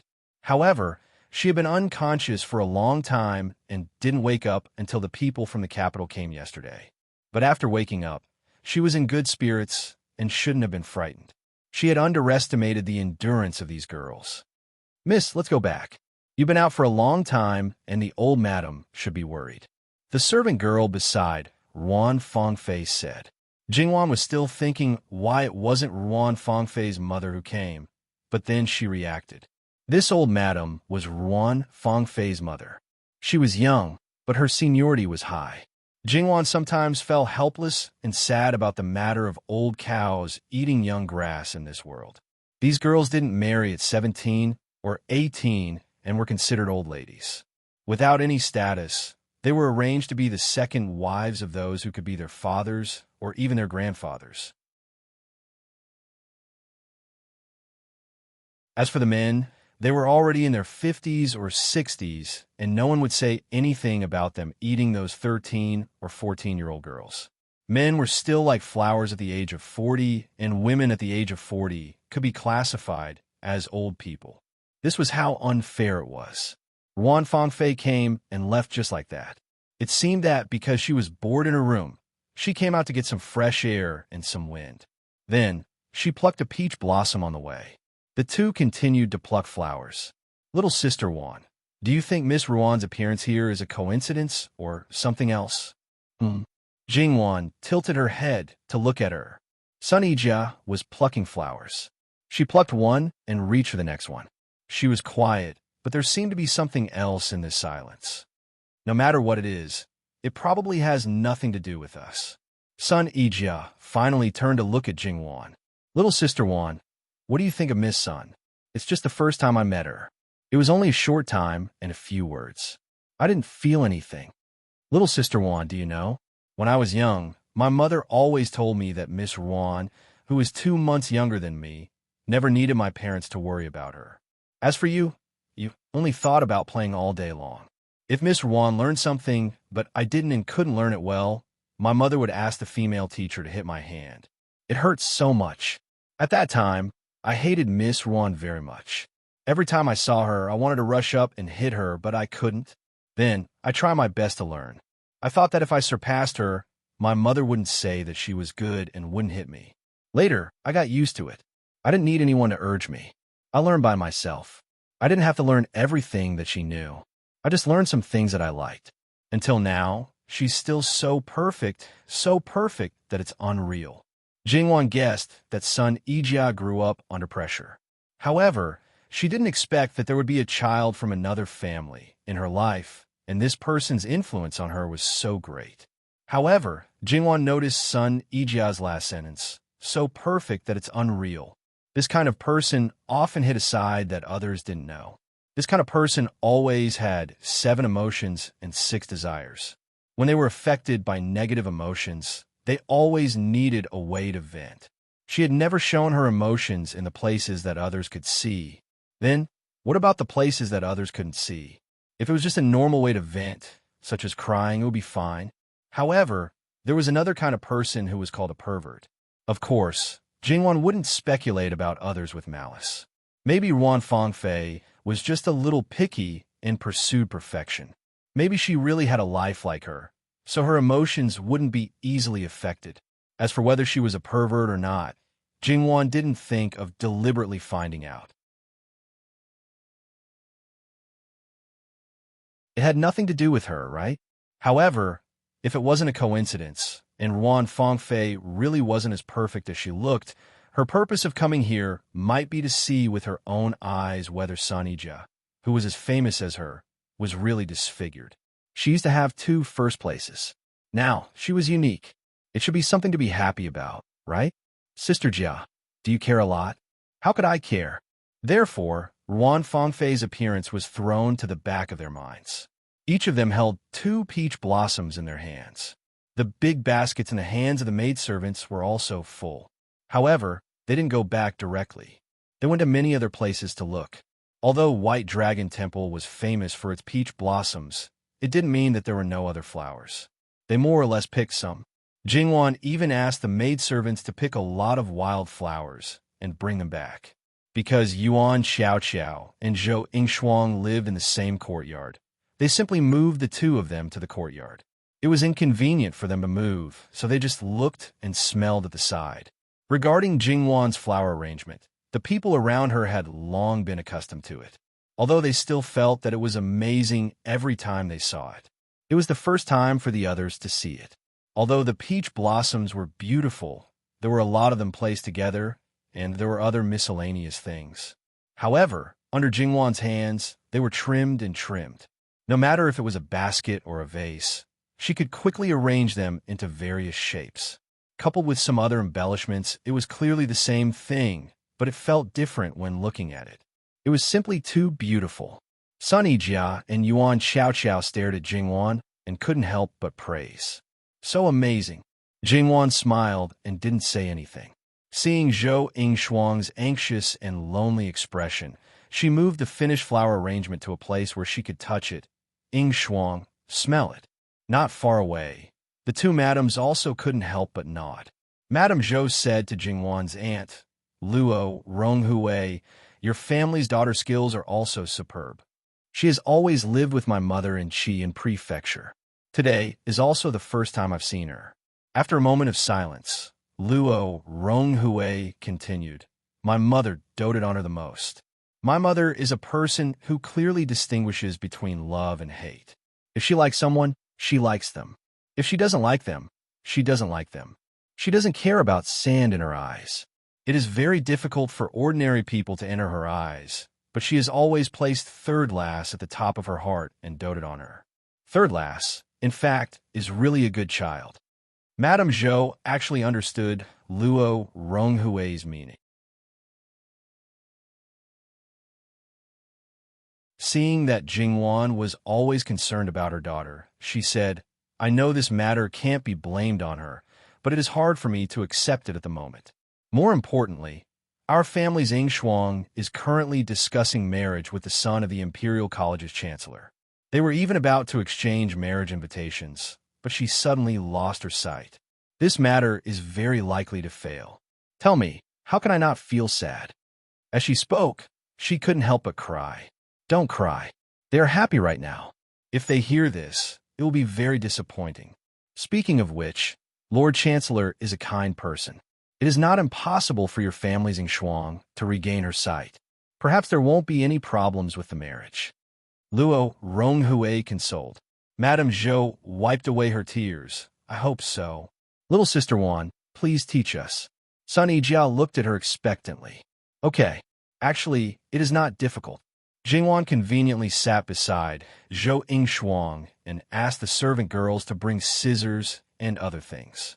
Then, as she spoke, she taught Zhou Yingshuang how to cut her hand.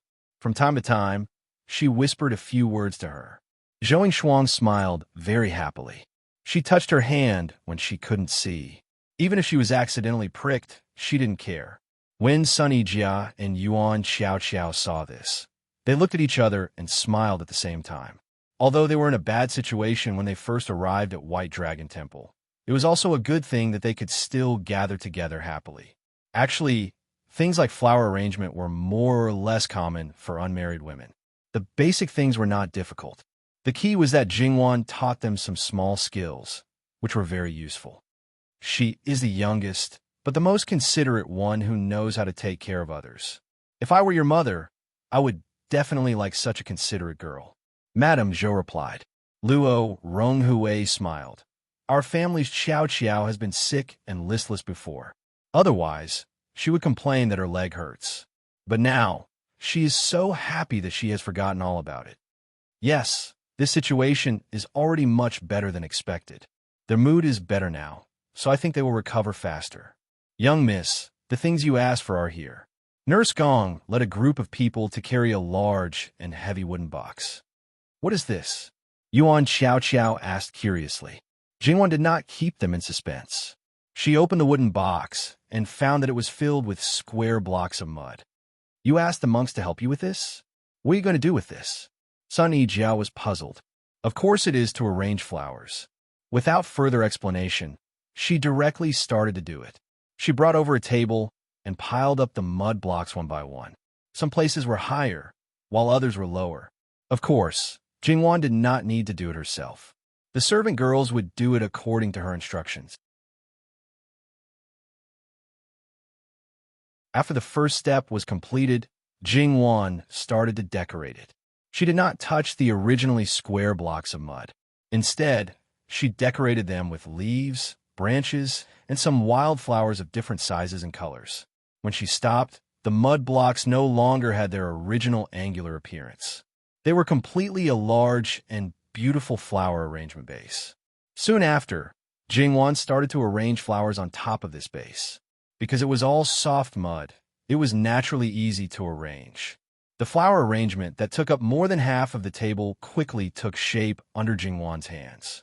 The flower arrangement they had seen before was basically the bouquet in the vase. This was the first time they knew that flower arrangement could be done this way. Sun Yijia could not help but walk forward. She wanted to reach out and touch it, but she seemed to be afraid that she would damage it. She could only praise, "It is really beautiful." Luo Ronghui and Zhou Foran could not help but gather around to take a look. Miss Luo's hands are really skillful. I don't deserve Foran's praise. It's just that I thought a little more than others. In fact, anyone can do it. But it's just that you thought a little more than others. Jingwan slightly blushed. This was not what she thought. She just saw a little more, but she could not explain it. Mother, don't block it. Let me take a good look. Yuan Xiao could not help but say. Okay, I'll let you. Luo Ronghui moved to the side. Zhou Shuang was the only one who couldn't see the hustle and bustle. She was anxious, but she just lay there quietly, imagining the special flower arrangement. During the whole process, the maidservant whispered into her ear in detail. She tried her best to imagine it, but she felt very empty. She did not feel that it was very beautiful. It was somewhat powerless. Her hand was suddenly grasped. Jingwan's soft words rang in her ear. When your eyes are better, I will arrange flowers for you. There are all kinds of flowers. You said it. When the time comes, if you do not meet my requirements, I will not comply. Zhou Shuang gently shook Jingwan's hand. Jingwan was true to her words. There were many more flower arrangements, filling Yuan Xiao and Zhou Shuang's room. Their side was harmonious, but Li Hongyuan's side was not so wonderful. Wan Fangfei deliberately went after knowing that Wan and the others went to the peach forest. She did not react when she saw Sun Yijia. Instead, her attention was more on Wan, replying to Master yes. Li Hongyuan's understanding of Wan Fangfei was that she was unusually cold, but she never thought that there was anything wrong with her. As for whether she was jealous of other outstanding women, he really did not know, nor was he interested in knowing. However, she inexplicably stared at Wan, so he could not ignore it. Li Honyuan quietly pondered for a moment. After a while, he said, "Prepare the people. When Wan Wan returns to the capital, immediately send them to her." In addition, Wan Fangfei's side cannot be relaxed. The capital is always paying attention to how Imperial Father will deal with this matter. This prince wants to know as soon as possible. Yes. In fact, whether it was Eunuch Mu or in this case, why didn't he directly deal with Wan Fangfei? Or did he really have feelings for Miss Ruan in his heart? Li Honyuan glanced at them, and the two immediately abandoned the thoughts in their hearts, as if they were afraid that their master could see through it. In the next few days, Jingwan's group of 4 lived very peacefully and happily. Jingwan not only made flower arrangements for them, but also taught them how to make rouge with peach blossoms as the main ingredient. There were 1 or 2 times when she even carried Yuan Qiao Qiao and Zhou Yingshuang out on a soft couch and ran all over the mountain. They were happy, but those rough old maids were a bit suffering. However, for the sake of these older sisters, Jingwan could only apologize to them. As for the 3 Furins, seeing that their young ladies were happy and their bodies were recovering quickly, even if their words and deeds were a bit out of line, they would turn a blind eye. They often gathered together and talked happily. Perhaps Sun Yijiao was used to it, so she didn't say anything about her mother's absence.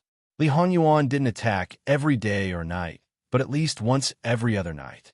Fortunately, except for one night when he gave Jingwan some calming medicine and hugged her to sleep, the rest of the time he just looked at her and left after sitting for an hour. This kind of life lasted for 7 or 8 days, and Li Honyuan waited for news from the capital. Bestowed marriage? Imperial father bestowed son Yijia to this prince? Li Honyuan gently knocked on the table. You know that this prince likes beautiful women, but bestowed a disfigured one to this prince. Because this prince's whereabouts are unknown, you don't know about this matter and won't disobey the imperial decree, right? They all lowered their heads and didn't dare to breathe loudly. Speaking of which, how many times had their master been bestowed a marriage?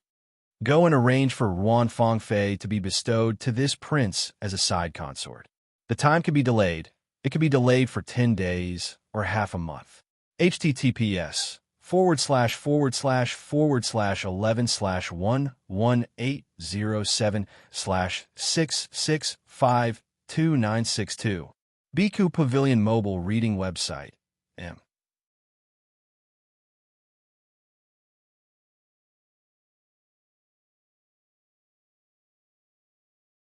Chapter 81.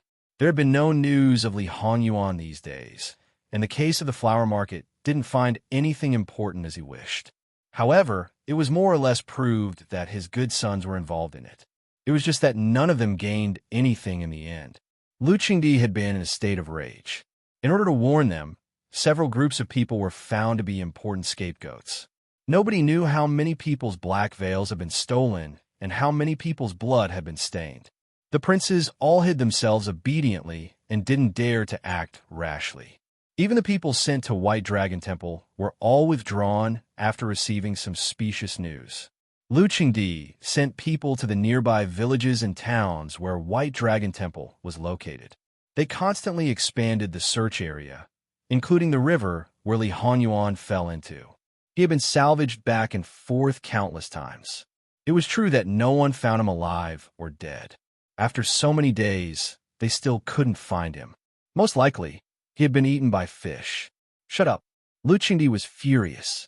He just didn't believe that his scourge of a son was dead.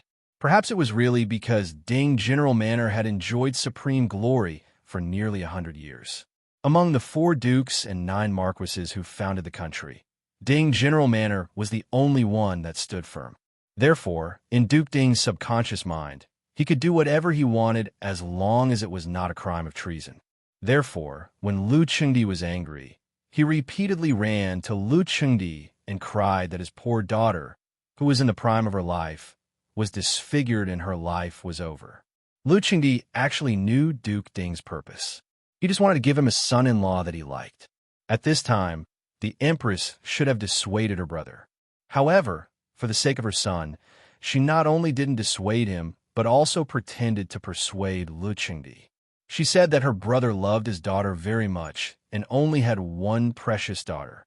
If his daughter's face was disfigured, it would only delay her marriage, and Lu Qingdi only needed to say a word to solve it. He said it so casually, as if Lu Qingdi's one word was enough to decide everything. Emperor Lu Qingdi laughed, which made Empress Sun inexplicably frightened. After that, she felt uneasy. Sure enough, something bad happened the next day. An imperial edict of marriage, written by Emperor Lu Qingdi himself, was read out in front of all the civil and military officials in the morning court. Once the imperial edict was issued, there was no room for regret. Seeing that more than half of the people in the imperial court were stunned, Lu Qingdi felt a sense of satisfaction. Don't think that Lu Qingdi didn't know that his eldest son's marriage with Sun Yijia was ruined by that vile spawn. Don't think that he didn't know that the Empress and the others wanted to use the marriage to rope in people. In order to find another good wife, Duke Ding's mansion was picking left and right and running around in many ways. Those who didn't know would think that he loved his daughter very much, and those who knew, many people secretly mocked him. This was not marrying his daughter, but selling her. To put it bluntly, it was no different from goods waiting for a high price. Whoever gave the highest price would be able to marry the unparalleled beauty. The power of Duke Ding's mansion was there, and the eldest son of the emperor had the highest possibility of ascending the throne. After all, he was the eldest son of the emperor. His ability was not the best among the princes, but it was not bad either. In terms of etiquette and law, it was justifiable for him to ascend the throne. Naturally, there were so many people who were eager to make a move, so that the rumors between Sun Yijia and the eldest son of the emperor, Prince Kong, could be ignored. Unfortunately, before the dust settled, something happened to Sun Yijia. It had to be said that Sun Yijia's existence in this transaction was equivalent to a token. As long as she existed well, that was her greatest value. Then, whether her face was intact or not wasn't that important. However, if they really voluntarily married such a woman, the transaction would be put on the table. Some things were very good to know, but they couldn't be exposed to the surface. Face was very important to a family. If they only cared about benefits and didn't ask about anything else, it would only be criticized. Duke Ding's behavior was just to let Lu Qingdi issue an edict to save their face. After all, it was difficult to take the emperor's order. They had obviously gained benefits, but they still pretended that they had no choice. Sun Yijia, including Jingwan, and even Sun Yilin, who had just been involved in the officialdom, only thought that Sun Yijia, who was disfigured, would be abandoned.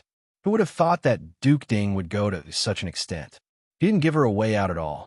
How bitterly disappointed and sad it was. And this time, it could be regarded as a lesson to them. Never underestimate some people's cold-bloodedness and shamelessness. Unfortunately, they miscalculated one thing. Lu Qingdi was indeed a relatively moderate emperor. He didn't make decisions on the court, nor did he have the ambition to expand the territory of Qi Yuan. However, it didn't mean that he didn't have a temper and would be led by the nose by a group of people. If they really annoyed him, no one would have a good time. Duke Ding, aren't you worried that your daughter won't be able to get married? Fine, now I'll give my son to you as your son-in-law. I've given you a lot of face. What? Are you dissatisfied with my son, Duke Ding? No, your majesty. Jin Xinhuang is handsome, elegant, and elegant. Your daughter, even before her disfigurement, was barely worthy of him. What she looks like now, although I haven't seen it, I can imagine it. Seeing that Duke Ding has always been loyal and devoted, I can't bear to see my beloved officials worry all day long. So I reluctantly set your daughter as Jin Xinhuang's consort.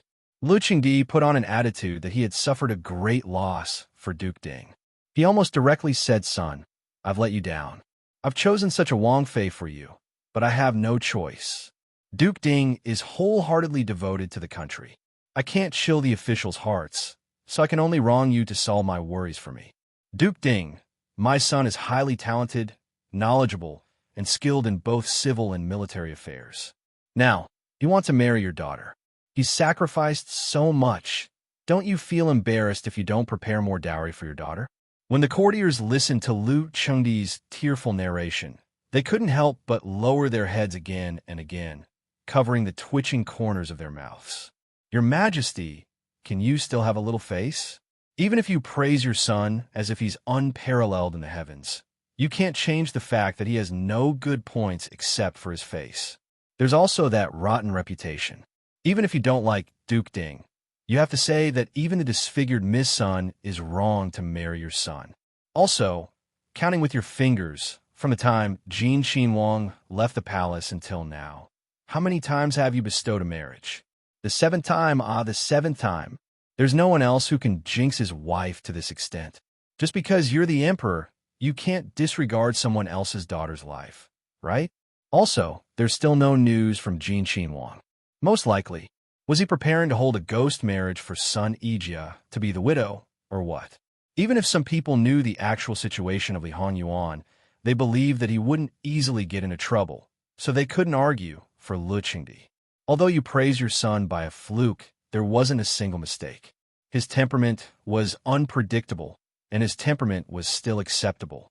Even adding on the reputation of jinxing his wife, they were still willing to send their daughters to Jin Qinhuang Fu to serve him. It was only jinxing his wife. Not being a legitimate wife was enough, but, alas, sending their own daughters to him would only be a waste, and they wouldn't be able to reap any benefits. It's better not to think about using this method to climb up the ranks. Duke Ding knelt in the main hall. Not to mention that his abacus had fallen through, Lu Qingdi also named him to give a generous dowry to compensate his son. Beloved minister's son, Duke Ding quivered. This official thanks your majesty for your grace. For my daughter to be able to marry Jin Qinhuang as a consort, it's the good fortune of 3 lifetimes. It's good that beloved minister knows. Lu Qingdi was satisfied. If the people around Li Hanyuan saw the current Lu Qingdi, they would probably be able to find a reason for their master's shamelessness. They were simply father and son in the same vein. Lu Qingdi's sudden imperial edict hadn't been dismissed yet, so the entire harem knew about it. After a moment of shock, some people were completely dumbfounded, while others clapped and laughed. The emperor's move was simply a stroke of genius. Not only did it disrupt the plans of the empress and the eldest prince, but also made Duke Ding's Fu suffer a double loss.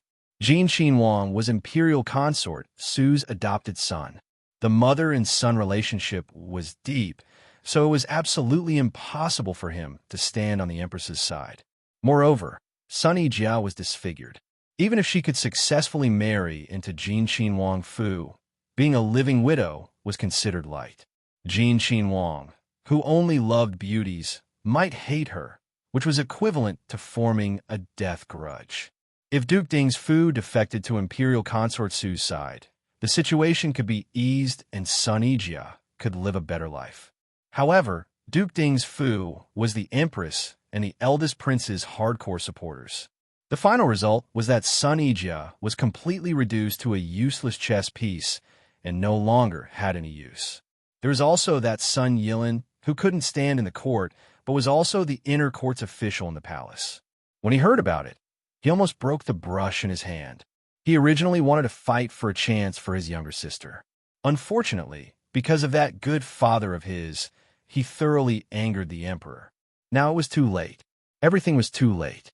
Although he had the emperor's favor and trust, it was far from being able to make the emperor take back his order.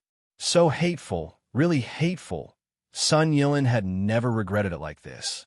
If he didn't back down from the beginning, if he climbed up from the beginning, how could he not have any right to speak now? The veins on his clenched fists were bulging, his teeth were clenched, and his eyes were gloomy as if they were about to drip out. His whole body exuded a malicious aura, which made the little eunuchs serving in the inner court tremble. They only felt that how could the usually genial and elegant Gongzi be so terrifying? Sun Yilin gradually restrained his emotions after a long while. He slightly lowered his head, looked at his palm, and whispered, "Good younger sister, just wait. Even if you marry into Jin Qinhuang Fu, I will make sure that Jin Qinhuang doesn't dare to neglect you even a little bit." When Duchess Dingwa Foreign learned of this news, her eyes darkened and she almost fainted, scaring the people who served her. It wasn't easy for her to calm down, but she couldn't stop her tears from falling down. Her poor daughter, ah. These days, she tried to dissuade Duke Dingwa. Her daughter was already so pitiful, she shouldn't really force her into a dead end. However, it was useless. She could only hope that even if the future son-in-law didn't like her daughter, it was fine to let her live her own life in the inner court, as long as he didn't treat her harshly. Now it was all over, all over. Jin Qinhuang, that living king of hell, her daughter might die in his hands one day. Duke, you are so cruel and don't care about the affection between father and daughter. Then, from now on, don't blame me for being ruthless. Later, this matter spread all over the capital. Originally, there weren't many people who knew about Sun Yijia's disfigurement. Because of her father's unbridled publicity, not to mention the common people, at least those officials knew about it. Now that they knew that Sun Yijia had such a result, there were fewer people who rejoiced in her misfortune. It was a pity, really a pity, ah. What's a pity? She can still be a Wang Fei after being disfigured. I say, her life is especially good. There was no lack of people who said this. But Jin Qinhuang's reputation, and even now, we don't know if he's dead or alive. His Majesty is aware of this situation and still issued an imperial edict to grant marriage. Then Sun Yijia must be married. It depends on whether she marries a dead person or a living person. But no matter what, she is still a Wang Fei, ah. It sounds so majestic. I say, if Jin Qinhuang is really gone, it would be better for Miss Sunday. If he is still alive, I don't know if Miss Sun can safely survive until the day of her marriage. I heard that none of Jin Qinhuang's previous fiancés had a good end. If they didn't die, they were injured, and even their chastity was destroyed. Duchess Dingwa Foreign originally didn't intend to send a letter to Sun Yijia, but she would know sooner or later. If she came back and was caught unprepared to face this bad news, it would be better to tell her in advance and let her be mentally prepared. She hardened her heart and personally wrote a letter, letting the servants whip the horse to send it to Bai Long Temple. Compared to Li Honyuan, who used pigeons to send letters, they received the news before the morning court was over. Sun Yijia's side was naturally much slower. She was originally happy, but after Sun Yijia opened the letter and read it, her body went limp and she almost fell to the ground. Jia. Jingwan quickly stepped forward to support her. She saw that her eyes were absent-minded, as if she had lost her soul in an instant. "What's wrong? What happened?" she carefully asked, thinking that Duke Dingwa Foreign had caused trouble again. But she didn't get a response from Sun Yijia. Jingwan frowned and reached out to pick up the letter that fell to the ground. Although it was rude to privately read other people's letters, she couldn't care so much now. After a closer look, Jingwan's face also became very unsightly. This letter clearly stated the cause and effect of the marriage. "Jingwan, what's wrong?" Yuan Xiao saw them like this and couldn't help but ask anxiously. These days, she got along with Sun Yijia, so their relationship naturally improved by leaps and bounds. They were already close friends. She knew that something big must have happened, so she was very worried. Zhou Shuang also had a face full of doubts. Jingwan looked at Sun Yijia, the pit of her stomach feeling uncomfortable. She opened her mouth with difficulty.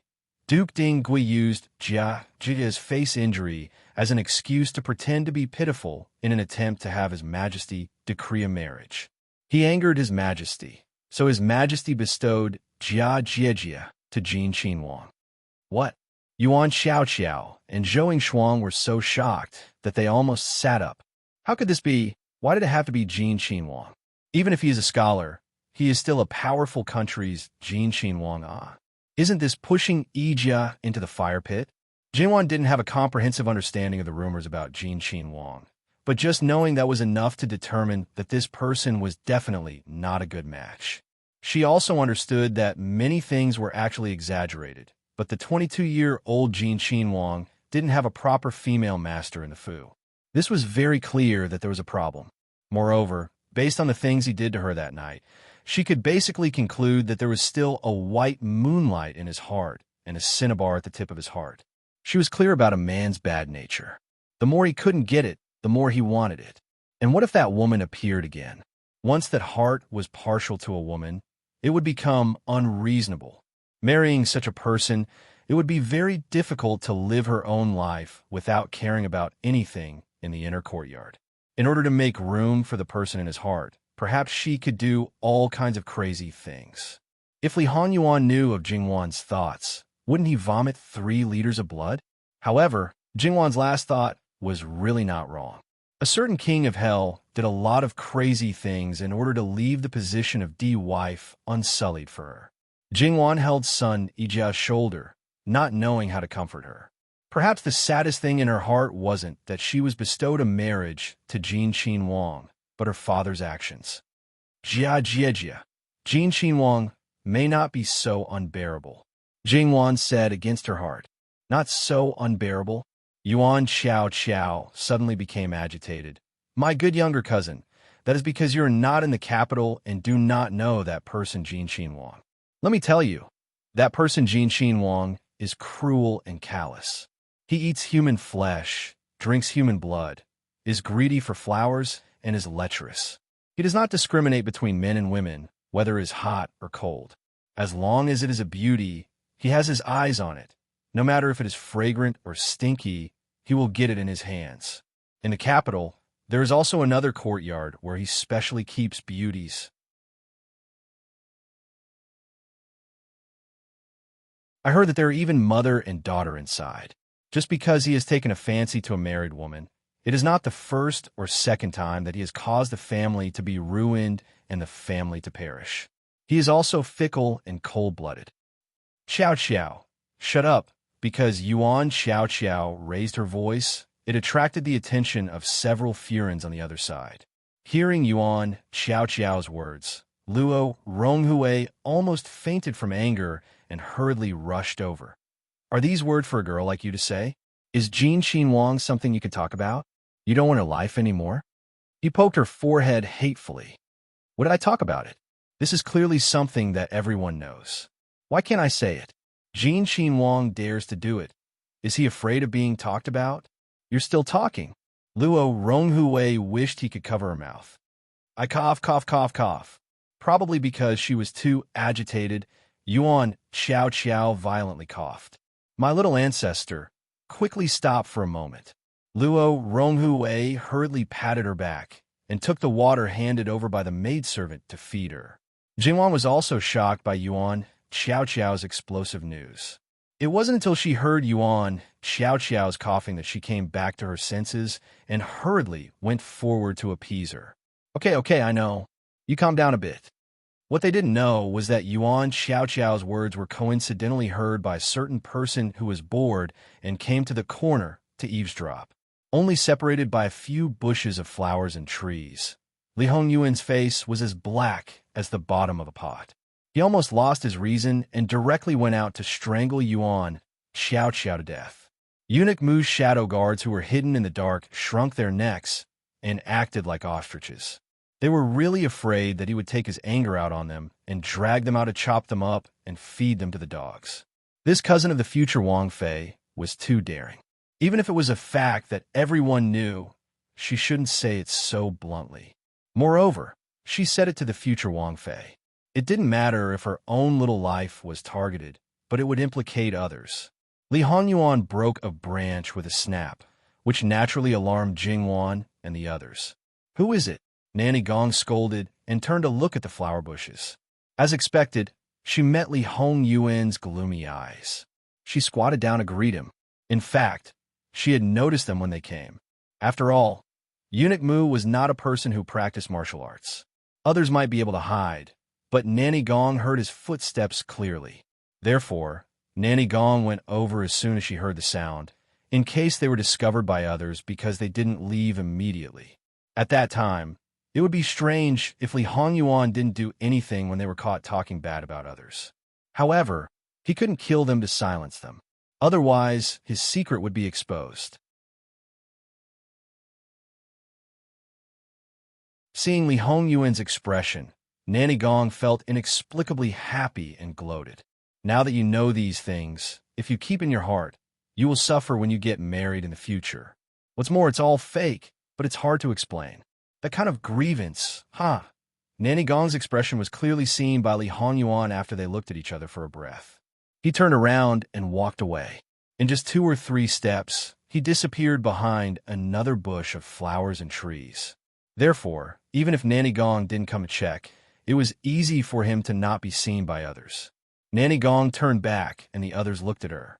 After all, what Yuan Xiao said just now was disgraceful. If it was really spread out, it would be no joke. No one. It was just an animal that came in from outside. It stepped on the branch and flashed past. I didn't see what it was. Everyone was relieved. Yuan Xiao patted her chest with lingering fear. Luo Ronghui poked her forehead again. After that, the Furins also knew the reason for Yuan Xiao's gaffe. They couldn't help but look at Sun Yijia with pity and sympathy. Before coming to Bai Long Temple, I heard that Jin Xinwang was attacked by an assassin. Mother. Jingwan raised her voice. Yuan Xiao was frank and outspoken, but now she was naive. None of them were easy to worry about. Moreover, Jin Xinwang was still alive and well. Zhang Shi shut her mouth in embarrassment. She knew that she said the wrong thing. At this time, Sun Yijia also calmed down a bit. She smiled softly. Don't worry. No matter how bad it is, it's just like this. If you really care about me, then accompany me more before I get married. That smile was so hurtful, so dazzling. Not long after, Ruan Fengfei also received the news. Naturally, it wasn't her father who passed it to her. It was her people who specifically instructed them to pay attention to Jin Xinwang.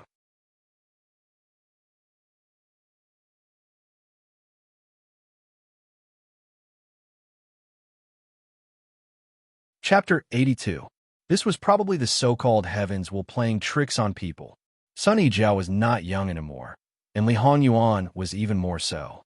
In addition, there were always problems with his son's marriage over the years. Several of his younger brothers had already married and had families. Lu Qingdi was also anxious, so after issuing the edict, he directly asked the imperial astronomer to calculate the nearest auspicious date.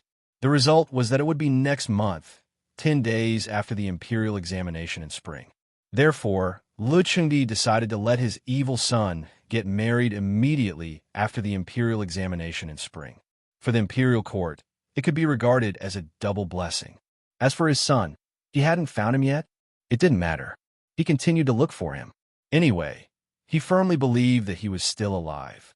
If he could make it in time, he would marry himself. If he couldn't, he could use other methods to replace him. When he came back, he would directly consummate the marriage. His son was so beautiful. His future daughter-in-law was disfigured. It didn't matter. Once the light went out, she wouldn't look or touch. After giving birth to a legitimate son, she would have nothing to do with it. As the future princess, how could Sun Yijia not come back yet? Duke Ding, hurry up and bring your daughter back to prepare for the marriage. Lu Qingdi calmly gave out orders one by one.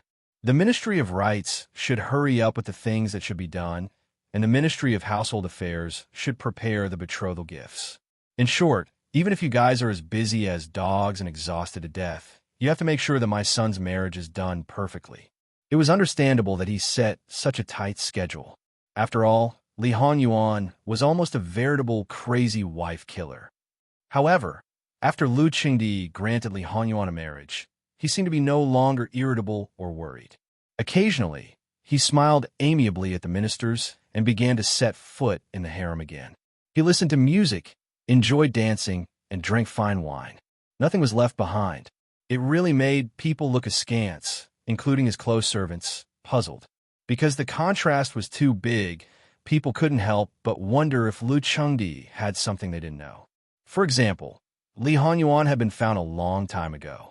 The reason why he kept it a secret was because he wanted to use this opportunity to clean up the expanding power in the hands of his sons. He wanted them to know that the person sitting on the dragon throne was still their father. If they dared to think about something they shouldn't think about, no matter who they were, be careful that he would chop off their claws. This speculation was not without basis, because after the marriage decree, Luchingdi removed the black gauze of a group of officials.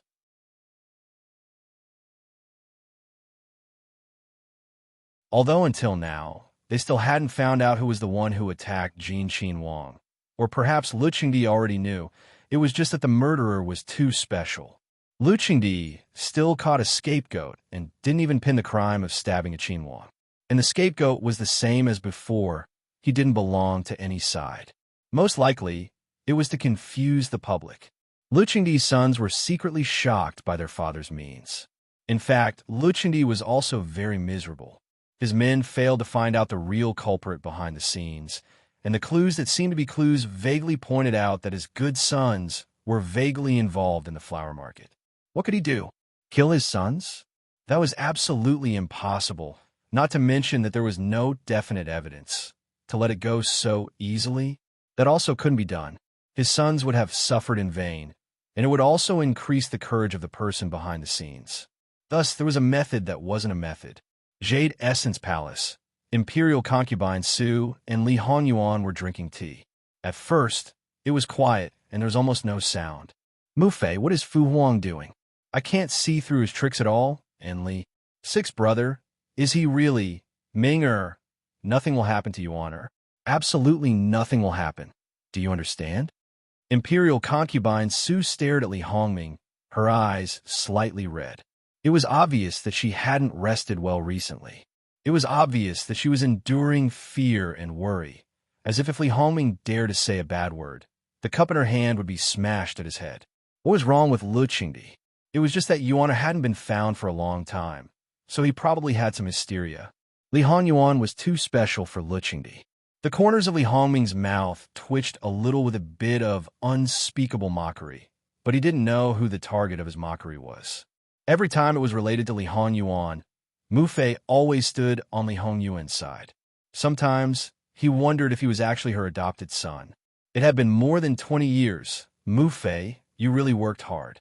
Mufei, you're right. How could something happen to sixth brother? Maybe he was saved by someone, and because of an accident, he hasn't been found yet.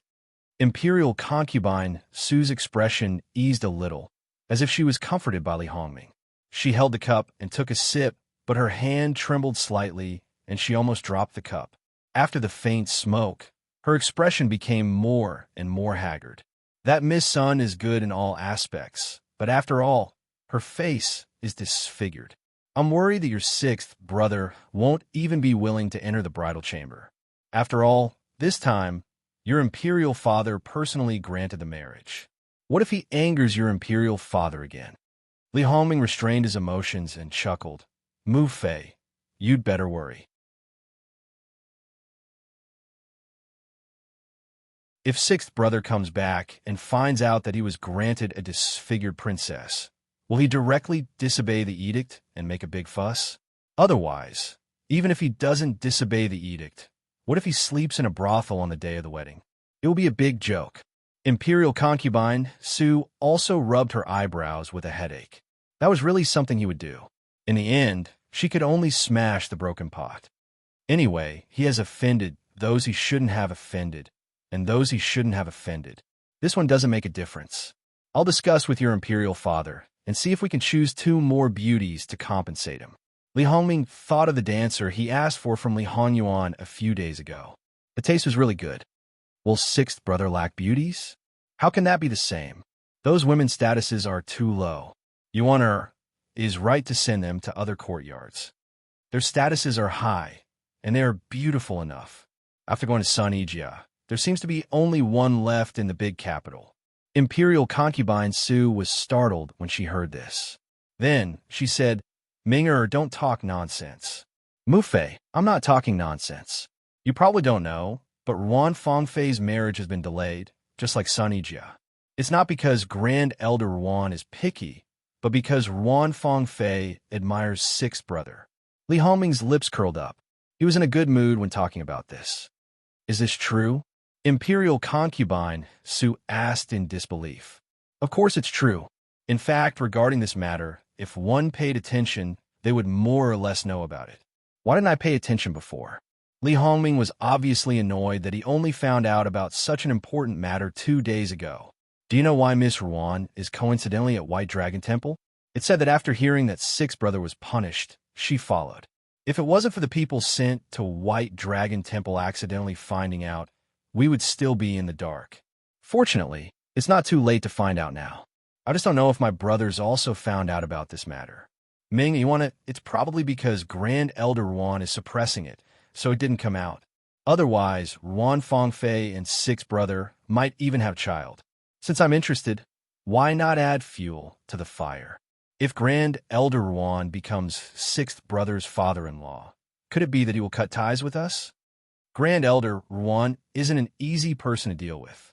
Moreover, if his beloved daughter becomes a concubine, it's possible that he won't be able to rope her in and might even become enemies. If everything comes from Miss Ruan's own hands, and she's willing, Sun Yijia obviously won't be liked by Sixth Brother and will only exist in name. If Ruan Fangfei enters Jin Xinwang Fu, she will definitely be its Sifei. Other than that, she will be the true mistress. As long as Sixth Brother doesn't have a second Sifei, no one can be on equal footing with her, let alone be above her. The possibility that Ruan Fangfei won't agree is too low. If you want to talk about looks, it's just taking advantage. Sixth Brother can also be favored by a fairy-like girl like Ruan Fangfei. Like Yuana, what's wrong with Yuan? What's wrong with him? Imperial concubine Su immediately said in dissatisfaction. Yes, Sixth Brother is your heart. In your eyes, there's nothing bad about him. Li Hongming said rather helplessly. Do as you see fit. Be careful. If you mess it up, it's not a joke. Don't worry, Mufei. I know how powerful it is. Imperial concubine Su paused. Also, tell your Sixth Brother in advance. Mufei is really thinking about Sixth Brother's feelings all the time, sending him a beauty and asking if he's willing. Imperial concubine Su cast a sidelong glance at him. Okay, Akin knows. As for whether he would do it or not, that was another matter. That Sixth Brother of his was a natural rebel.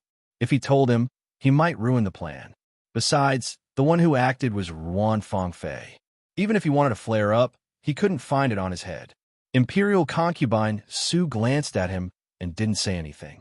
At this time, a palace servant hurriedly came to report, Nyang, Wangya. Wang Fei sent someone to report that Qian Shijie is having a fit and is about to give birth. Li Hongming didn't have any reaction, but Imperial concubine Su was slightly startled and almost dropped her teacup.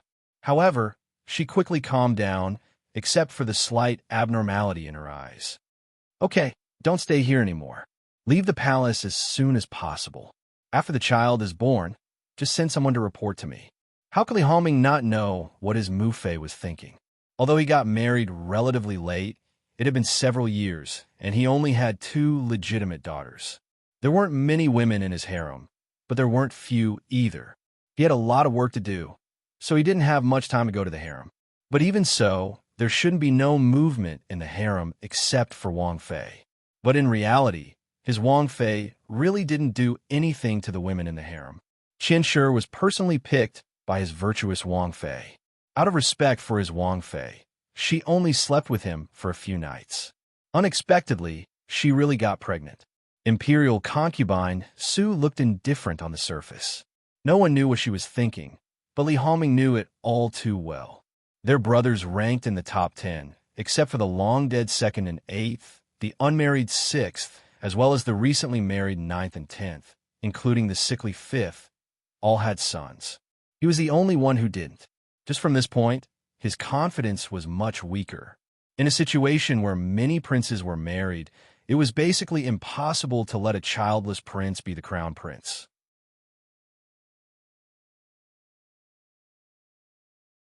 Imperial concubine Su could compete with the empress, but when it came to grandchildren, she couldn't raise her head. Therefore, Imperial concubine Su actually cared a lot about Qian Shi's child. In comparison, Li Hongming didn't really care because he knew very well that in this life-and-death battle, it wasn't important at all whether he had a son or not. According to normal circumstances, the throne couldn't be his. This was destined from the beginning, so why should he waste so much time on those women? When he ascended the throne in the future, he could have any woman he wanted and as many sons as he wanted. Then this official will withdraw first. Li Hongming had just left the palace and got on the carriage when his personal attendant told him, Wang Ye, Jin Xinhuang has been found. Shang and he's really lucky.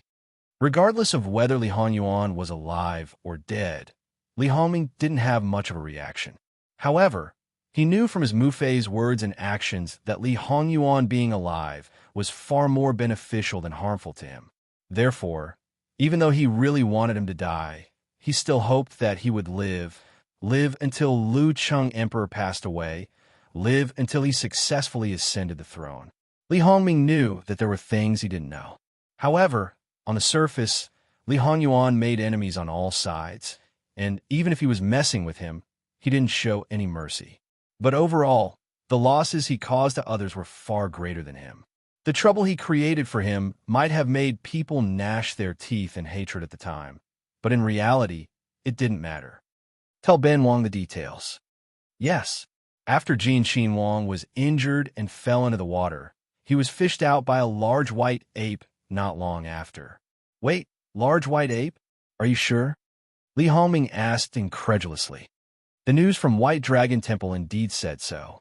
Many people have seen that large white ape. It's taller than a person and has extraordinary strength. It said that the large white ape was raised by a traveling doctor. That person just happened to enter White Dragon Mountain to pick herbs some time ago. That white ape might have stayed with the traveling doctor for a long time. Not to mention that it understood human nature, it could also help. I heard that it wasn't the first time it saved someone. The large white ape followed them into the mountain. Perhaps it recovered some of its original nature and scuttled all over the mountain. When it saw Jin Xinhuang, who had fallen into the water, it brought him back.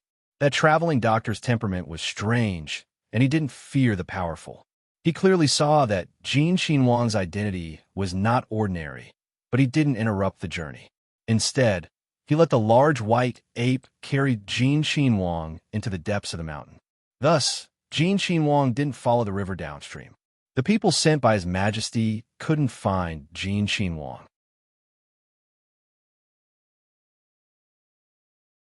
When that traveling doctor returned from picking herbs, Jin Xinhuang followed him out. The injuries on his body were already much better. In that case, Ben Wang's 6 brothers' luck really isn't ordinary. There's no problem with that traveling doctor's identity? Replying to Wang Ye, there's no problem. Many people have seen him, especially those poor commoners. Many people have received his kindness. Li Hongyuan pondered. Right now, he wasn't sure if it was the truth or if everything was arranged by his Fu Huang so that Li Hongyuan could reasonably appear in front of people. If it was the latter, then this line was arranged too long. His Fu Huang was able to predict the future to this extent. After thinking about it carefully, Li Hongming was more inclined towards the former. Where his 6th brother? Where is he now? Replying to Wang Ye, Jin Xinhuang is currently recuperating at White Dragon Temple. It's not known when he will return. His wedding is next month. There are still many things that require him to be busy. He won't stay at White Dragon Temple for too long. That's right. Does he know that Fu Huang has bestowed a marriage to him? Perhaps he knows, or perhaps no one told him. After all, the imperial edict wasn't directly sent to White Dragon Temple. Ben Wang had forgotten. Ben Wang's future 6th sister-in-law is also at White Dragon Temple. Also, Ruan Fong Fei. Li Hongyuan smiled with interest. These 2 people should already know about this marriage. Sun Yijia might be completely disheartened, but Ruan Fong Fei's heart was full of admiration for the man that Sun Yijia didn't want to marry. Bumping into each other like this, even a woman like Ruan Fong Fei would be jealous, right? Once this kind of jealousy accumulated, it would be very easy to carry out some of his plans if he were to provoke her a little.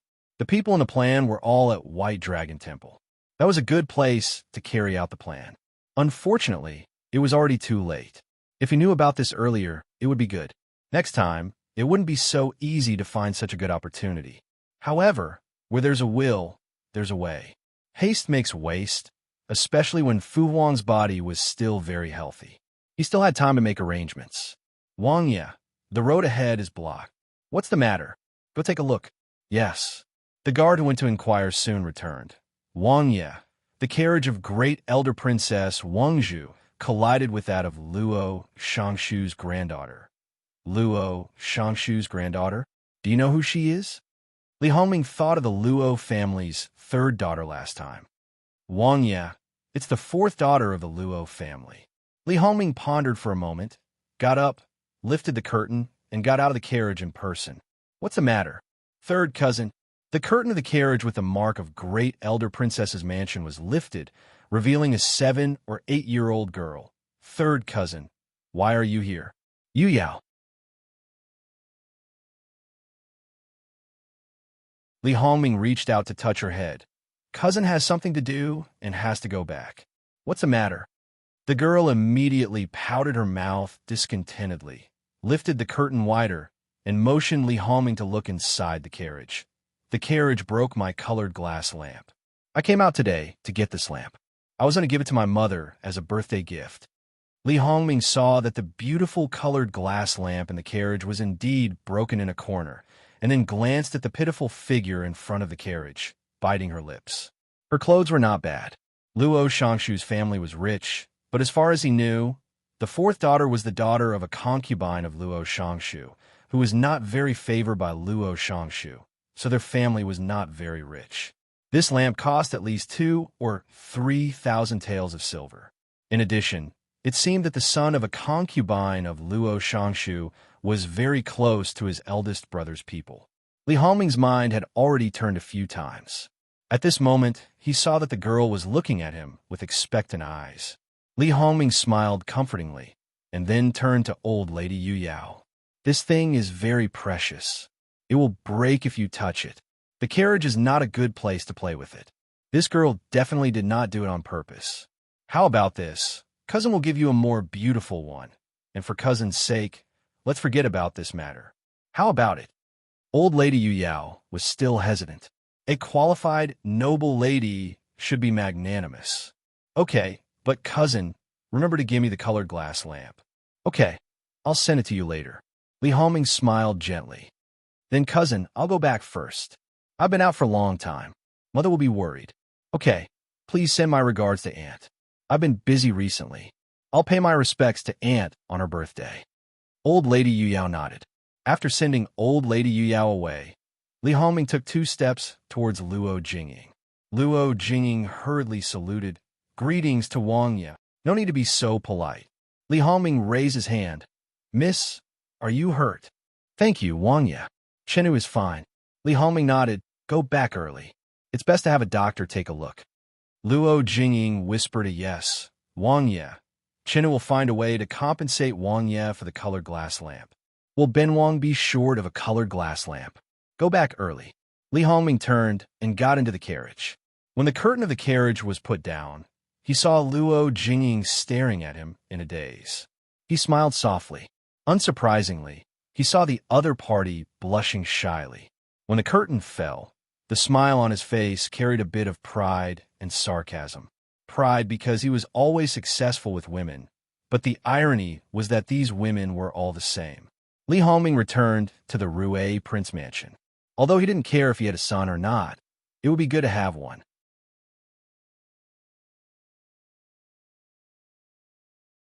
After all, some of the officials who followed him had some opinions on this point. He didn't go overboard, but still asked indifferently. Knowing that it would take a long time, Li Hongming turned and went to the study. He would inform him when the child was born. Princess Rui was waiting outside the delivery room.